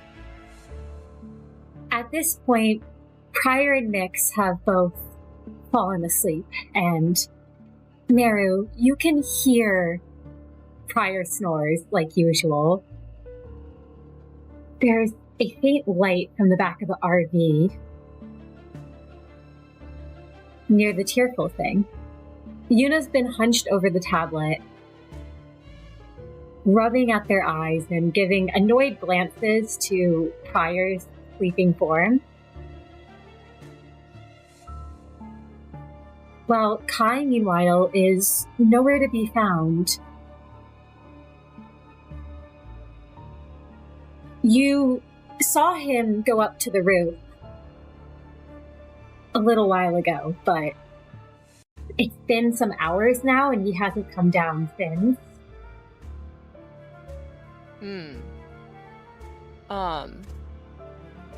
Yeah, no, Merru, he definitely notices that. I mean, normally Merru likes to keep watch at night. He's not much of a sleeper. He probably should sleep more, but he doesn't. And after everything that's been going down this week, he's a little on edge, you know? So he had been taking a bit of like a once over to make sure that everyone was, you know, inside, safe, and hopefully resting. So when he notices that Kai still hasn't come inside, he immediately gets that thought of he's not gone, is he? But he's not gonna jump to conclusions. So he instead decides to, you know, look around a bit to see where Kai might be. First, maybe Kai's in the bathroom. Checks. Kai is not in the bathroom. So eventually he decides that Kai must just still be up, you know, up on the roof of the RV. And so he decides to open the little, like, hatch thing, I guess, at the top. And, hop up to go see if Kai might be up there. Kai is sat alone on the roof of the RV. He's stripped of the thick coat that Cobalt Scar usually provides him. His scars that typically aren't visible outside of his face ache with the cold. He looks down at the jagged nails on his right hand and flexes his fingers before digging into old wounds like he's tearing into an envelope. He's just trying to dull his mind by giving it something else to focus on. He doesn't notice Merru showing up at first.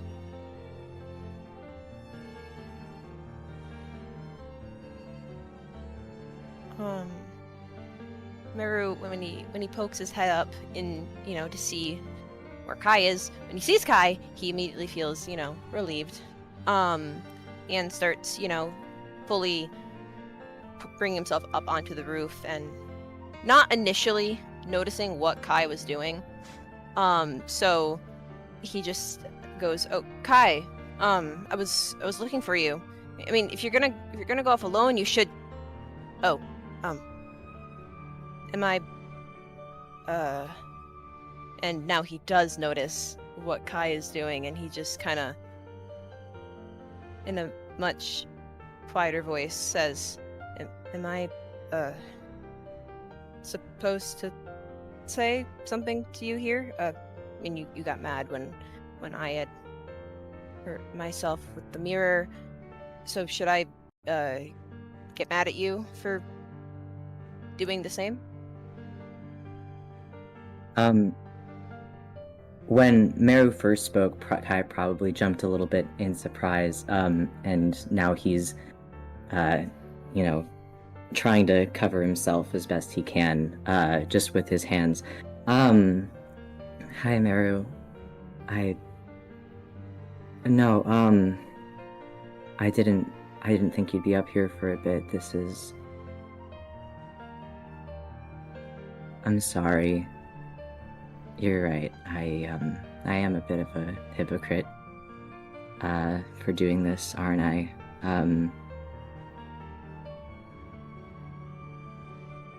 You don't have to, or I won't do it again. Merru doesn't respond to that directly, because I mean, they've all sort of been hypocritical lately in different ways. So instead of replying to that, he just kind of stares at Kai for a few seconds, before silently walking towards him and then sitting down beside him, pulling Justicia up again. And he's staring out into the distance of the district. But when there's a little gust of wind, he kind of shovels a little closer to Kai and then says, it's not nearly spring yet. You shouldn't sit outside for long periods of time without your jacket on properly. You'll get cold.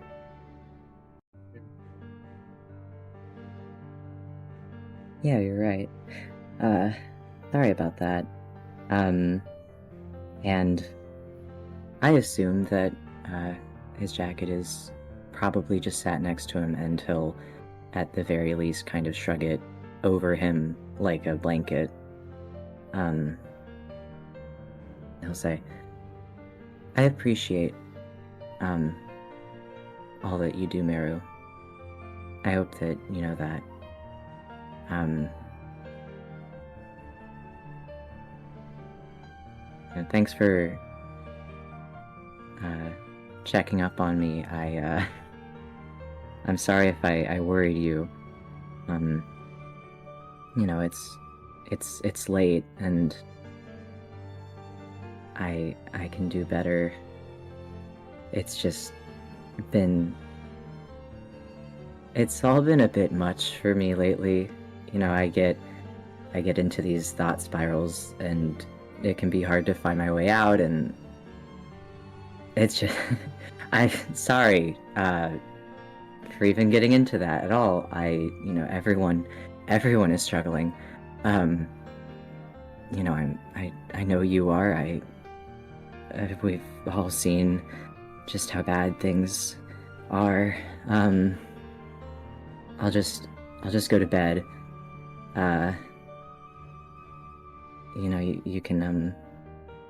You can keep guard. And Kai will probably start to move to stand up, shifting uncomfortably a little bit because the fabric rubs up against his reopened wounds.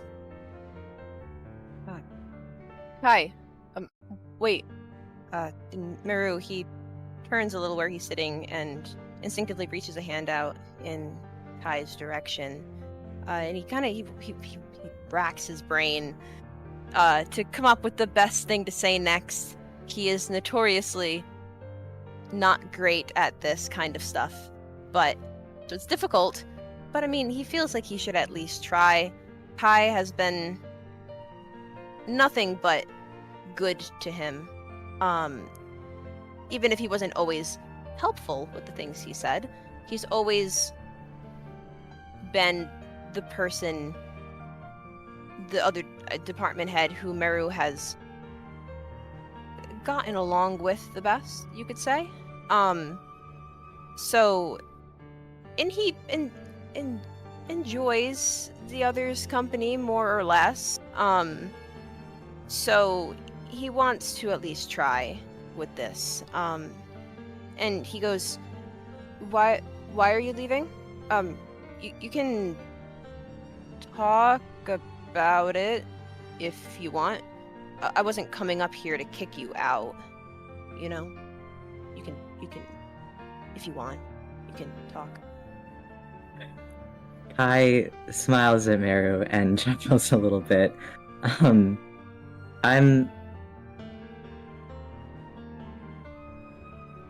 been doing a lot of thinking lately. If you're... I mean, I don't want to be a burden, but if you're willing to listen, it'd feel nice to talk to someone that I trust.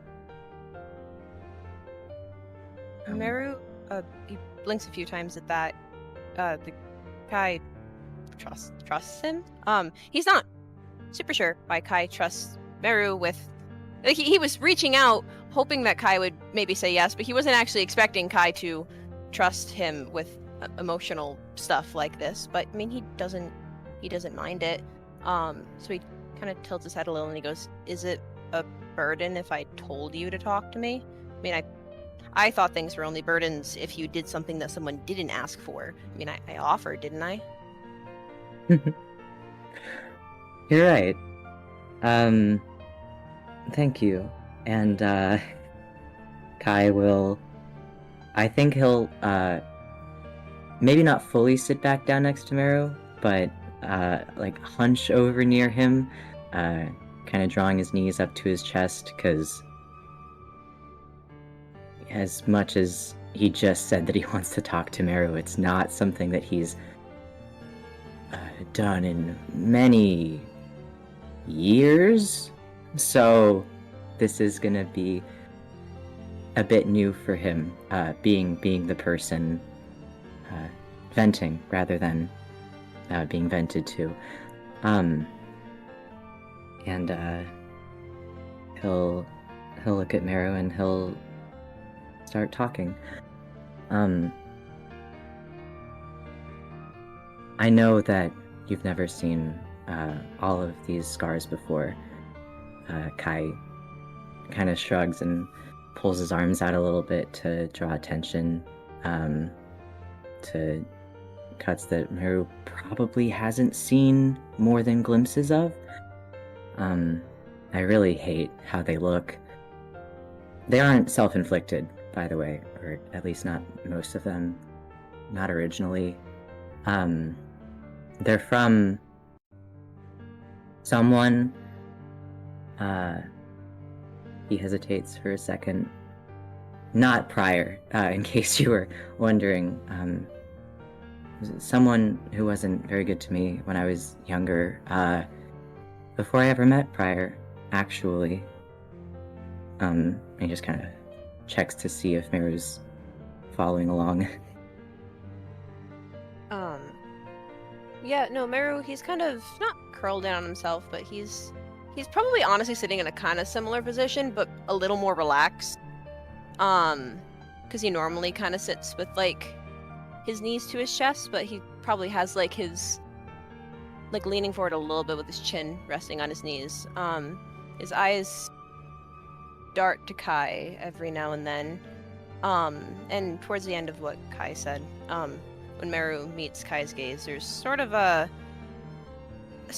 an understanding in his gaze. I mean, he definitely has not been through whatever the same situation as, you know, whatever Kai was hinting at, but, I mean, some of what Kai said is clearly resonating with some of his own past experiences, so, in a quiet voice, he just kind of says, the city is full of cruel people who live for violence, power trip, whatever the fuck you want to call it.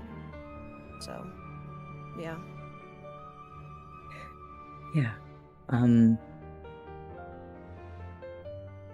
Quite a while ago, I used to work the streets at night. Out in District 16. Entertaining, escorting men, mainly. It's a long story, leading up to all this, but the short of it, at least, the short of what happened back then is that, as you said, some people are very cruel when they believe that they own you or that you're lesser than them. I belonged to someone that mangled and deformed me, and I managed to escape, but now I just have to keep living, even though I can't escape all of the damage that's done to me, and it's not something that I've had to think about for really since it happened, because there's always something going on, but I've always been the support for other people, and I feel being less capable than usual at doing that is kind of what led me here.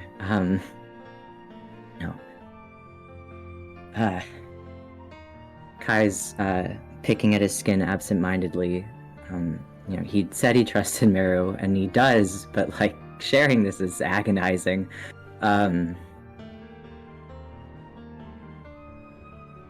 Sometimes I wish that I had led a completely different life. I wish that I had never sold my body. I wish that I never felt that I had worth. Maybe I wouldn't be all wrong like this if I hadn't turned myself into an object. I think objects are easier to break than people. And I'm just so sick and tired of having things that happened so long ago still tainting me. I don't know that I can ever be pure again or that I ever was. I can't stand the sight of myself because of the man who scarred me until I looked as hideous as I felt. I'll never amount to anything because some random fucking kid had me take the blame for a broken vase in some stupid fancy mansion, and District 10S made sure nobody would ever give me a job again. I'll never love someone correctly because I can't stop myself from seeking out abuse. It's just exhausting. And I failed to be the person that you all needed. I tried. I really did. To be someone who could contribute on my own. I wanted to believe that was possible. For me to feel like I was with something more than a stray without having someone else, holding the leash, telling me what to do, but I know now that being used in any way is the only way that I can feel human anymore, and my body as it is now really is the only thing that I have left, and when that gets old and unfuckable, I might as well just kill it. And I wish I had the guts to have done that already. I've spent so many days wishing I was dead instead of just doing something about it,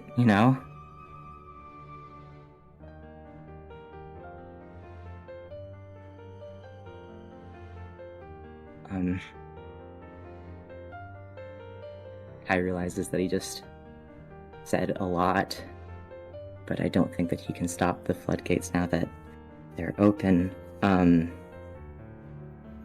The only reason I even have, a will or a purpose, people keep, at this point as prior, he was what stopped me from just disappearing years ago, and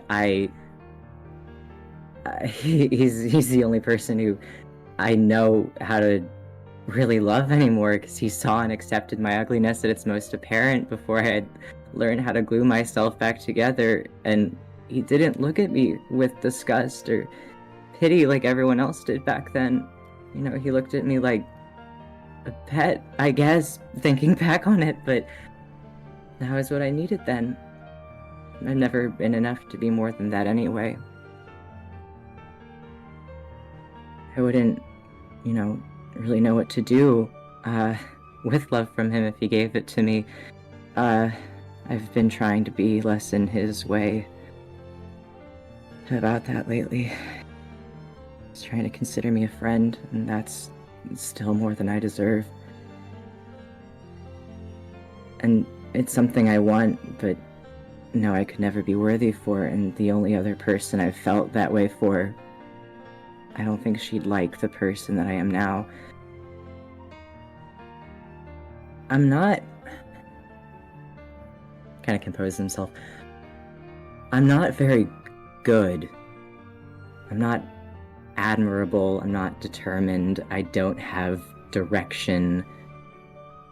You know, I'm just a guard dog.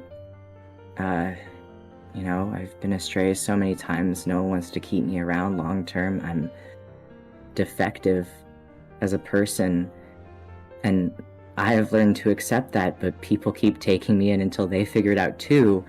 And for some reason, I keep holding out hope that it'll be different this time. But everyone leaves. And it's not their fault, it's just...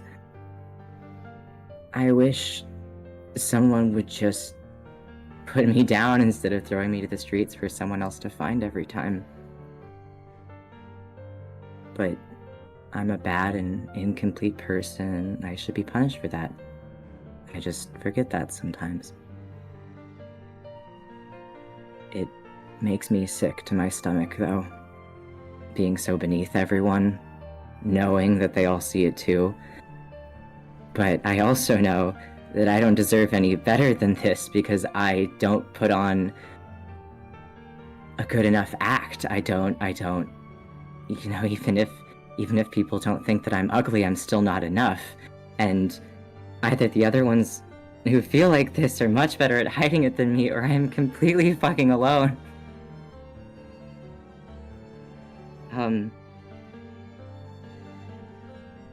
But I'm sorry. I know you offered, but, you know, I know how painful the truth can be to hear. It hurts to say. And Kai will, begin to stand and, you know, shiver in the cold, and look at Merru fully. But thanks though. You know, I know I wasn't really asking for advice, but it feels nice to have someone listen. You're a good friend.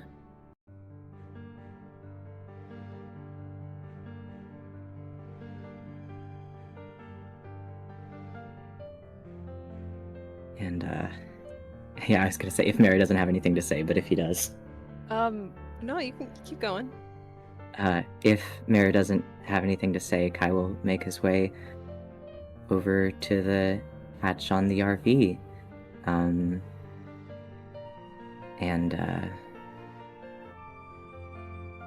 he'll say, "Good night, Merru. I think I just needed to get that out there. I'll, be able to sleep better now."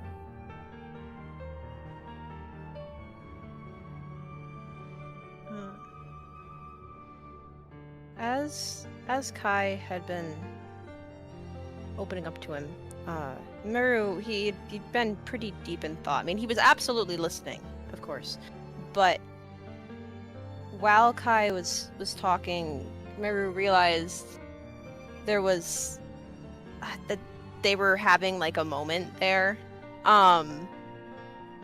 like more of one than he had probably had with people in a long time. It sort of reminded him a little bit of when he helped Prior out of his distortion not so long ago. And when he had done that, he had this like weird feeling in his chest. Some kind of emotion that he couldn't pinpoint before it had gone away. But when Kai was talking, he kind of started to feel that again. And maybe in his mind, maybe this time, he could get that feeling to stay. Maybe if he helped Kai out and said the right thing, then they could both feel happy again, or good, or something. But just as Merru had figured out something to say, Kai was wrapping up his own thoughts and was already just about back over to the hatch of the RV. So Merru, he could theoretically call out to Kai, get him to stop, and say what he wanted to say, but instead he doesn't really know how to bring Kai back a second time. So he just blinks a few times and turns his head, just watching him go, and not quite sure what the emotion on his face is, but he just says, "Oh, good night. I hope you can sleep, Kai."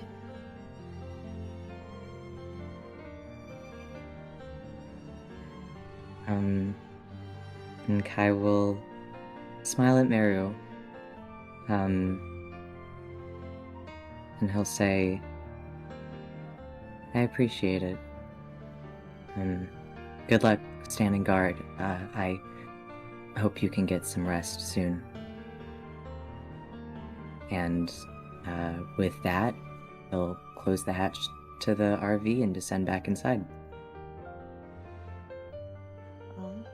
And Merru will let him go. I mean, he kind of a little bit wonders if this is how it felt to be on the other side of one of those conversations he tends to have with people where he says something big and then just kind of leaves without letting the other party really have time to properly think and answer. Because he had things he wanted to say, but I mean, at the end of the day, it seemed like Kai didn't need much more from him. So he instead turns to face forward again once Kai is fully inside, and he sits there, still hugging his knees, and kind of lets out a sigh because the feeling in his chest was snuffed out. That typical lack of anything is back. So he instinctively puts a hand on Magic Bullet, and when that emptiness is filled again, because now he is reminded of the familiar presence of that abnormality that he has complicated feelings about in his mind. He sighs in relief despite himself, and I mean, forcing away his thoughts about how frustrated he was with Der Freyschutz just a couple hours ago. I mean, there's no real need to think about things right now, about Kai's problems, about Merru's own problems. I mean, if Kai needs more from him, then Merru will simply be here waiting for him. I mean, he was good at making himself useful, right? So, I mean, that was what he would do. He will wait, and be useful. And right now, I mean, the most useful thing Merru can do is keep watch. So Kai and everyone else in the RV can sleep soundly. I mean, he wouldn't really be getting much sleep if he tried anyway, so he will be out here. Merru, as you stay out here, keeping watch, you feel a familiar presence lingering over you.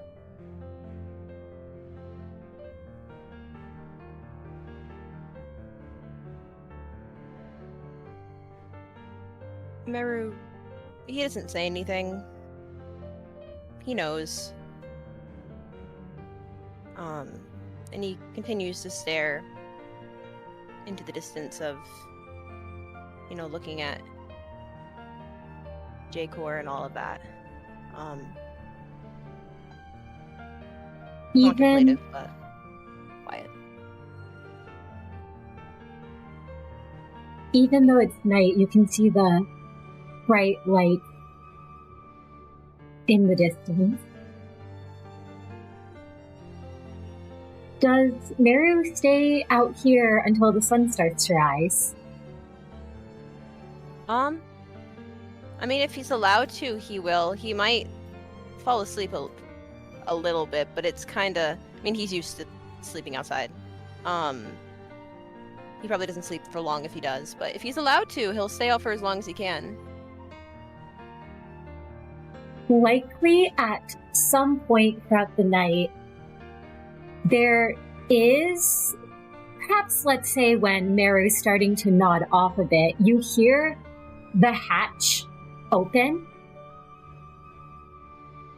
and there's a familiar face as Yuna kind of pokes their head out and says, "You should really get back in here."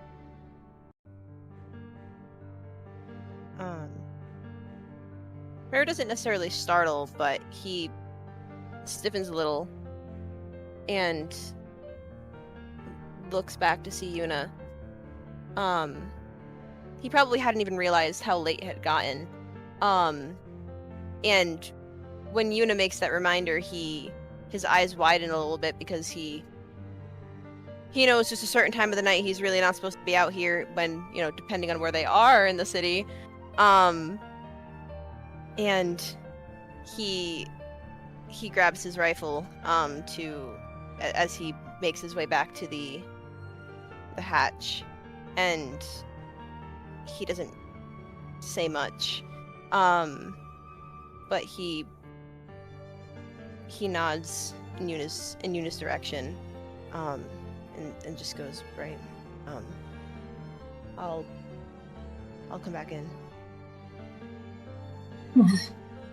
Yuna just kind of sighs and nods, and you notice that they look like they're not doing they look bedraggled, like their hair is a mess, they've got bags under their eyes, and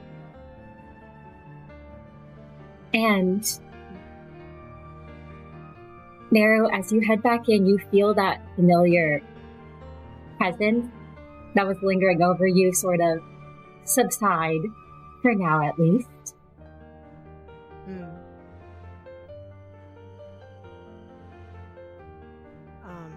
Well, I guess before Merru retreats back into his bed in the bathroom, he'll just quickly give one more glance to Yuna and say, "I know, can be a lot to adjust to sleeping in this RV. But if you can, there's a empty bunk. You should sleep in there. I'm sure you'll get used to Mr. Pryor's snoring. Good night." And he will retreat into the bathroom. Sleep in the bathtub if he can. As he goes to retreat in there, Yuna doesn't grab him to stop him, but kind of looks and says, "Isn't that bunk supposed to be yours?" I mean, if you want to use technicalities, yeah, but I don't sleep in there. You can sleep there. I like sleeping in a room with a lock. Fair enough. Yuna will start to head toward the empty bunk and then kind of glance over at Pryor's form and say, "Does this always happen?" Unfortunately, yes. Maybe invest in headphones.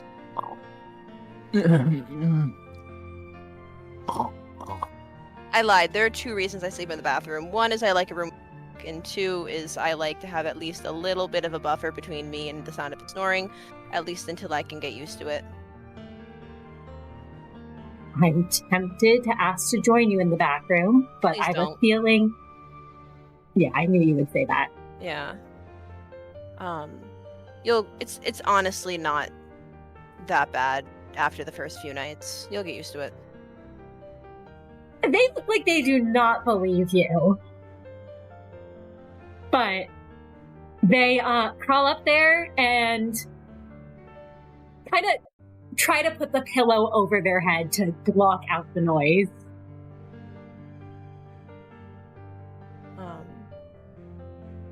Well, Merru lets them do whatever they gotta do to sleep, and we'll go to the bathroom to maybe get some shut-eye. And the next morning comes. Managers, it's a fresh start and a new corp that you all are entering into. Miix, I imagine, especially because Yuna would willingly hand the tablet back and come up to you first thing. They are directing it towards you, but do look to all of you, although they're mostly addressing Miix. I'm searching what I can of the cameras. I haven't found any sign of him yet, but I'll keep looking. Alright. Okay, well, I can help you. Might as well see what we can find. We'll figure it out. Let me see. And next we'll check the tablet. Yeah. And what do they say? Miix, would you like to make me a intellect tech roll? Of course. Is Yuna helping me out? Do you want Yuna's help for this roll? Yeah. Yuna works for me. Absolutely. Yuna will give you an assist dice. Awesome. All right, let's do it. All right, let's see. Bless Yuna. What is the difficulty? Scaling difficulty, the more successes you get, the more information you obtain. Awesome. Okay. You just plug in DC 1 so it gives you the results of the number of successes. Should I use desperation? I don't know. Let me put it this way: Do we want to start this arc off on a dangerous note? Yes. No, I'm kidding. You all are still at danger. You all have. I think you all made it up to danger 5, but you are at danger 4 right now. Yeah, maybe let's cool it for a little while. Yeah, we don't need that. It's fine. 5 successes. Yuna and I, power hour. We figure it out. You, the tablet looks all normal to you. It looks like you can, if you look back at what Yuna's been doing, it looks like they've been going through a bunch of the cameras on the streets. They've intentionally been avoiding any cameras that would be stuff that, like, J Corp would not want them looking into. It's really just been, like, the, public access ones or, like, casino ones that they've been hacking into. Miix, what you know of J Corp. District 10, the nest of gambling. You know there are many casinos throughout here, equipped with security cameras and lines flooded with calls. You know that if you're trying to find someone, it'll probably be fairly easy to eventually locate them if they're in this area. You also know if someone is trying to find you, it'll likely be easy for them as long as they have the tech to do so. That said, eyes everywhere means that as long as you're all in a crowded space, you're more likely to be able to avoid an issue. But you have a feeling splitting up may not be the best idea. Anything else, Mr. DM?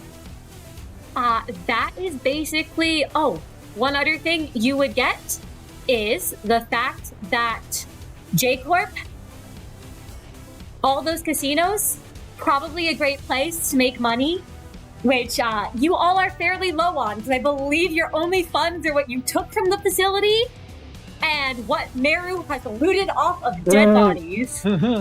Hell yeah. Hell yeah. Merru. More to come with that. Merru's our goat. Let's not kill people.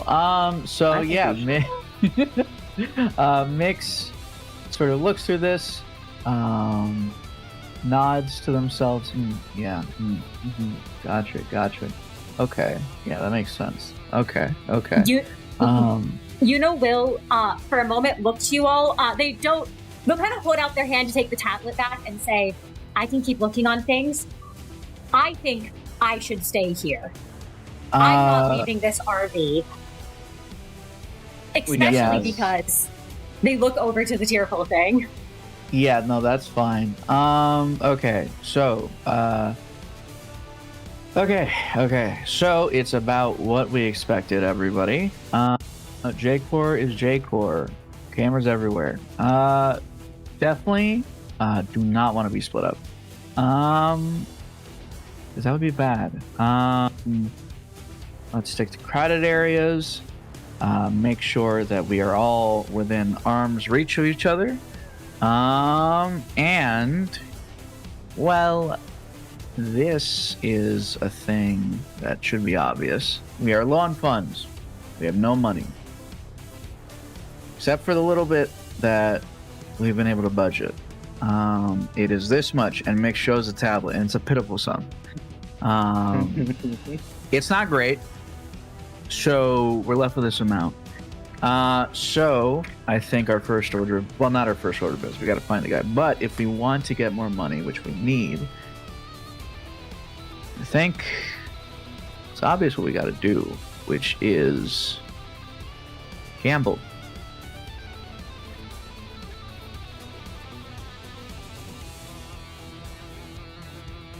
You need money to make money without risk. Prior seems appreciative of Miix. He seemed to have been ready to give the big speech, but Miix has already given it for him, and he gives a nod and says, "You seem to have a plan." Absolutely. I drafted up an idea, which turned into a concept that turned into an idea that turned into a plan. We can't split up. We can't afford to. So we're gonna have to tackle things one thing at a time. It'll mean our stay here is a little bit longer than maybe we'd like, but in the long run, it'll be good for us. So the list right now, the 2 tasks we've got: find our mysterious scientist man that Yuna knows, and make money. And Miix sort of like pats like the presentation they've made on the tablet. That are our 2 tasks. We also have to keep in mind we do not want to be seen at all. We have to stay as inconspicuous as we can, which might not sound easy considering we are who we are, but I think we can do it. Like I said before, this place is the place to gamble, so all sorts of strange, crazy types around. So, thankfully, this might be the one place where we can blend in pretty well. Yuna is going to pipe up real quick and say 2 things to add. Actually, I don't think you all can remain inconspicuous appearance-wise, at least, but try not to make a scene. And don't mention anything. I don't think I have to tell you all this. Don't mention anything out here about your facility, and especially about that AI. We kept the information from you well and good enough before you joined our side, didn't we? Yeah, I guess that's true. Worries noted. Your concerns are noted, Assistant Yuna. But I think we can do it. Just let's try our best, keep a low profile. We've done way more insane stuff. We had to deal with an entire corporation. So, if all we're doing is gambling and looking for someone, way easier. Totally up our alley. We've got a couple of persons here. Kai, you and me. We can definitely sweet talk a couple of people around here, get things rolling that way. And then if things go south, well, let's try not to pull out any weaponry unless it is absolutely necessary, and I mean that. As for anything else, I know some of you may or may not have experience in this place, so we will be relying on your expertise. Please share everything and anything that you know. There's a lot I can gain from looking stuff up and doing my research, but that is nothing compared to real life experience. Now then, is there any other questions? Any questions that anybody has moving forward about our goals, what we have to do, our protocol, anything like that? Friar immediately steps up and he says, "We've checked our... Well, if everyone's done their morning check on their corruption levels, they're all operating within efficient parameters. We have our ego gear cleaned and ready. All our items are upon us. Manager Miix, I can report from my side that I am prepared to move out at your command. Kai, Merru?" No questions here. I appreciate the clarity. Absolutely. Merru? Friar pats Kai twice on the back and goes, "At this rate, you might have to start following Miix instead of me, eh?" Merru laughs a little at that and goes, "Yeah, no. I'm ready to head out, not at your command, but I'm ready to head out." Miix turns red a bit and says, "I am just doing my best to give us a clear path to follow. But I trust you guys just as much as I trust myself to be able to make the right decisions. We are going to do this the right way without any incidences. And you know what? Gambling's fun. We might even actually have an enjoyable full experience this time."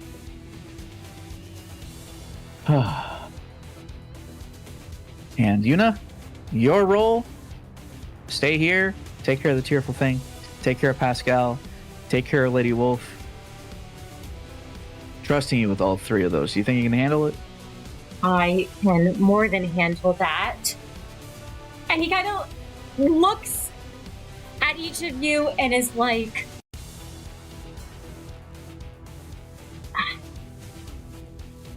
"Good luck, managers, or should I say bosses?" I'm your boss there, manager. Well then, good luck, boss and managers. Yeah. We'll be back before and- you know it. And for covers, I came up with a perfect cover for us while we're out here, if anybody asks who we are. Oh no. You just kind of fucked for that, and then immediately is like, "Not my problem anymore. Not my problem anymore." We're a couple of high rollers looking to make money.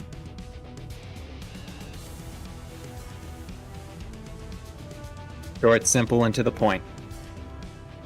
Exactly. No need for a convoluted backstory this time.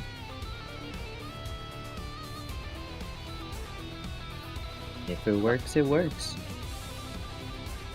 All right. Gear ready. Let's go. And you all can see on the horizon the bright lights of the casinos. Promise, there's wealth to be earned there, on that can buy supplies, and a potential lead on a body for Ange. And this is where we're going to end this Intervallo.